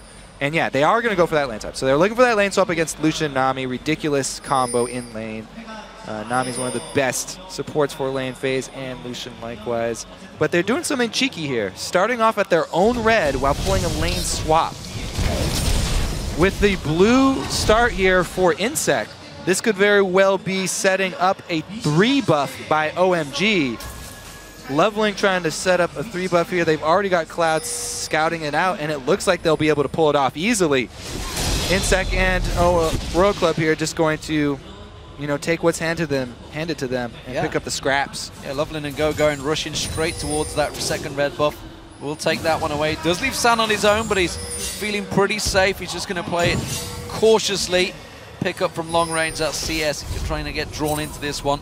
Doesn't mean, of course, open things up for a potential pile into the top lane. Yeah, oops, indeed, a little bit of a reset there. Not really what they were wanted. As going will back to base and then teleport down bottom. Now, since OMG have this ward at Dragon, they can see if Kha'Zix goes into their jungle. Since they haven't seen that, they could have set up Cloud and Loveling in that Wraith bush, and they could have just gotten first blood onto Insect, but instead they're going top for a gank. And they may get first blood here. There is the Flaze on towards Zero. He will take an early flash. Double bubble as well. Will stop the threat coming in and actually trading good damage back. Man, I mean, with all the information that OMG had set up, I really feel like that could have been a first blood on Insect in his own jungle. They made the move over here, though. They did get that flash, as you said, and, you know, trying to help out this Cloud Sand lane, which tried to lane swap away, but again, Uzi chased them down, and they found the 2v2 that they've wanted. Let's see if we have some more lane swapping shenanigans and they try and run away again. They're going to find Insects coming around to Loveling on the blue, will ward it. Loveling's already managed to clear it out, but it does mean that there's a potential 3-man push towards this top lane. Cloud is the only one there because San just went back to base, but instead they don't choose to go for it. Lovely will find Insect, does fancy a straight up duel just yet. Interesting one that as well. Lovely actually going to show himself here with that ward in the side brush there in that mid lane. And actually just going very low there. Not sure exactly what happened. Must have been the briefcase. A bit of harassment. There is Lovely finally spotted out in the mid lane as well and forced to back away. Shoving Zillion early is pretty easy. Cola's far up. Ooh, cool. Loveland coming down. As you mentioned, Cola is quite far away. A little bit of information from his mid laner, Korn, saying, hey, buddy. Yes. Whoa, Ooh. Zero, what? Did Fate miss in? What Can he land the Aqua Prison? Will it be a good bubble? Got Cloud. That's going to be good damage from Uzi. We'll burst him a little bit more. Insect now comes to visit as well. But again, Nosy spotted. There is a ward placed in the dry bush. Man, Lucian plus Nami, especially with side lane bush control, whew, that is really painful to try and play into. We'll see if this gets any worse for the duo lane of OMG, what they decide to do about it. Because they've also got Zillion on Uzi's side, so he's going to be leveling up very quickly, especially with all these waves being missed by Sam. Though. Look at Loveland, counter jungling straight away in towards the Wolves. Knew that Insect was up there because he passed by that tri-bush, so immediately went in and took that away from him, which is a gain. But obviously, on Cola on the back foot down the bottom lane here. Yep, that was a great move by Loveland. I have to say, pretty much the only time I've ever been disappointed in him. Pretty much my favorite Chinese jungler. Could have got that first blood. He had all the information. You could infer the exact location of Insect after that level 1, but didn't do it. Okay, I'm done with that. Now we'll go back to the mid lane here because he just hit level 6 and in comes a roam from Cloud. Where are they gonna go? Cloud starts to move down. Mondo not hit level 6 yet. Possible target for a Destiny and Pylon in that bottom lane, especially now that Horn has gone back. Lost sight though of Zero and Insect, so playing it pretty steady for now, and you can understand why for OMG, of course, need to win this game to stay in, force us to a game 5 and have the chance to meet Samsung White in the Sangam Stadium next Sunday for a chance at the World Championship. We do get this 2v2 coming back into position though down in the bottom lane. The question is for how long, because they're now recalling as well. Yeah, we got that chase game going on. Uzi has a giant advantage building again. Seems that just anyone that gets their hands on Lucian is very much in control in this lane phase. San definitely out of his comfort zone when not on that champion as well, so he's going to have a slower laning phase and no power spike as they look towards this first dragon in a few moments. And we saw it in the last time where OMG kept trying to lane swap away from Uzi. Eventually, you're going to have to face him. Eventually, he's going to catch up with you, and he's going to have a huge item advantage. They've placed him now in the bottom side of the map, so that huge item advantage will be at that dragon. Interesting move down from Going, though. Heading into the jungle, and he sets up some deep wards, and this is a Zillion who does have his ultimate, so he'll have to be killed twice. It's a 4-man collapse on the mid turret. There's the teleport, so they've forced the teleport out, and they are clean, but there was cancelled. But that's going to kill the timer a little bit here. Maybe going to force the dragon out, knowing that Cola has to make his way down. Yeah, they canceled his teleport there, so OMG just got a huge advantage. Let's see what they can do with it here, though. Uzi's lead in the bottom lane has not ballooned quite yet. On him. Oh, he could be in trouble here. There is a Destiny coming in as well. Suncard comes down. Hook lands as well. He's surely falling here. Uzi, he's got the ultimate from Zillion. They're trying to let that time out. There is the timeout. He gets the kill. He gets one. He goes down. First blood for Uzi. Does fall after. OMG still going. That's cool. The wild cards dodged away from Bicon. Flash. Q. Dead. Well, should be the dragon then. They've got complete control, but that was a little bit of a blooper there. Sometimes you want to leave the guy with the Zillion ultimate up because you want to get the kill after, but it was just put on him, and they let him get first blood before they take him down. Everybody just kind of moves away from him, tries to chase deep into the forest. It could have gone better, but it was still good for OMG here. They get some extra kills, and they're going to pick up that early dragon. Teleport not going to be there from Cola because he canceled it for that feint at the mid lane. Thing is, Cloud could have flashed away. He had flash available to him. Knew he was going down, but all right. I guess they thought he was going to get him first. You've got him surrounded. His team has abandoned him. One hit, kill him when he gets back up. But they get greedy. They want to get more kills and chase the rest of the team. They do end up getting another kill, but costs up first blood. Here comes Insect. Is he being baited into this one? He has to walk away. Cola can't really follow. Simple defensive duty is working well, but as you mentioned, given Uzi, the fact that he was already double the CS of Sand, giving him first blood, giving him that extra goal, it's a problem.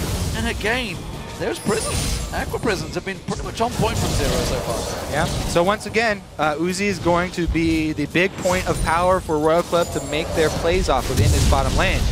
And what has to happen is for Uzi not to walk into dangerous territory, as we just saw, especially against a TF team.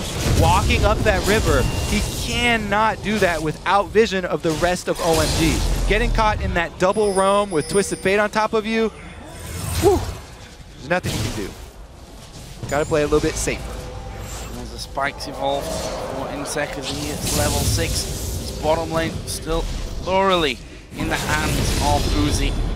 First blood going his way, dying after, but he comes into lane with the pickaxe, which makes it pretty difficult for Sand to stand and bang here. Cloud just trying a cheeky little hook, which actually ends up costing Sand a little bit of help, because Uzi, being the aggressive player that he is, dashing in there, getting the free damage basically. But look at this, Cool starting to move down. He's actually going for Insect here, who's trying to clear out that pink ward.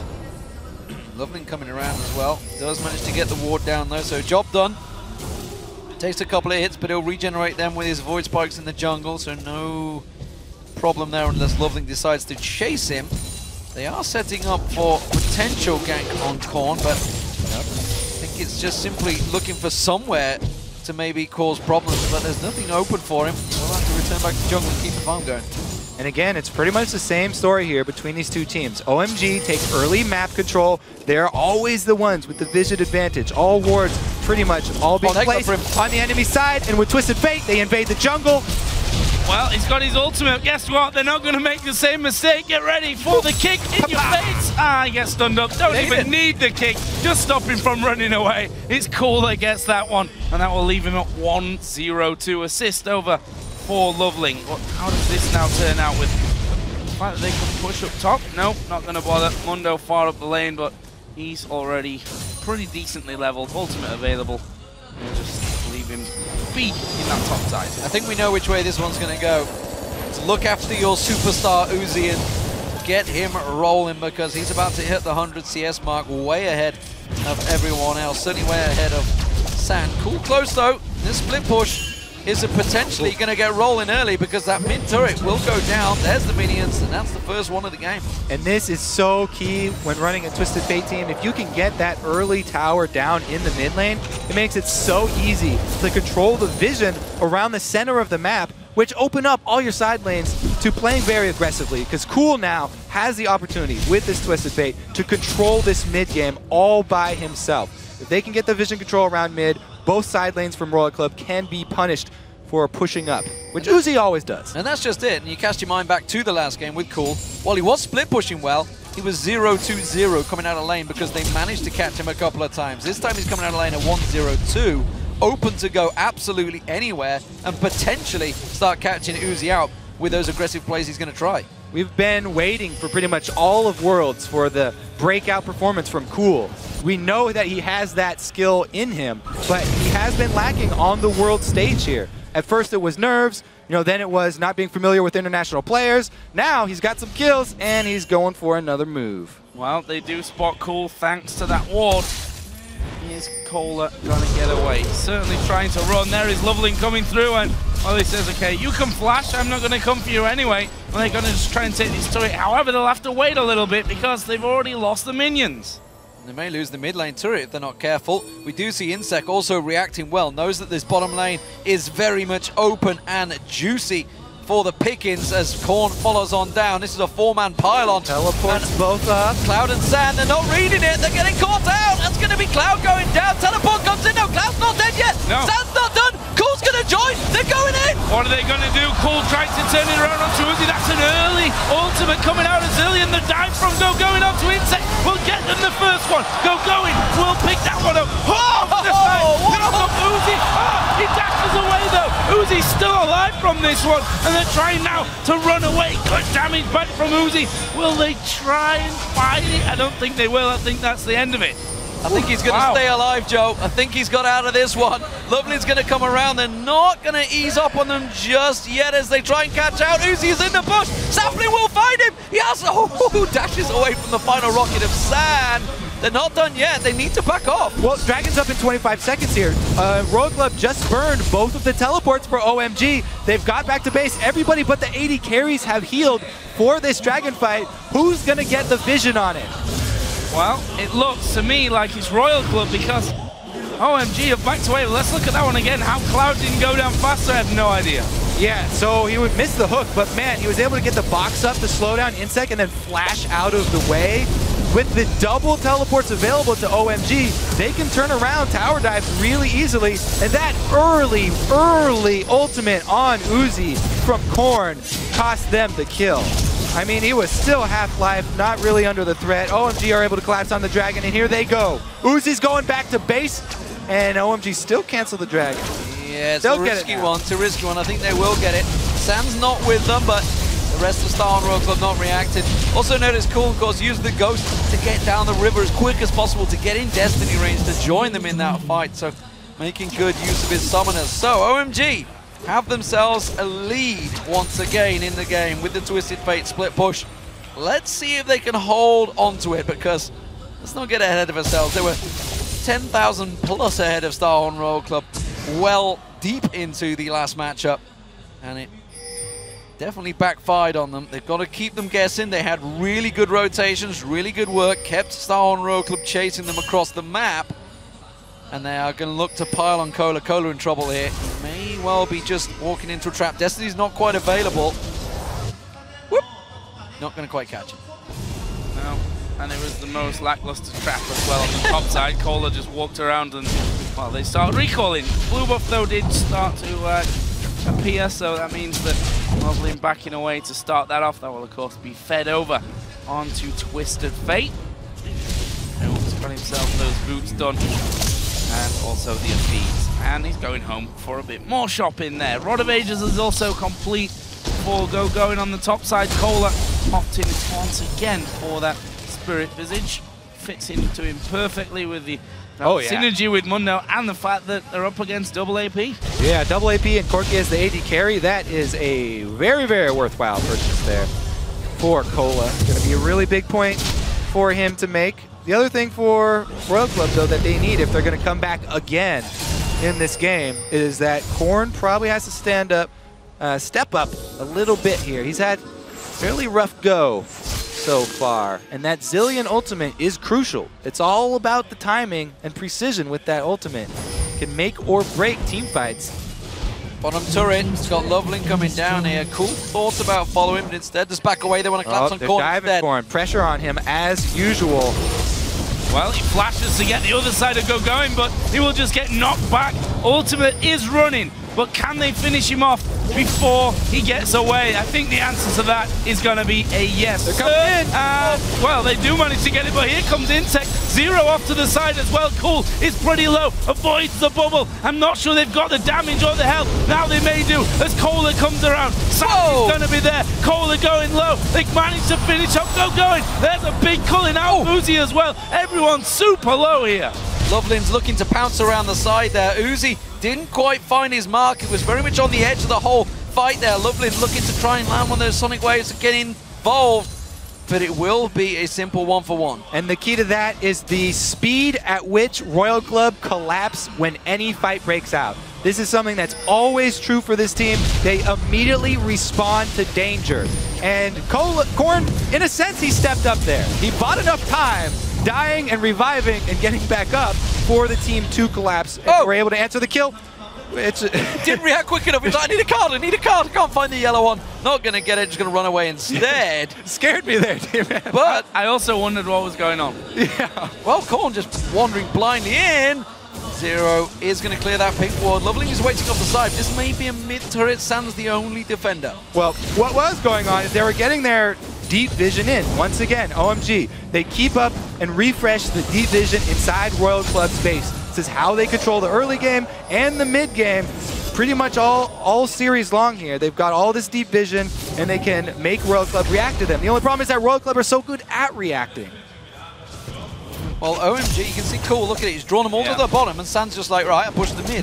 Just keep you guessing, and this is how Game 3 turned out. This is exactly what we're expecting from this game. Cool's going to keep them guessing, keep them on their toes. Once he gets that Zhonya's hourglass, he may be able to start getting involved in the fights, but they are starting to get a good vision control over the jungle as well to buy Cool a lot of time. Yeah, and this time around, they've got the Maokai, which is so much stronger for team fighting than that Nidalee. So they haven't really committed as hard to the 1-3-1 style. They can just have Cool be the split pusher and gain all the early advantages, get them all this gold, and then rely on Maokai for that team fighting with Corki as he hits his mid Trinity Force power spike and try and end the game a bit cleaner than last time. Oh, insane. Your jungle is not yours. Oh, there's the hot landing on Insect. Oh, God. Is he going to get in range? Insect flashes. Cool flashes. There's the stun. In comes San. He's going down. Cooler will be able to get away. It's Cool that gets the kill, though. Cloud with the max range skill shots into the perfectly timed play. Dropping the pink ward. All the way. 45 engaged, though. He's going to catch up, and Zero's hooked in and goes down. The Zillion ultimate did pull off the chrono shift. Is it going to be enough for Zero to get away from this while he flashes? He's clean guard. That's going to work out. But Cool chases. Stun guard goes in. Not quite the damage to finish him off, but the twisted advance Go-Go comes in. Sand catches on them. And the rest of Star Wars, they have to get away with this. Oh, they're going to go in. He's got him. No! He turns it around. Quickly dashes away. And Loveland drawn into the base. Can they take the turret from this one? I'm not sure. They've got the mini wave coming in, but everyone's Star Rogue comes back up. It's just such quick spawn timers that they can get back in there. I can't even breathe anymore. All right, regardless of the heel-baited Lee syndrome there, they still came out with the advantage. They definitely did give up some extra damage on the turret, but once again, max range skill shots here from Cloud into the perfectly timed play, and he drops the pink ward. They double dropped the pink ward, so it was a little bit much. They were both on the same page there, and the second flash hit from Cool enables them to get the kill. But this is the really, really perplexing part. The Formers 5 engage with Nami up on the front line. That is not exactly how this team is supposed to go. Anyway, they do get punished for it. TF Ultimate, as you know, able to pick up one. Well, I want to see that Lee Sin. I think that's where we're headed with this replay. And we see the Q. Watch Loveland there off to the side. Oh, are you kidding me? Are you kidding me? They had to get back because the dragon was just taken by Star Rogue Club. You saw it in the mini corner there. But OMG pushing out. They thought they were going to get that was pretty troll, as Turtle would say. Oh, what a bait. All right, so they got the dragon, as you said, during our extremely long replay that got cut off at the end. So, let's quieten down for a minute. We've hit 22 minutes of the game, and it is a 33.7 thousand goal to 29.8. 4,000 the lead here for OMG. Up 7-3 in kills, 3-1 in towers as well. And we're seeing more items being dropped. Sonya's, for example, for Cool. On the other side, you look at Korn, a little bit behind. That tier stacking up still. Must have a little bit of gold to be working with, although he is 30 CS behind and has 3 less kills, which are actually sat in his death column at this point. Those 3. And not looking super good at this point. Korn, but that Zillion at the end of the day can just turn these fights around if the revive's on the right person at the right time. Yep. If OMG get a little bit too deep here, then it could turn around on them again. Whoop.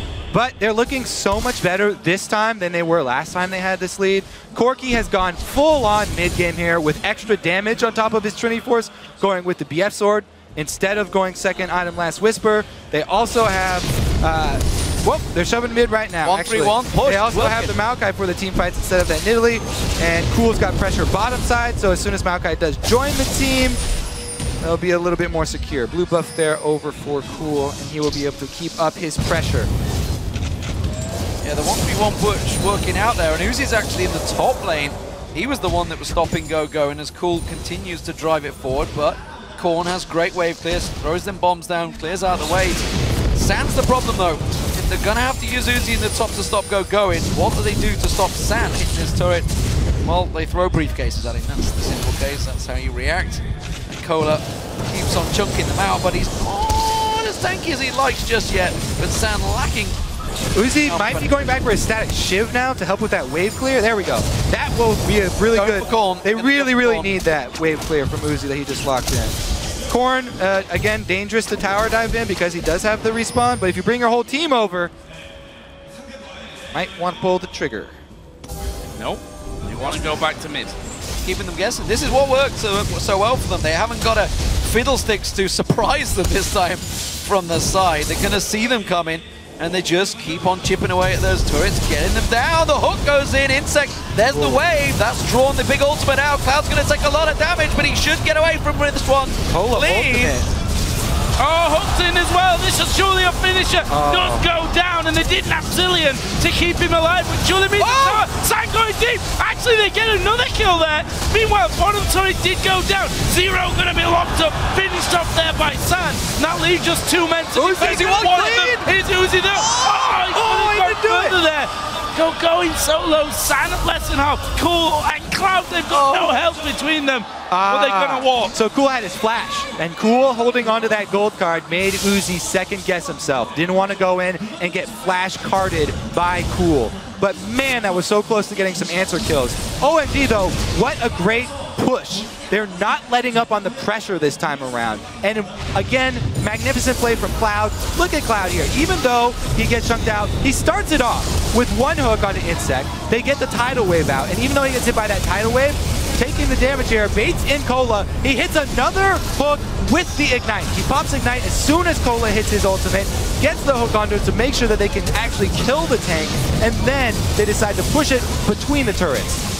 And while that was all happening, of course, we saw Cool take the tower before they got in there, but this is what, we're not going to say it. Well, Loveling right there, I want to shout out, Loveling hit the Q, and he took it in after the Zillion used his ult elsewhere, and he went to get the kill this time, so he went in on that Q, and it definitely paid off, getting another kill for them. Switching targets against Zillion is the strategy to go with. Taking down pretty much everybody here for OMG. Not much reaction from Star and Royal Club, although they're not going to commit to it. Instead, they're going to commit to the top lane. That's where they want to go.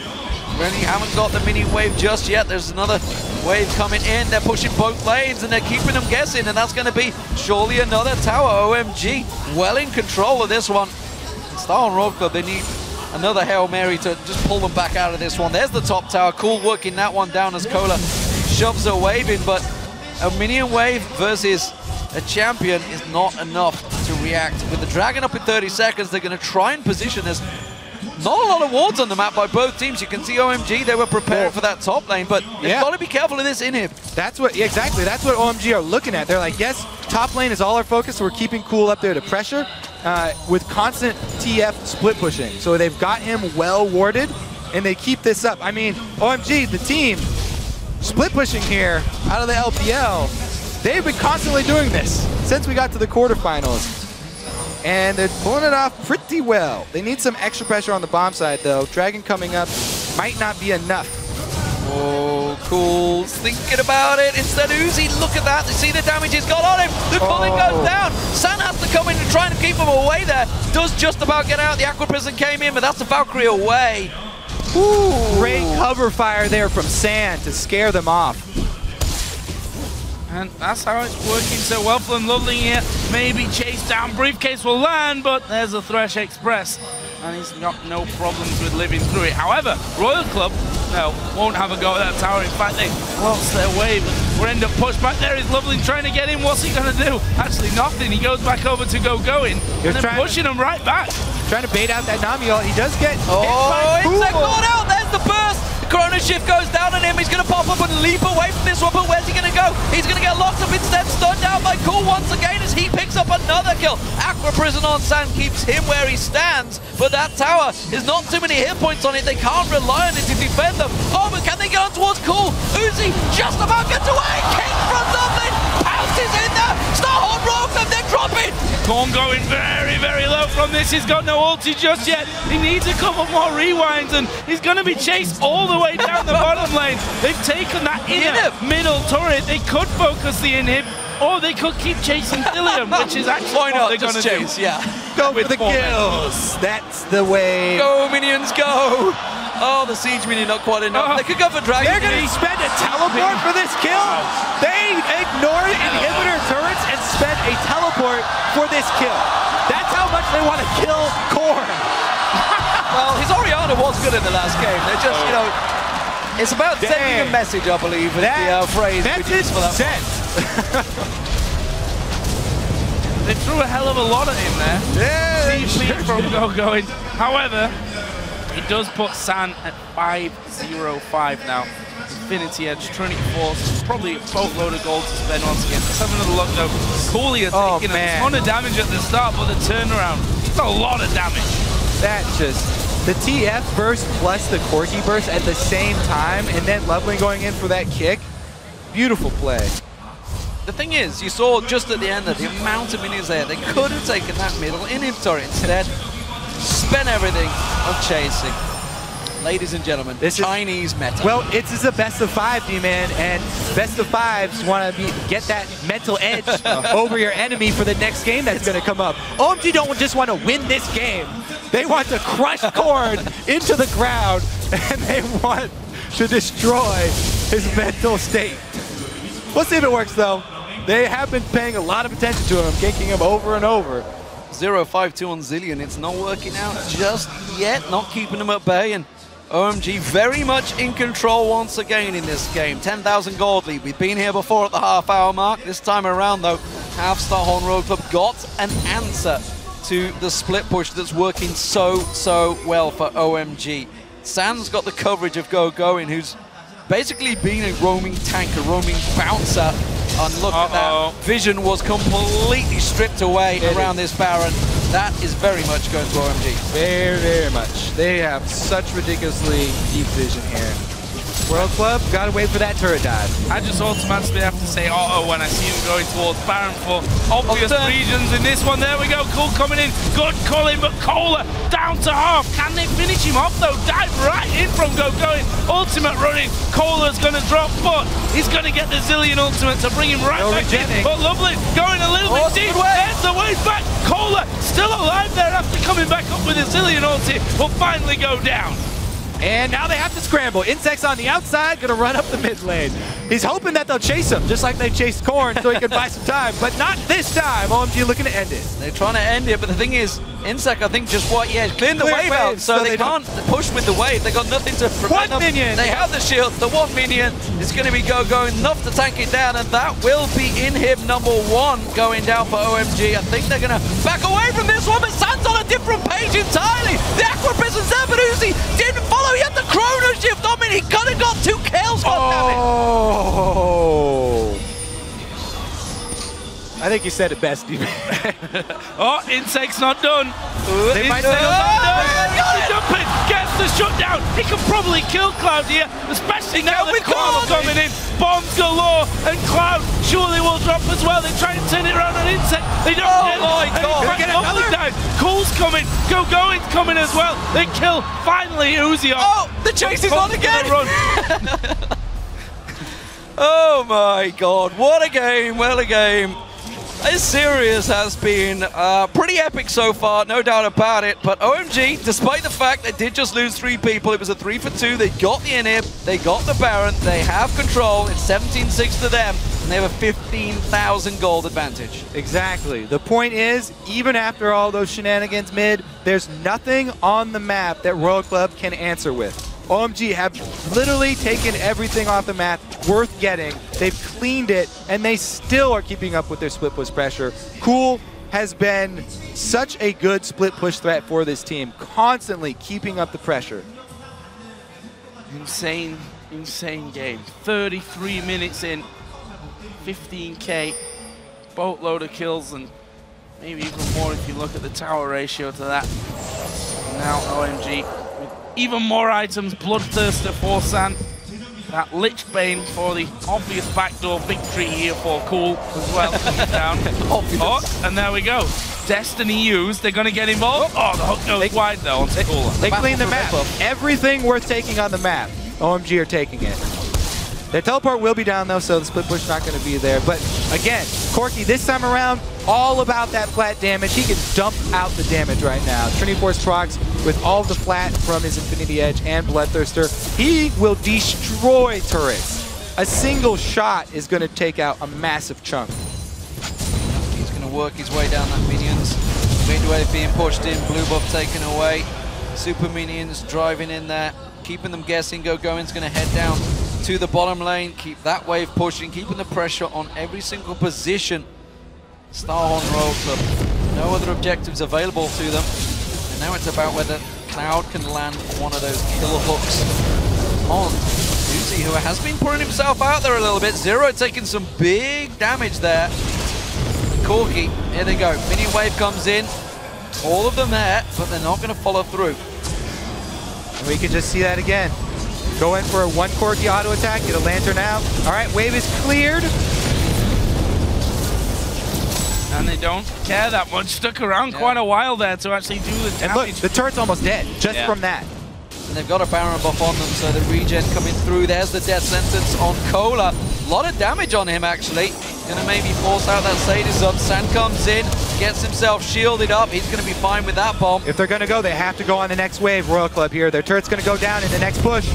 Well, Cool is actually pushing through the middle still here, so this turret is gonna fall, and Royal Club are leaving it. They're gonna let go. There is Lovely going in. Gets knocked away. There is the wave coming through the back as well. Oh, but the wild cards rip them down. Cola falls. Uzi's going down. He actually had the Zillion ultimate on him though, so he comes back up, but for about half a second. Intake, the last man alive. It's looking good for OMG to send us into game 5. Cool takes down Korn on the fountain as well. Just waiting for those super minions to come in. There's the inhib going down. Twisted advance on Insect, the last man standing. He gets dropped. There's the Nexus turret's going down. Game 5 is on, ladies and gentlemen, as OMG strike back once again. This series is absolutely delivering like we hoped. And would you expect anything less from a Royal Club semifinal?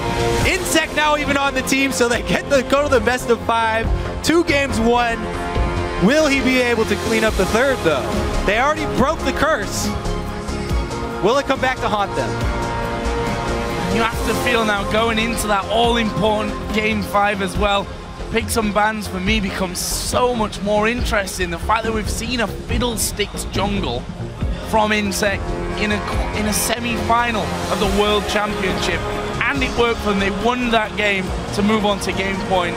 Does he go for something crazy this time around? Because honestly, he got Kha'Zix that game. Little to no impact. You've got to go all out this game. Think of it. This is OMG and Royal Club, the classic matchup. Last year at Worlds, they got kicked out by Royal Club. Uzi, he's fighting to get back once again to the semifinals with a whole new squad of guys. You have to pull out all the stops here. Absolutely. I mean, where do they go as well? Because OMG, while they did lose game 3, they were using the split push just like they did in game 4, and it was working. It was only the Fiddlesticks that unlocked them along with that Orianna. Do they have to switch back to the Orianna? Because it worked very well for Korn. So they have to do, again, an early team fighting team, I think, for Royal Club. That's where their biggest strength lies. However, now they need an answer for this cool split push, because the early game has gone to cool split push over and over again. What is that answer, Kobe? That's what I'm looking for. Kill him. Korn's got a great Fizz. Fizz is great into TF. Where's the Fizz? I want to see it now from Korn, because I want him to step up, and he can do it on Fizz. That's a big ass pulling an assassin out when you've been sitting back comfy the whole way through. We're going to head over to Quickshot and the gang now over at the analyst desk for a closer look at that 4th win. Thank you very much, T-Man. And we are going to game 5. OMG dig deep. They've demonstrated some growth in their play. 2 games with fairly well executed split push at different times. Not consistently good throughout the entirety of the game. But entertaining. It was entertaining. Extremely entertaining. Let's talk about the game, because OMG, they got a lead. They held on that lead. And Royal Club didn't get opportunities to come back into their game. Freak, maybe care to chime in on that. This was really good, and to me, I want to talk about the fact that Cool played really well. We saw the tweet from Peke, but I think it plays out differently, where as long as you don't it's like the inverse of going to the source of the global. You go away from the Zilean. You teleport away from the Zilean and you do something else on the other side of the matchup. We saw that repeatedly. Getting picks, Zilean's trying to get there, can't get there in time, can't save the teammate. He's anti-pick, but you're picking away from Zilean. Yeah, I think the biggest story of this game was how ineffective Zilean was. Like I said before, I feel like Zilean's not that great, especially showing at this Worlds just a lot of missed ultis, kind of too early ultis, and TF just splitting everyone up and making those picks happen for OMG. That's the reason why they got that early game lead. Yeah, just to add on to that, Zilean in the mid lane is currently 4-3 at Worlds this year. Zilean as support is 2-4. Crepper, you actually said you don't think Royal Club is a Zilean team. They haven't shown much proficiency with the champion. Well, I just think any game where Zilean performs poorly, I don't want to blame the champion rather than just the execution. I mean, we saw this game. You're not getting the value out of Zilean, right? What does Zilean provide? Like the mobility, instant lane push, you can roam, you can revive targets when they're just about to die, but all we saw Korn do was like 75% ultis, there was no synergy. What Zilean allows you to do is play beyond the normal boundaries of a fight. You'll have somebody going absolutely crazy and the other team will be like, what is he doing? Oh yeah, he's backed up by a Zilean ulti. But we don't see these. We see these like reserve plays and then panic ultis, and it's just not coming together. Exactly. I love Colo's Dr. Mundo. You saw it work out. Team fight team, they got picked apart by OMG. So we have two replays that I want to pull up. The first one is for you, Kobe. It's especially for you. We prepared this one. It is the play you were looking to see. Let's get that up on your screen. Crepo, talk me through the start of this one, because this was a fantastic play. Roll the clip out. Yeah, so we see Insik in the jungle, and then we see why Cloud is so good. Hook proc, and then he holds the flay, and in his mind he's like, where is he going? Okay, waits for it, flay, and then double pink wards coming down here. So OMG has the right ID, flash into the gold card. So they're doing everything right here. Cloud has the presence of mind to lantern backwards to get his teammate in. Koa's dropping low, so good execution so far from OMG. Yeah, OMG, they did try to siege up this tower. Monte Cristo, maybe talk me through the rest of this replay as Royal Club tried to re-engage. Yeah, I mean, they're going to back out right now as the tidal wave comes in. They dodge most of the calling. Hook right onto Zero right there. Box, just in case, there's the Zilean ult coming up, and he's going to try and flash out of this and get away, but there's going to be a really good TF ult as they turn the corner right here. Just going to lock Zero down. What I like about Ghost TF, he actually got no range because of that. Yeah, really, I love Flash Ghost TF as well, and here we go, coming in. Zilean's just a really great answer to, TF's a really great answer to Zilean, but before I go into that, Loveling with this sweet here view, it is. the Leaf Syndrome. Oh, God, the mechanic. I think right here, Loveling should have gotten the Penta. Yeah, he deserved it. Well, Kobe got his moment. Let's get the second replay up onto the screen.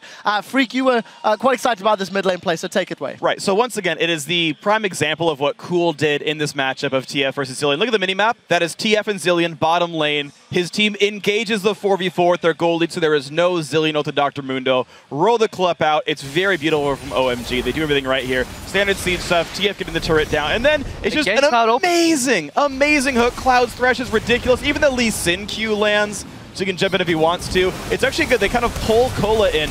But again, they're kind of engaging without their mid laner here. They know TF can come in. So Swordhorn Royal Club are like fighting against the wrong type of team. Again, another amazing hook from Cloud. He maxes that hook first, maxes his lantern second, allowing him to tank things up more. And because there's no revive, suddenly, you don't have the same way of doing it. And then look, he still shows up before Korn does. By the way, killed the turret while that was happening. And then it's just beautiful. Very well executed. I want to ask Monte Cristo about something you were discussing along with Freak off air and actually tweeted about it. Item builds this time around to deal with the Mundo. I want Freak Both to take of you this guys one are happy. first, I think. Yeah, I believe after game 2, I was like, he could really use Infinity Edge second and Berserker's Greaves, and San learned his lesson, I am proud to say. So good job, young one. A mole from the audience went back and told them in the ready room. But yeah, that was it was a big change. And I also really liked the earlier Lich Bane in that game. It just gives you so much more pressure on the map, and you don't really need an earlier Death Cap or Void Staff. So see, I'm going to need to borrow some credibility from Freak, because I keep pointing out the Mikhails. They're against TF, they're against a Thresh, and we see Frost Queens, Ruby Sidestone. Yeah. Where's the Mikhails? I mean, the item does provide a cleanse, guys. You have to With red how many ball. hooks he was landing, and Mikhails would have saved so many champions that game. Yep. So, double lift. Starhorn Royal Club, you put your faith in them at the beginning of the day. Ooh. Their backs are against the wall. What have they done right or wrong over the course of the last 4 games that they don't seem to understand picks and bans very well. I think it's really strange that they gave up Thresh, which is, I mean, what's his face? Cloud can only really play Janna and Thresh, in my opinion. And it's really strange that they picked Nami into it. I think Nami's an awful matchup into Thresh, not only in lane, but outside of lane. She has no way of stopping somebody from getting hooked. So I think like a Braum or a Morgana is way better. Mikhails. I think I've heard Krumpo cry about Mikhails, and not cry about it. You're justified in saying it. These supports need to buy Mikhails so much earlier, but they're not doing it. They're rushing Frost Queen's lame. Yeah, and I think as well, to add on top, that was amazing by the way, but to add on top of that for Starhorn Royal Club, if they just pick a little bit more late game, don't go over aggressive like they did in game 1, but pick the late game. OMG has the second longest average game time of the actual playoffs, as well as like the second or first longest game time from the group stage as well. They do not close games well, so Starhorn Royal Club can use that to simply say, it's going to be late game regardless. It's going to be a 40-minute game anyway. Let's pick champions like Fiddle, who are going to like scale into carrying team fights. All right, well, we are going to be jumping into Game 5 in just a moment or two. So let's jump to a short break. And when we return, it comes down to one make-or-break game between Starhorn Royal Club and OMG. Who will head to the finals? Find out when we come back.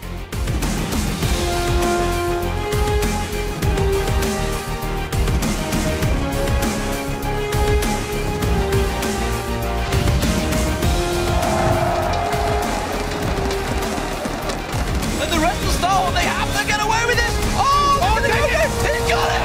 No! It does it around! Uzi just about gets away! King front of it! Pounces in there! Starhorn rolls and they drop it! Bombs galore! And Cloud surely will drop as well. They try and turn it around on Insect. They don't get it! Oh my God! Yes, knocks away. There is the wave coming through the back as well. Oh, but the wild cards rip them down!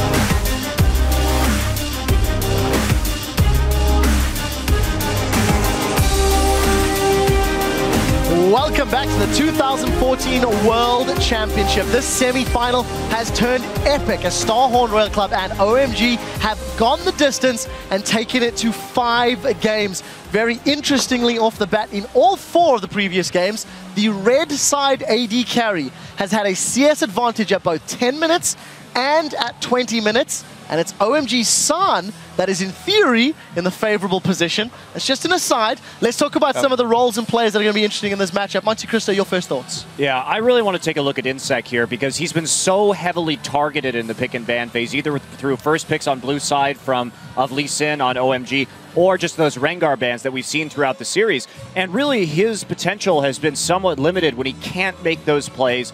He's gone 13, 20, and 23 over the course of this series so far, so he just hasn't had the biggest impact. He did have some crucial Fiddlesticks ultimates in that one game, but other than that, they've pretty much kept a muzzle on him, which has been pretty impressive. And meanwhile, the player I want to point out on OMG's side is Cool, because everyone else is playing fairly consistently. Cool is winning his lane over and over again. He's kind of turning that lane into creamed corn, but his ability to convert that lead is actually what's difficult here. Game 3, gigantic lead, didn't split push well. Game 4, did split push well on the same champion. If he can have that same kind of impact, then he's going to be fine, but he's got to keep playing like that.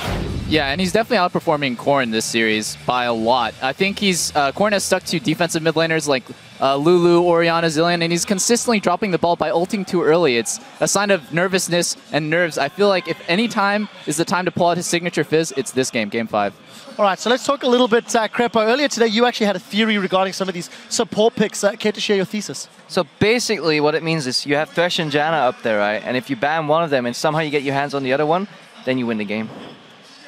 Well done. So far, so good. Well done. That's pretty deep. Great. What about Game 3 when there's a Thresh and Janna both in the game? Then the fans win. Quick shot. And it's true. That game was incredible, by the way. It really, really was. All right, I got one more question as the support at the table. OMG have placed 486 wards over their 4 games. Starhorn Royal Club, 392 wards placed over the games.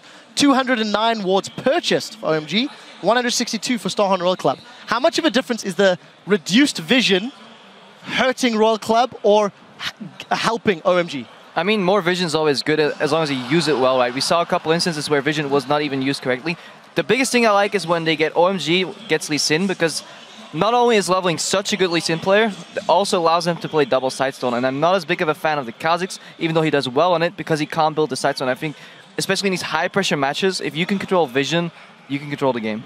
The thing for me, though, is the stats back up what it was like beforehand. OMG had about 50% more wards placed, wards killed than last time, but they aren't converting very well, right? We see them not play around their vision perfectly. Their Barons are kind of sluggish, so I'm not sure that the vision specifically plays much of a role since they're not using it very well. Well, very, very serious looks there on the face of OMG. We'll have to see how they handle themselves in Game 5, the deciding match that sends one of these teams to the World Finals. Let's send things over to D-Man and the casters for the final game.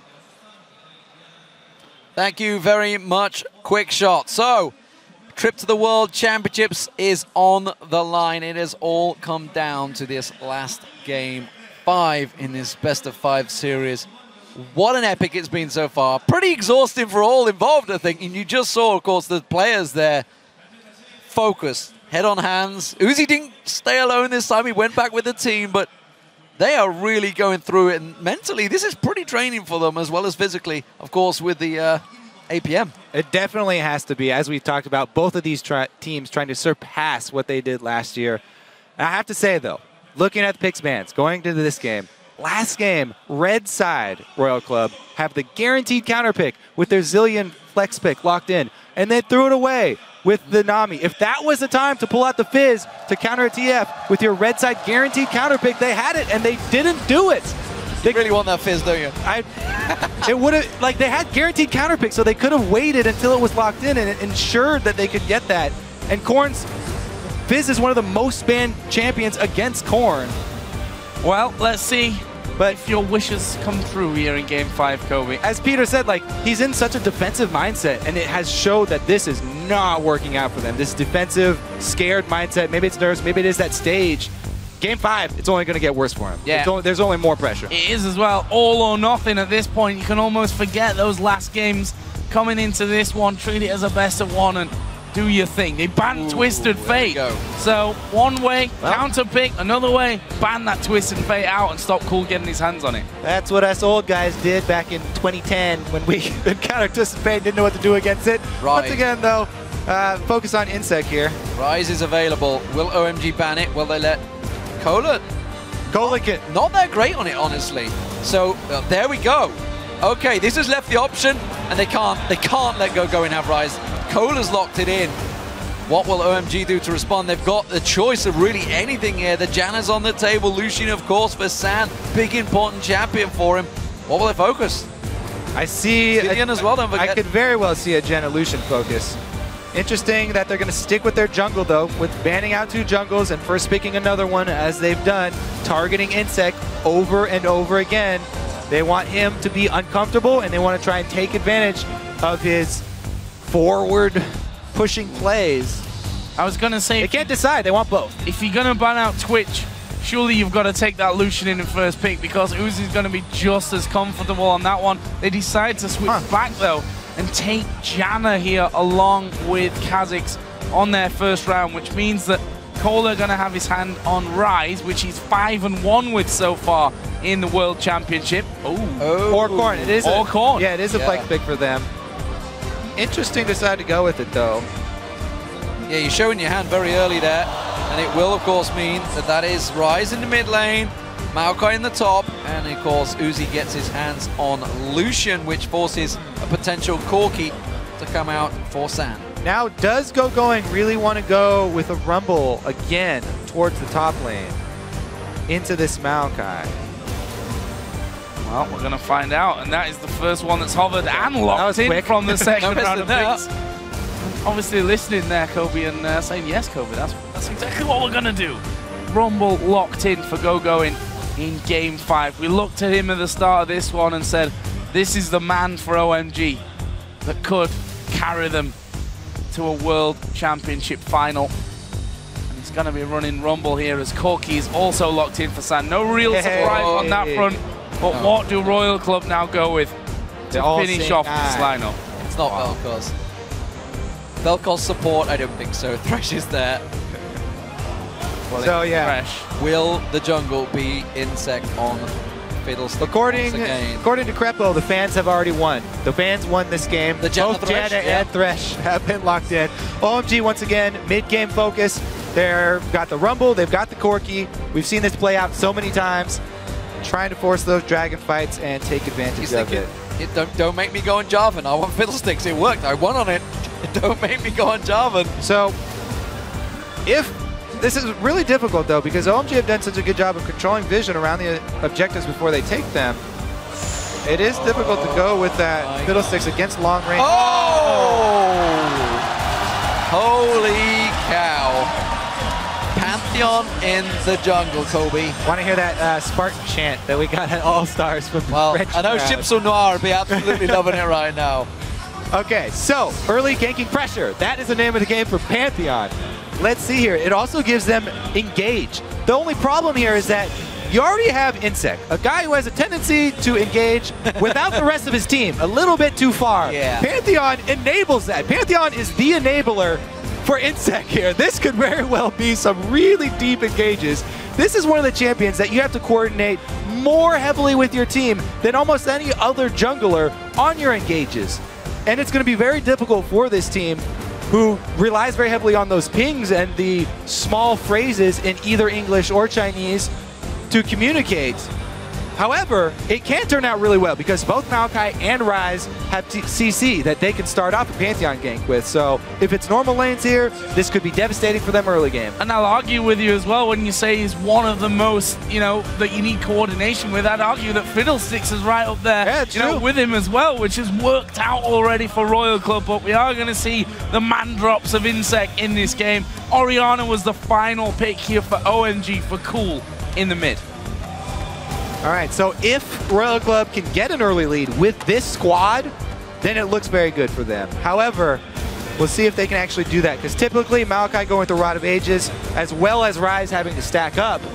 Mid-game focus from OMG means they've pretty much got the the cards and the keys to go with towards that mid game, and we'll see if they can pressure it enough.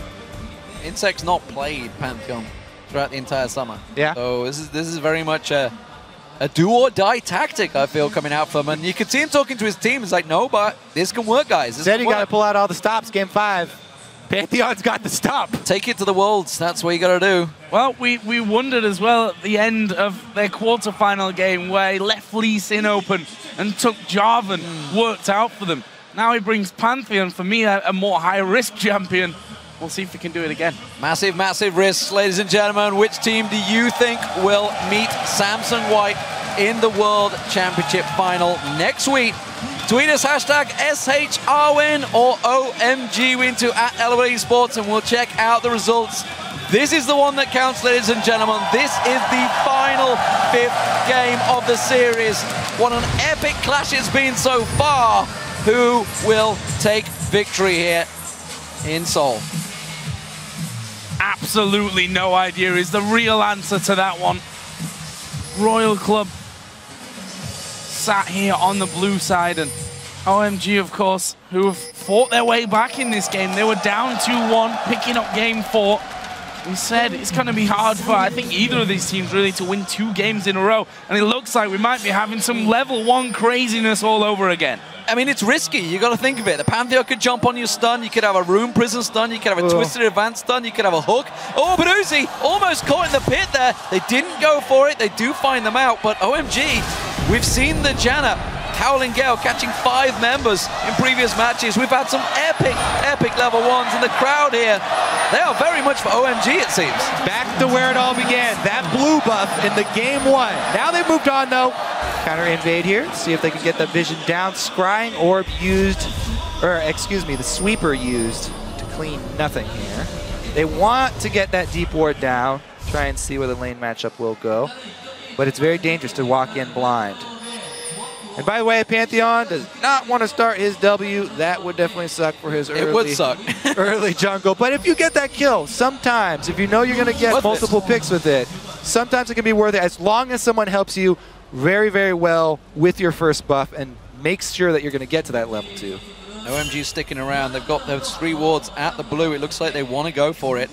Star Royal Club look to be doing the same down the bottom, so I think it's going to be a simple trade for these, although nothing's ever simple, it seems, at level 1 for these 2 teams. Well, that's the very definition of how this has gone, has been anything but simple so far. And there is blue buff start for OMG on Royal Club side, and a mirror image on the bottom side of the map as well. They did send Cool to lane early on, so Korn, a couple of CS to be catching up on here with that rise. Well, it is going to be a fairly calm start. No 3 buff. Both teams went with a safe start. Jungler invade with where their dual lane is going. And in the game 5, when everything's on the line, that's how you want to start out the game. We'll see, because a devastating combo, Pantheon and Maokai early. You always have to worry about mid lane roams. Picking on mid, yeah, they're going for it. He's got that level 2, so he could get that stun. Cool, not extended too far yet. How patient are they? Oh, not very patient. Not very patient. Korn actually, though, will get in range and blows the flash. It's Ghost for flash traded there between the mid laners. All right, Korn, might be a little trigger happy there. Rise starts ghosting at you level 2. You're gonna back off. But they do at least trade cooldowns and flash much higher cooldown than Ghost. So a slight win for Royal Club, although it did give away position of the jungler, allowing Leveling to know of Insect's early moves. No buddy system for OMG. It means go Insect. Some serious damage. He's dead, surely. No, Uzi doesn't follow up, doesn't choose to dive. Teleport is down. His teleport is down from the early lane swapping, though. So he's going to have to walk all the way back to lane. And once again, this is Uzi. He always fast shoves. He does not freeze. They're trying to push it quickly. It's going to be a lot of CS missed for going here. However, we haven't even had Kola try and get into lane. He's just been double jungling safe here with Insect. Yeah, this turret is going down here as well. Surely San joined by Loveling. Cloud was there with him this entire time. That turret's going to go down bottom. Can they catch going on the way back? Gonna happen. Yeah, Gogoin's walking down. That could be super dangerous for him here. Actually, he's going to move through, and there is the hook from Zero. Flay will mean the Cola's there, will mean the Insect's there, and Gogoin is surely on his way out of this one. The spear, not quite enough, but it's still there it is though. It is Insect on Pantheon to get first blood. First blood for Insect on Pantheon. Gonna get going very early. You said this early game was gonna be huge for him, and he says to going here, this is Seoul. This is my home country. Maybe playing on a Chinese team, but he's taking first blood, and he's gonna take this early game. So a good start for Star and Royal Club, and for Insect in particular. He surprises with that Jarvan pick over Lee Sin in their last best of 5 in the quarterfinals against EDG. And he surprises here as well against OMG with a Pantheon coming into the 5th and final game, the World Championship final game for both of these teams. Risky, but well, if there's ever a way to do it in style, it's with a Pantheon picking game 5. So a little bit of movement from OMG, trying to set up down the bottom. It is a lane switch around. It seems that we will finally get Uzi versus San. You guys at home voting. You are siding with OMG, and why not? They've looked good, despite the obviously game 3 going against them. They were looking very much in a commanding position and obviously dominated game 4, but this time around, it's a good start for Star Royal Club. However, even though Royal Club got first blood, OMG were taking the top turret at that time, so they answered the gold, and they left the top turret, went lane shoving against them. So it's going to put Cola in a really tough spot versus going here. He's already playing level 2 Maokai into level 3 Rumble, and the lane shoving against him, it's going to be pretty easy here for going to soak up a big CS lead, and then it's very dangerous for Cola to overextend. That's why both junglers on this top side, let's see if they can actually draw in that bush counter gank and take advantage. Here comes Pantheon with his double longswords after that first blood. So Insect will have extra combat potential. However, he's been seen. Yep, Loveling on that side of the map. They are pinging though. They just pinged Rumble, but they saw Insect. Yeah, I think they did as well. Yeah, he's got a ward in that bush, so they know that he's just left down the river. That means they know that Cola's on his own right now. We'll see whether he sticks around deep on this one, because I think... Oh, he's seen... But he's a long way away from home here. He's going to catch on Twister advance. There's the voice box. He's got flash to get over the top here, but will they follow through? He's going to go straight into Insect, who quickly puts the tries to shoo away the bug. Shoo away. Woo. All right, so the big difference here between the starts, the first blood money was all funneled onto Insect. So it's all about, can Insect actually make another big play early? Whereas the goal to spread out here for OMG due to taking the turret, and their experience was focused on the going. Can they get going to level 6 earlier and bring him down for a dragon fight? Basically, is the early game plan here for OMG. Well, there's an invade going on once again. OMG after taking that blue buff at level 1. The blue switch going for it as well. Yeah, Royal Club gonna do the same on that bottom side. Insect pinging. He's on the way to that blue. There is Cool getting the blue buff on the other side. Corners now come around as well. So it should be a simple trade to come out from this one. That's a good little Howling Gale out of Cloud. Well, the collapsing note, they could come around. This could be a 4v2. And you're already seeing Cloud backing away, but San's stuck here. Valkyrie's already been used. It's on a cooldown. He's no way out of this one. He's going to go down. Teleport being used. Going joining the party. They're coming down the river as well. They're going to try and catch out Insect. He will be the first man. Uzi's coming around the side. Insect's in trouble. He's going to get cleaved down. Cool gets on towards him. They're trying to get away. They're fleeing through the tower. They get themselves a kill onto Cloud. Oh, lovely. Lovely just gets popped. Uzi gets himself another kill. Going has to use a defensive equalizer. And Starhorn Royal Club get away with the advantage. This is ridiculous. Royal Club, even with the 2-tier champions, the 2 stacking champions, they're all about that fast tempo. The fast pace is the way they play the game. They don't even let OMG build Rumble to level 6 before forcing this fight. He teleports in and barely gets it at the end of this fight. It was even a little bit late teleport from Cola, but he was able to get the Lantern out and then a beautiful re-engage off the back of what? Another death sentence. So, here's the start out of the tower dives. Death sentence number 1, landed from 0, and they go for it. Able to lock him down. Insect's going to funnel that kill over to Korn, actually, which is great for the team. Good roam from Cool and Loveling, able to cut off the escape. Since they only have to give up Insect here, the rest of the team knows they have to get out the other side. And Uzi doesn't take the Lantern. He leaves it for Cola so he doesn't get trapped under the turret. Zero again. Another great death sentence. All the Rumble ultimate did there, coming in a little bit late, was clear out the minion waves. Crazy start to this one as well. Game 5, almost 10 minutes in. And it's Starhorn Royal Club that have got the early advantage. And the scary thing, I think, if you look down that entire scoreboard and you look at Uzi, the man that everyone was looking at from Royal Club to carry this game for them, is 2-0-1 with 20 CS more than his opposite number.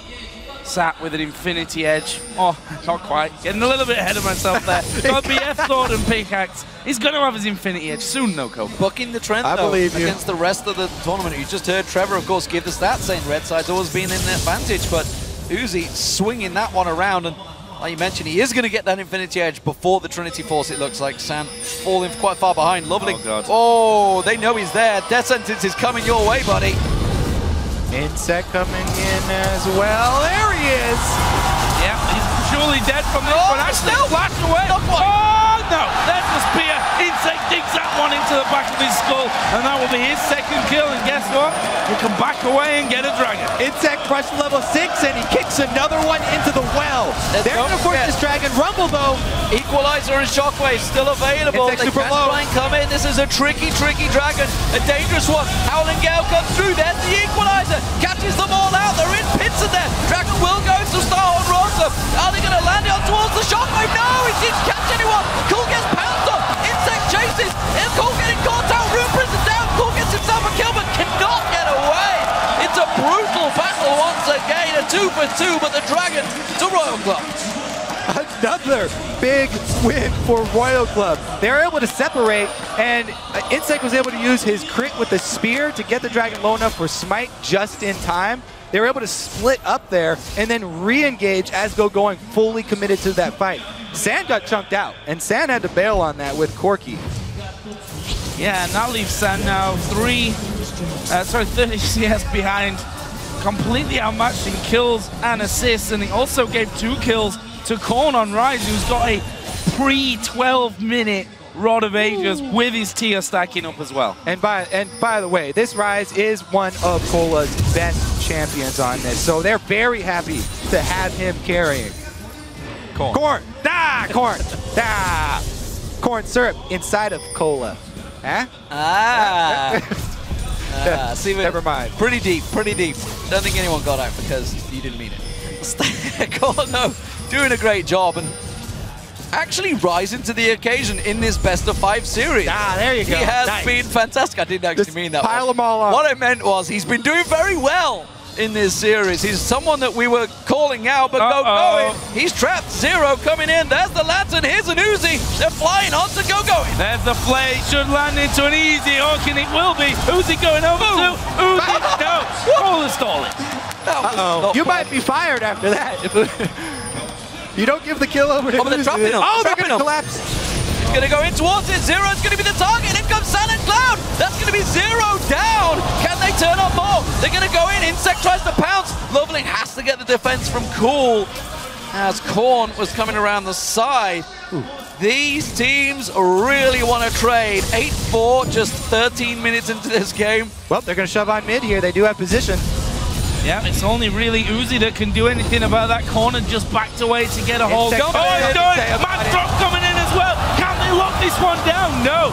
OMG getting themselves out. It did, however, burn a heal from San and a flash. Flash from Cool, yep. That's definitely worthwhile. Double summoners just for a Pantheon ult, and Insect didn't take any return damage.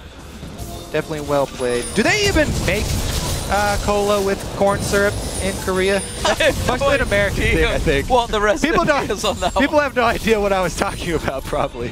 We'll have to check Coke Esports after it and see exactly how maybe I'm not sure they're going to release the recipe for you though, buddy. Going though.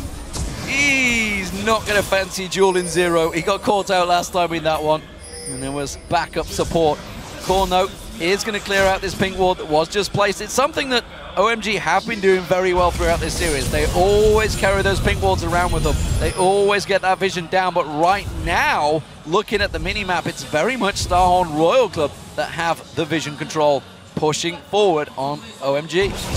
Which is a total change from the previous 2 games as well. Looking good for them. It's amazing what these 5-10 minutes between games can really do to a team. That they can change things up so drastically. Well, Royal Club are just a completely different team with a lead early than they are with a deficit early. If they don't have the map control to get that vision early, they don't want to even take the risk to go out there and place those wards. It's not a team like Shield that can actually still keep up their vision when behind. Royal Club, they play completely differently. Now that they're ahead, though, making decent use. At least they do have the vision around River warded up. This top lane could be a tricky situation. Cool's coming up there. Oh, it takes the culling already. Twisted advance. Cola's gone way too early on this one. Zero comes in. Teleport coming down. Going with the equalizer. Cool's already dropped down though. They try and get the damage on Zero. Hooked in. Lovely will get the kill. Will he get the reset? Hasn't got the wings involved, so he's not going to be able to pounce away from this one. Cola's going to follow along with Uzi. The kill comes down. Cool goes in. Gets himself the finisher. And now Go into trouble. Sam's joining him, but he doesn't want to get involved in this rumble because Go is going down on the tower, and that will be another objective gain for Royal Club. They are very much in command now with a 6,000 gold lead and maybe another turret. And that was all with Insect following up. He was not involved in this dive at all. That was pure Uzi and Cola starting this one out. Cola with the early flash over to start this one. And the re-engage using the Lantern, bringing Uzi back in for this kill.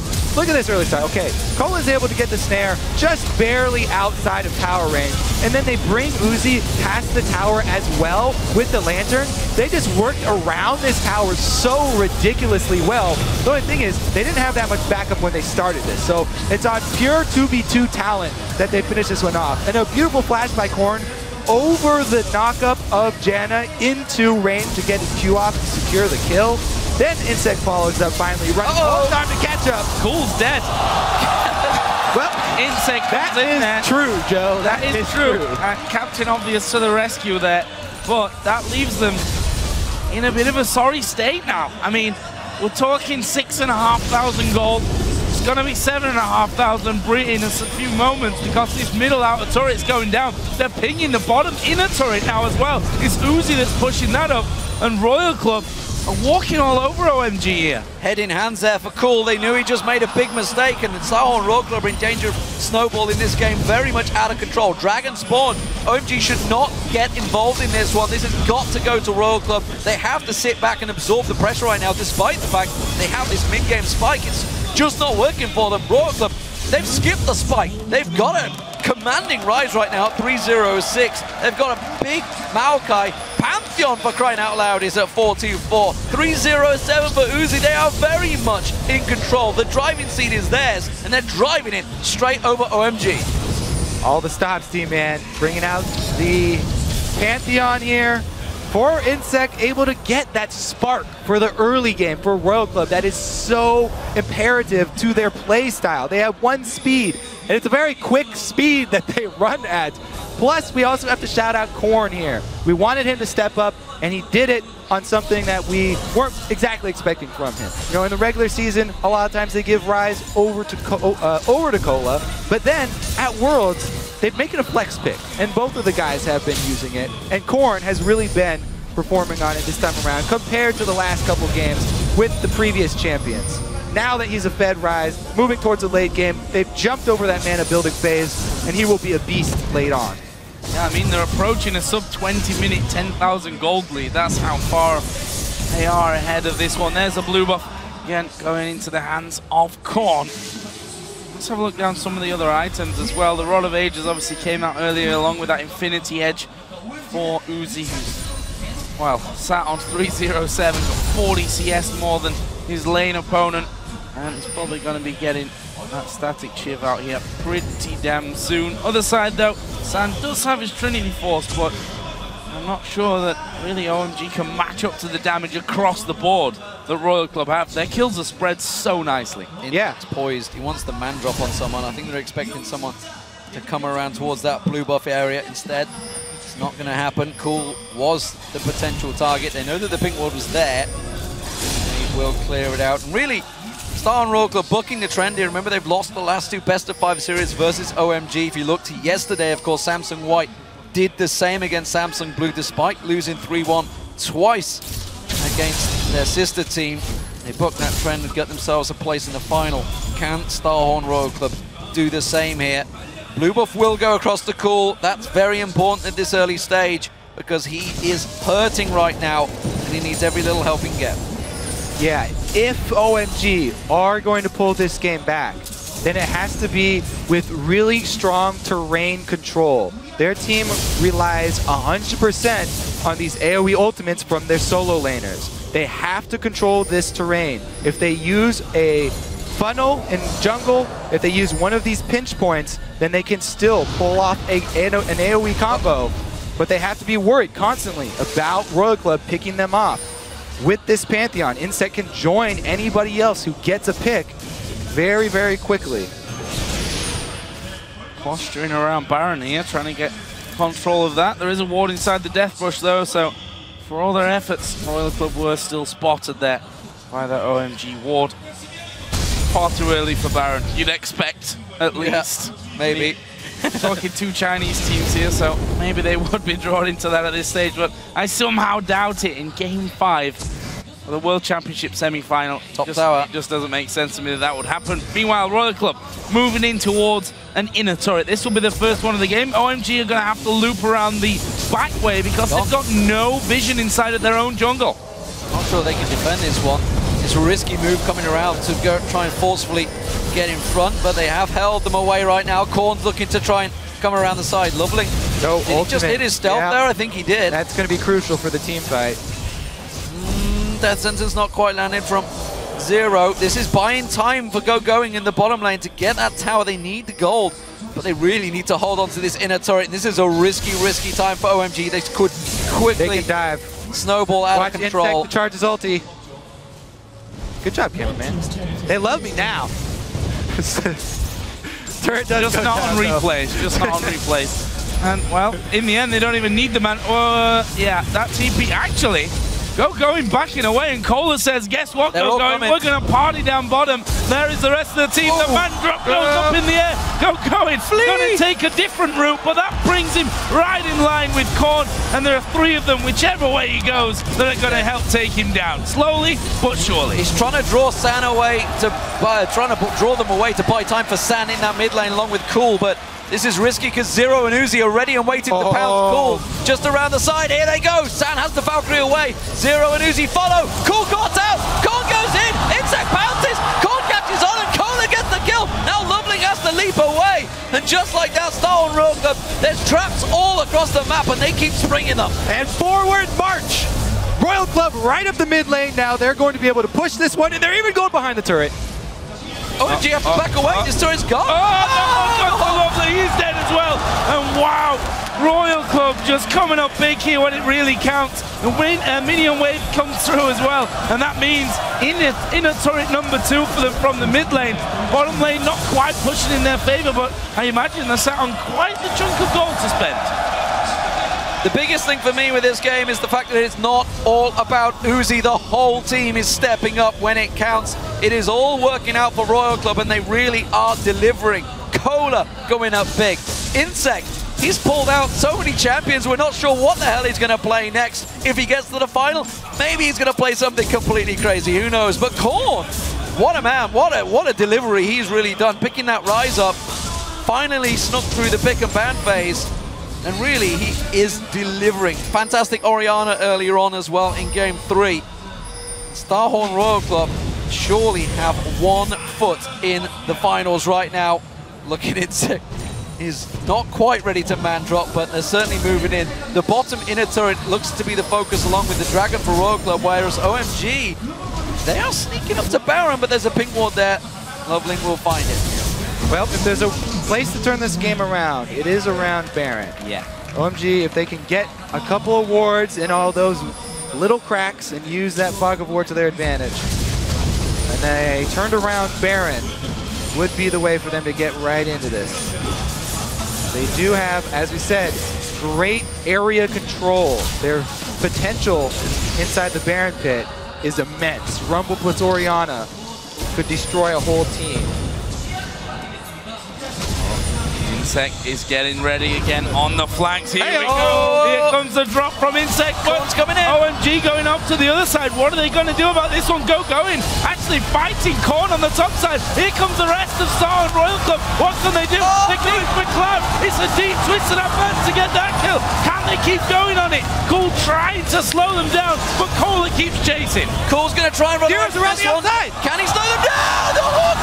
Going, got out. Zero goes big for his team. Is it enough? Yes, it is. Sandlock down. He's in trouble. They managed to catch out Kohler as well. And so far, it's a 3v1. OMG are just fleeing now. They can't do a thing against Royal Club.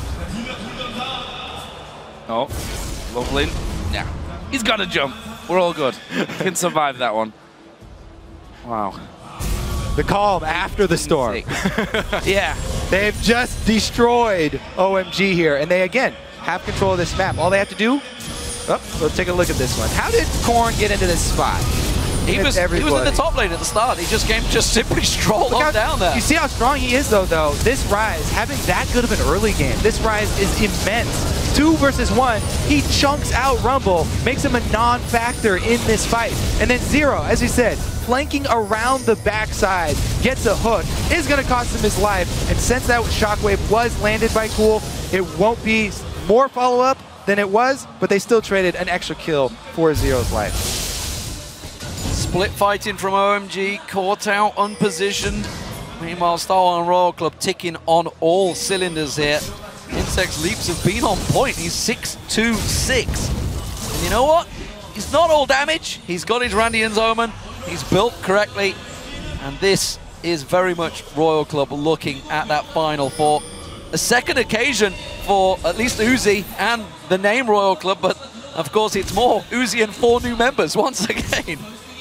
Yeah, last year they had the raise the puppy strategy, get him to that mad dog status.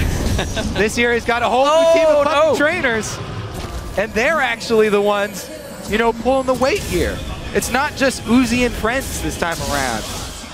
The rest of the team for Royal Club has showed up especially well in this Game 5. Insect continues to clear out vision. It continues to be placed again though at the back, and we heard from the analyst there's Lee Sin's so great because she can get that sight stone in there that helps you out, you and your team. Don't really do that on Kha'Zix unless you're apparently Loveling, and they've been struggling for vision. He's gone for a sight stone. Oh, man drop coming in. Insect delivery on the Cloud. He gets blown up. Kohler's going to be the next target. Where will they go? Will they just turn and bait them towards that Baron? It's still risky because OMG have a lot in their arsenal with the Orianna Shockwave and of course the Rumble Equalizer, but they're not going to get drawn into it. They're not going to go heavy. It was only the support they caught out, so Star and Royal Club starting out the Baron. 2 squishiest members are inside the Baron pit tanking it though. Face check! Oh, flash on Sun! Just gets away. Close though, and Korn on the top side was keeping Loveling and going away from any engagement, and Royal Club can just go back and do bottom lane though, doing some work for them. Yeah, bottom lane's pushed up. There's going to be 2 waves on that inner turret. Royal Club going to do a loop around to the top of this red buff. Can they catch OMG out? Lovely going to throw in. They are going to dive towards Lovely. There's the equalizer going down. Cloud will throw his Monsoon into the party, but I'm not sure it's enough. Uzi gets one. He's now unstoppable. Going will be locked up. Double kill. Triple kill here for Uzi. Can he get more? He's going huge. Calls in there. Will they give him another? No! Insect takes it away, but it is a 4-0 to Royal Club. The game is in their palms right now. They are looking at the World Championship Finals as they move on to Baron. They should easily be able to get this one too, even though Loveling is up, chucked way out, no vision, so no chance of stealing here. And man, Insect on this Pantheon. Yes, it is an enabler for Insect, and it's a snowball champion. It's great for him if they have a great early start. These engages over and over, constantly able to force picks. Here comes the jump into the stun, even gets the Rumble ultimate down. That ultimate from Cloud this time around, because Royal Club are so far ahead, that was actually really bad for OMG. Putting that Rise right into the middle of their team with how strong they are right now, there's no way they're coming out of that one alive. You have to argue maybe No way they're coming out with this best of 5 alive. Royal Club have a humongous lead. We're talking almost 20,000 gold, less than 30 minutes into the game. If we look at that player camera in the bottom right, Cloud, who honestly came into this OMG team replacing Data 777 and impressed us. OMG looked like a different team when they came to the quarterfinals. They slapped Najin White Shield down 3-0. They brought this one to a game 5, but this game has just not been going their way. And maybe through no huge fault of their own, Royal Club have been playing out of their skin in game 5.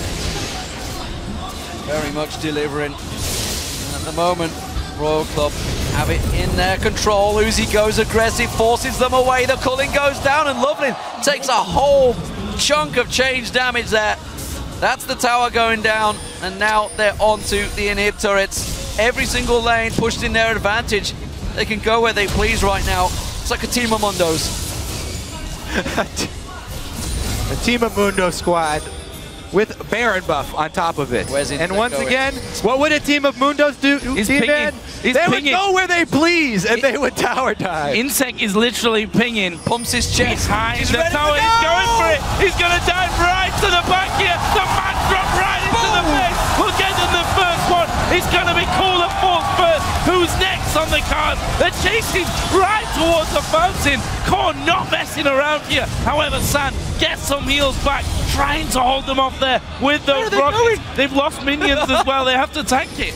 Well, where are they going? That's the question. Uzi's still giving chase on Loveland all the way down the lane. Loveland trying to intercept, but there's minions coming up the mid lane now. Royal Club coming around. Still 10-second death timers. It's pretty early in the game. We're only at the 30-second mark here, but this inhibitor turret is being drawn down. Korn pops the ulti, clears the wave out, and the inhib number 1 will fall as Royal Club get ever so closer to the World Championship Finals. Royal Club once again poised to knock out OMG from the World Championship. Oh, here goes Korn though.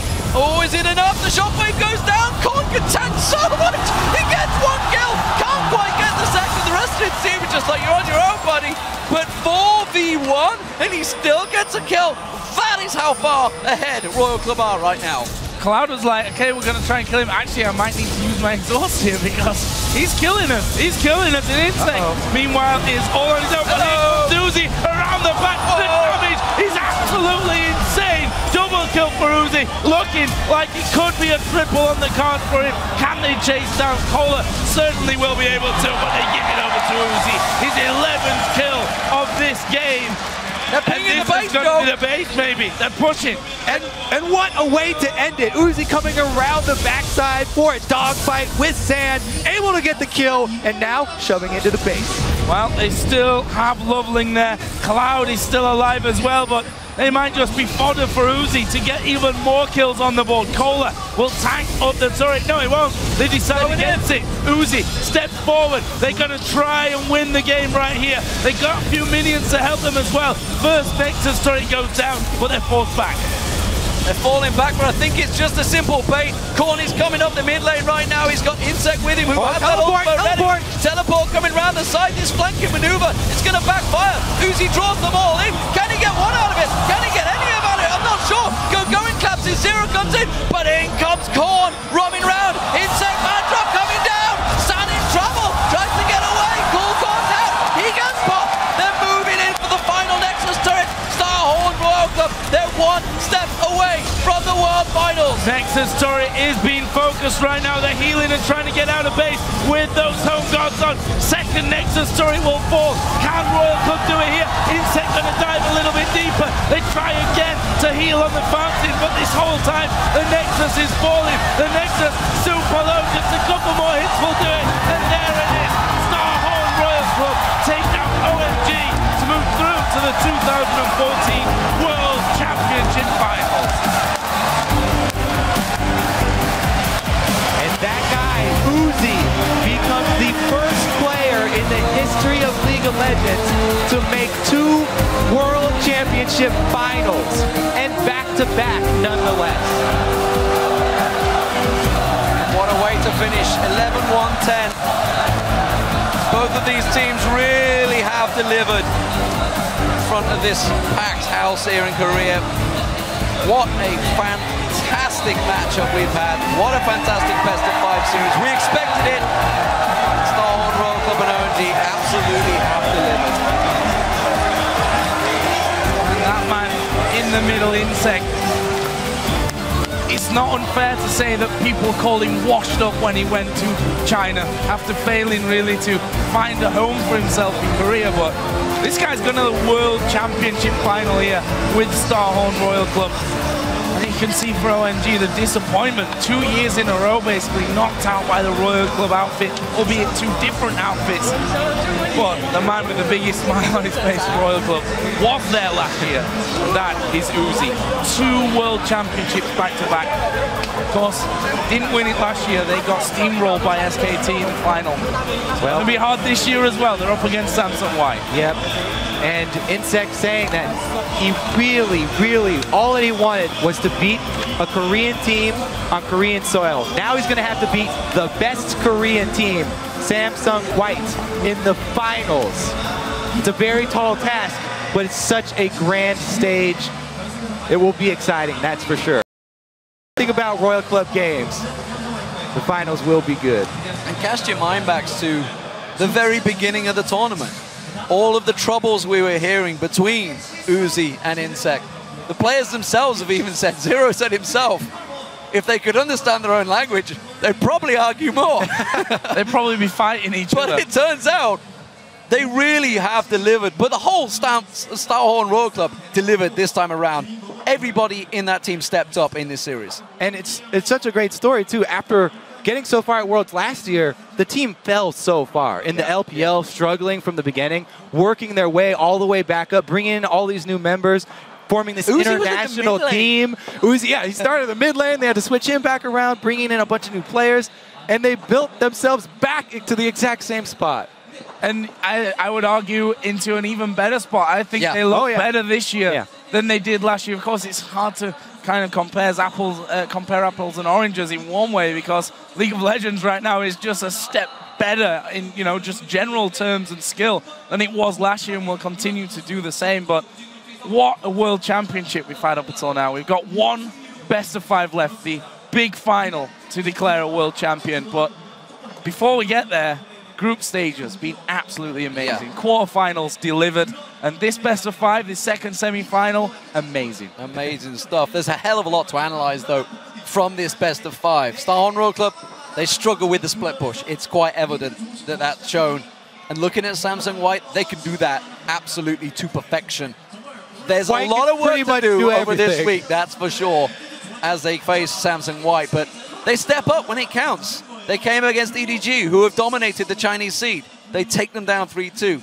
They've lost twice in a best-of-5 to OMG. They come back and they win 3-2. They're resilient, that is for sure.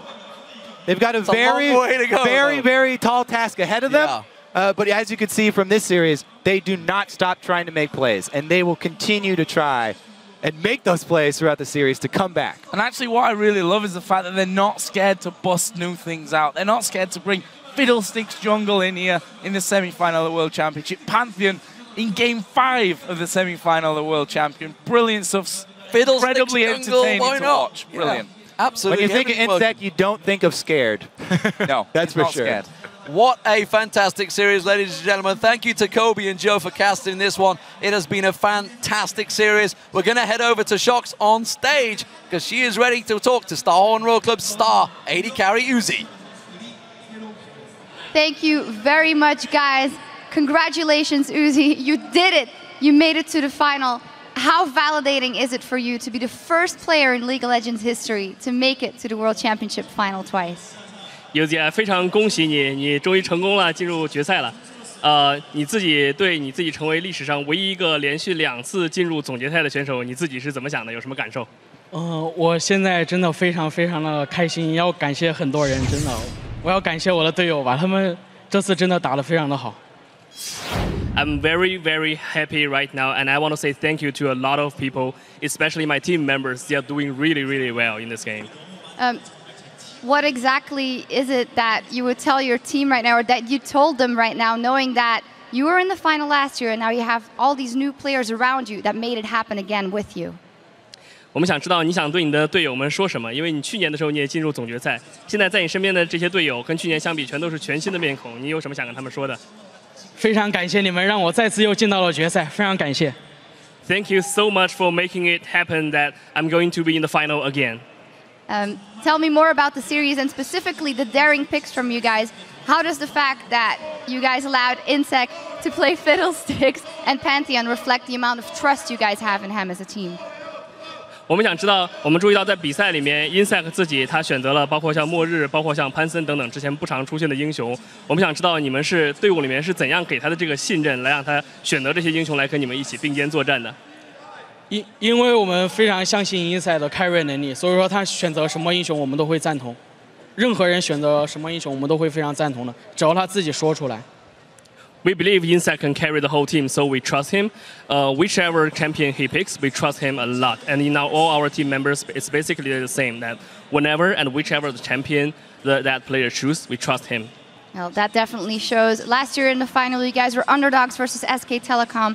Now you have a formidable opponent in Samsung White. What do you take from last year's experience to make sure you can do it this time? 去年的时候，你们被 SKT 在总决赛中击败了。这次你再次回到总决赛的赛场，然后你们将面对的是强大的三星白。你觉得从去年的比赛中你学到了什么，可以带到今年的比赛中，让你们来赢得比赛？我学到了这个游戏更看团队，就5个人都是看5个人才能取得这个游戏的胜利的。I learned more about this game is more of a teamwork game. We only what we can trust, what we can rely on is a 5-people team. Only with that we can win the game. Well, knowing that you are the veteran as the only person who's been in that final twice, what are you going to tell your team to prepare them for that moment next week Sunday? 你是从去年到今年唯一一个能参加总决赛的队员，你觉得你会跟你的队员来说什么，让他们更好的准备接下来的比赛？我觉得我要跟我的队员说，非常感谢他们吧，然后我也希望他们打得更好，都非常的强。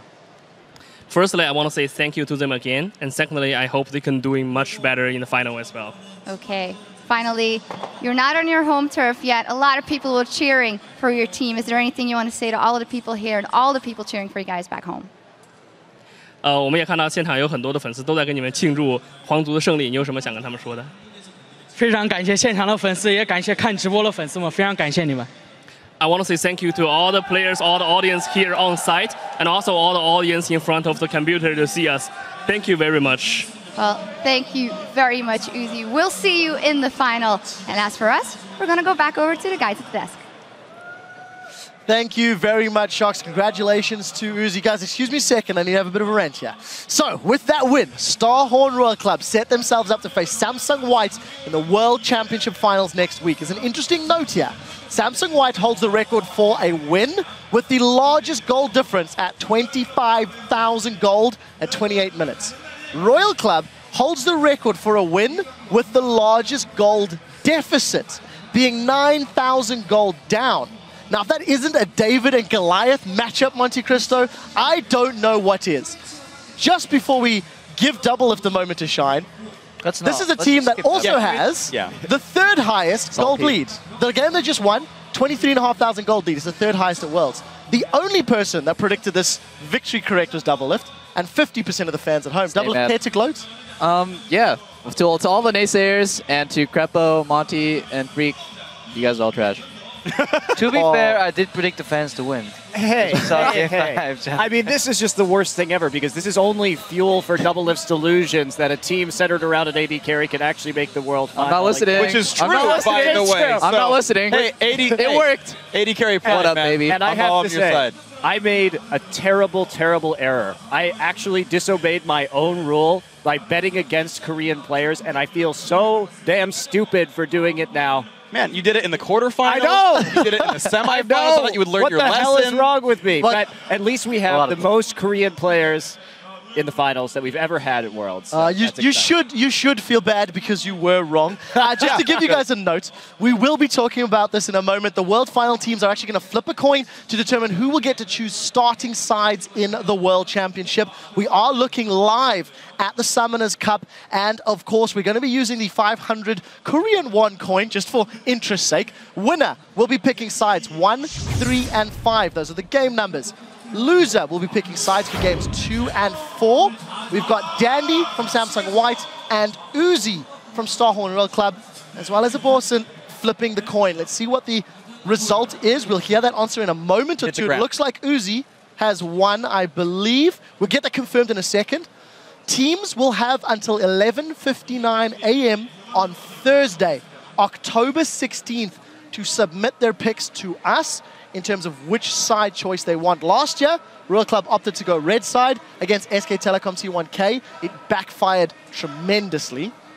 Well, Starhorn did win it, so they will be picking 1, 3, and 5. They lost 3-0, and Malphite was terrible.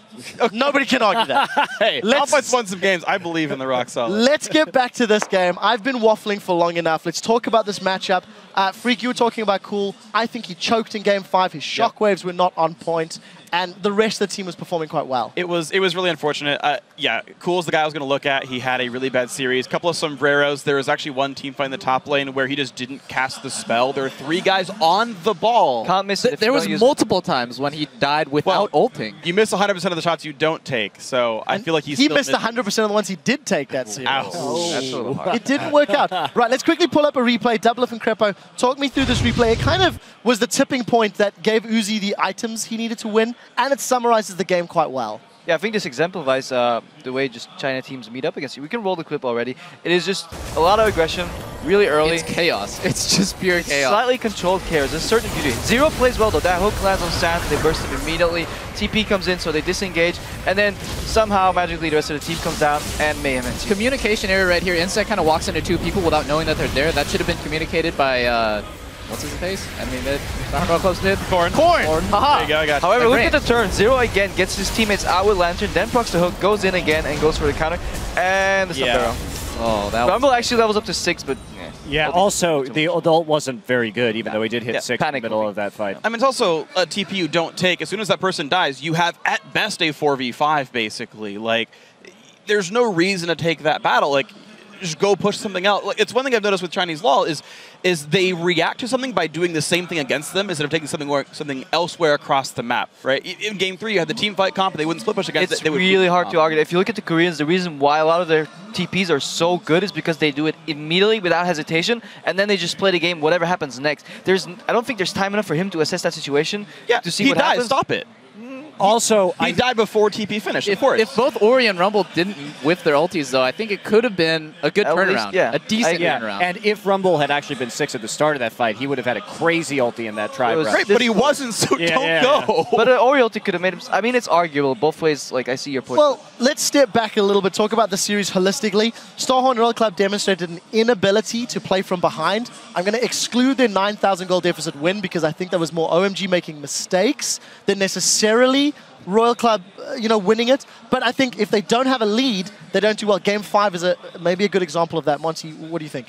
Yeah, I mean, and to be fair, the Pantheon pick was very snowbally. I mean, if you get a good lead on the Pantheon, you get some items, you're just going to be able to ult into their backline for free all day. So that was a major contributor as well. And I think if we also kind of look forward to their final against Samsung White here, one, I like the fact that they could actually handle the game without getting banned out. Lee Sin Rengar denied from Insect every game, still found good champions to play. And also, I think that as long as you put Korn on a tank in the top lane, he's going to have a much better time getting out of the early game, which is something that they will have better than like Samsung Blue had in their semifinal. Well, hold that thought. We'll talk a little bit more about the finals in a minute or two. Crepo, I know you and I were discussing just before the game ended that Starhorn Royal Club have gone 2-0 up, then lost 2 in a row, and then won the 5th game. Twice this event already. They seem to be able to first game, though. Seem to be able to dig quite deep. Yeah, I think they did the same thing. No, yeah. No, they lost game. Lost 1-2. Lost on 1-2. Right, so let me rephrase. I was wrong, They've gone now to I game apologize 5. for messing up your They just stepped it up Game 5. They take it to Game 5 and then they win. So I'm going to make a bold prediction. If Royal Cup makes it to Game 5, then they're going to win the series. Well, take a look at the teams. This is the final that we will be witnessing next Sunday. It is, of course, Samsung White taking on Starhorn Royal Club. Royal Club back-to-back World Finals. Uzi, back-to-back World Final member. Monty had a beautiful line where Uzi said, we didn't win last year. Recycle these 4, give me 4 more. He's done it again. That's right. Yeah. I just look forward, like I said, to the reality show for Uzi, where every year they have a contest to pick his 4 new teammates that he will then carry to the World Finals. Let's actually talk about the final. Let's pull the championship bracket up. Remind everybody how we got to the stage where we are now. Samsung Blue losing to White in the semi-final. Royal Club beating OMG in 5 games. So it does set us up for the World Final of Samsung White versus Starhorn Royal Club next Sunday. It's a best of 5. Crepo, you and I are now aware Royal Club goes to 5 games. We'll disregard the order in which they get there. I take blame. It's been a long day. It's been a long day. Crepo, first thoughts on this matchup, on this series, after seeing Royal Club today, after seeing White yesterday? I just want to go back to that shot. I just like that there's this epic stare down on the summer. Yeah, I'm coming for this cup. It's a sweet cup. Yep. It is. I too want one of those cups. Well, you just got to keep playing. Just find Uzi, put him on your team, and then I figure if you can outplay. Down to join Uzi and friends next season. No, they don't need they don't need 280 carries. But see, this is the thing. It doesn't matter who this they is get. the thing, Peter. What you have to do is now replace CLG with 4 new members of your choosing. That is the road to the But they got to finals last year. If we end up in relegations against this year, it just kind of fulfills the you replace everyone but hold up. I love you all. This is not your moment. This is Starhorn Royal Club against Samsung White. Yeah. And Freak, legitimately, what are you expecting from the final? Okay. First of all, as you mentioned before, David and Goliath battle. Samsung White are still going to be gigantic favorites here. They are clearly an incredibly strong team, and just like SKT last year, they are big favorites coming in. Royal Club, I think, do have a chance to do the crazy snowballing. They're one of the better early game teams here. Uzi, still incredible. They can still peel for him. On the right kinds of champions, the players step up. Insect still mechanically very good. Corrin on the right champions actually plays really well. He's been the #2 mid in China for a long time. Had a really bad first 12 games of the tournament, and then finally did really well here in Game 5. So a difficult road, but if they step up individually, you'll see a better series than the one against Samsung Blue, and they can play from ahead. But I do think the difference in the individual performance will have to be so big because the difference in team play and strategy is so huge already. And look at Mata, for example. If he gets rid of Thresh and Janna, Mata's champion pool is so deep that it doesn't even matter. Well, I think Zero might actually be affected there. So Doublelift and Monty, just before we do wrap up the day, what's your take on this final and whether or not the Protect the 80 carry style can challenge White? Oh man, just like Freak said and Crepo said, they're such underdogs. I mean, Royal Club is gonna have a hard road ahead of them, and just watching White, it is the closest to perfect I've ever seen League of Legends played. And playing perfectly, part of playing perfectly is having perfect communication, because no one player can see everything, right? You can only look at whatever is on your screen. And Royal Club clearly has some communication problems when they rely on smart pings, they don't all speak the same language. Yes, they made it to finals, but communication, if that breaks down at any point, it's just going to be really hard to come back. And very final thoughts, Monty, before we do roll forward. Yeah, I think that that individual, just player by player, they're not going to be as far behind. Of course, Looper's been playing amazingly, as has Going, and we did see at some points Cola have some problems during this series, and I think those problems are going to come again. And with the kind of better lane swap and better map tactics, as well as the deeper champion pools on Samsung White, Royal, it's an uphill battle. It is definitely an uphill battle, one that we'll be discussing this week as we prepare for that final next week. Guys, we do have one more thing we need to get covered here, because there were 33 different champions played over the last 2 days here in Seoul, but instead of choosing a lineup of the most popular choices, we've decided to put together a well-executed poke comp-styled champions, which played exceptionally well within their roles. So I'd like once again to ask our analysts, who would your roster be based on these semi-final games, that MVP roster we've done for each of the stages? Freak, I'm going to start with you in the top and the jungle. If you can list them off and give me some points as to why. Yeah, so first off, Rumble. Rumble's been awesome. As long as you hit the ultimates, you have ways of winning the team fights. It works with the rest of the combos. We unveil it, but he's a good, like, oh my god, a team fight, let's hit some buttons, as well as pushing people off turrets. Second champion, or second role here, jungle, Rengar. Rengar has been absolutely incredible this week. We see him when he's played well. Insect getting it banned all 5 games against him. Dandy incredible in champion as well. You set a team up early on with someone like Rengar, and you can carry it through very easily. Yeah, for me too, if we go into the mid lane, like you got to take Jace here. Cool did well on it. We saw a ton of it in the last semifinal. So versatile in terms of his ability to poke, and also just a great skirmisher in that hammer stance. He does a ridiculous amount of damage on his tier power spike. Yeah, completely agree. For AD carry, probably Corki. He's just incredibly solid all-around champion. He never really falls off except for super late game 5-6 items, and you hardly ever see games go that way. I especially think in the finals, games will be decided in like 30 to 35 minutes, maybe even less. So Corki never really gets to fall off. He's just incredible in all situations. So, and if we're running a poke comp and we have double lift on Corki, he might get caught, so we'll need some peel and disengage. I'm going to go with Janna. I think Janna was a top tier pick alongside Thresh in this tournament, and this pretty much rounds up the comp. It really, really does. It's a comp we've seen actually pretty similarly over the last 2 days. You can actually pick up that MVP semi-final bundle in the store right now. It does include skins that have been used by the World Championship players, and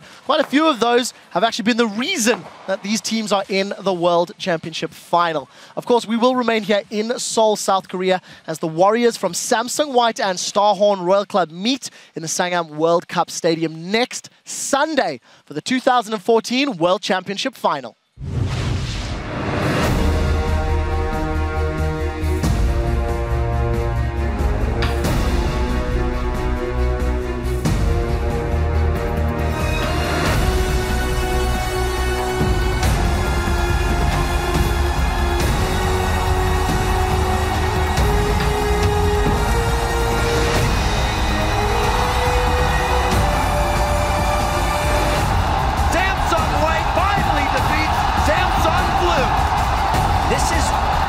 Biggest stops of all of the Worlds.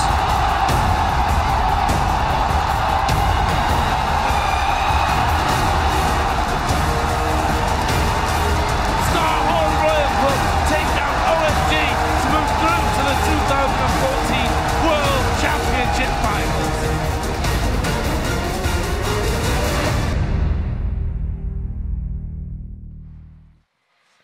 Wow, that epic battle for the Summoners Cup takes place 1 week from today. The finals will begin at 3 p.m. local time with a 30-minute pre-game show. Then it is a special opening ceremony with traditional Korean elements, the introduction of the teams, as well as a live performance of Warriors by Imagine Dragons. After that, the action starts as the finalist battle on the Rift for the right to join Fnatic, Taipei Assassins, and SK Telecom T1K as world champions. Once the Summoners Cup is awarded, stick around as we celebrate the winning team with fireworks, music, and an extended post-game show. So guys, mark your calendars for Sunday, October 19th at 8 a.m. Central European Summertime. Or if you're in the Pacific time zone, that will actually start up on your streams at 11 p.m. on Saturday, October 18th. The full schedule and more World Championship information is all available at lolesports.com. Be sure to check it out, especially for times in your time zone. Guys, that wraps up things for the final series of the knockout stage, but we will be with you again very, very soon as we head to the World Championship. Until then, I'd like to once again thank all of our analysts here on the desk and for the rest of the entire World's broadcast team. Thank you for watching. We'll see you next week.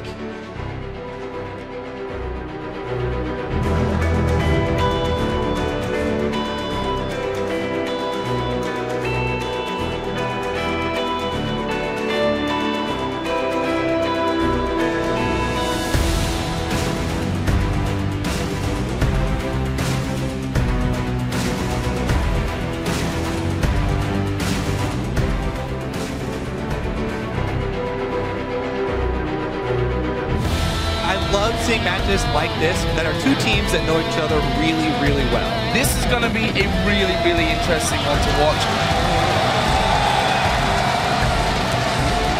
Insect's going to go down, Zero in trouble. They're going to keep on diving the turret, but Uzi's still fighting back. He will go down. It's a double attack. Solid victory in game one for OMG. There's going to be the Shroud. Oh, he caught Cola out. The Equalizer splits the team. Cool is low on the back, but he's turning it around. And it's Royal Club that win game number 2. Uzi could go in deep. That man's gone down. Don't wait. Get on towards it. OMG just scattering like the wind. Starhorn Royal Club have come back. Uzi just about gets away. King from Dublin. Pounces in there. Starhorn Royal Club, they're dropping. Game 5 is on. Can he slow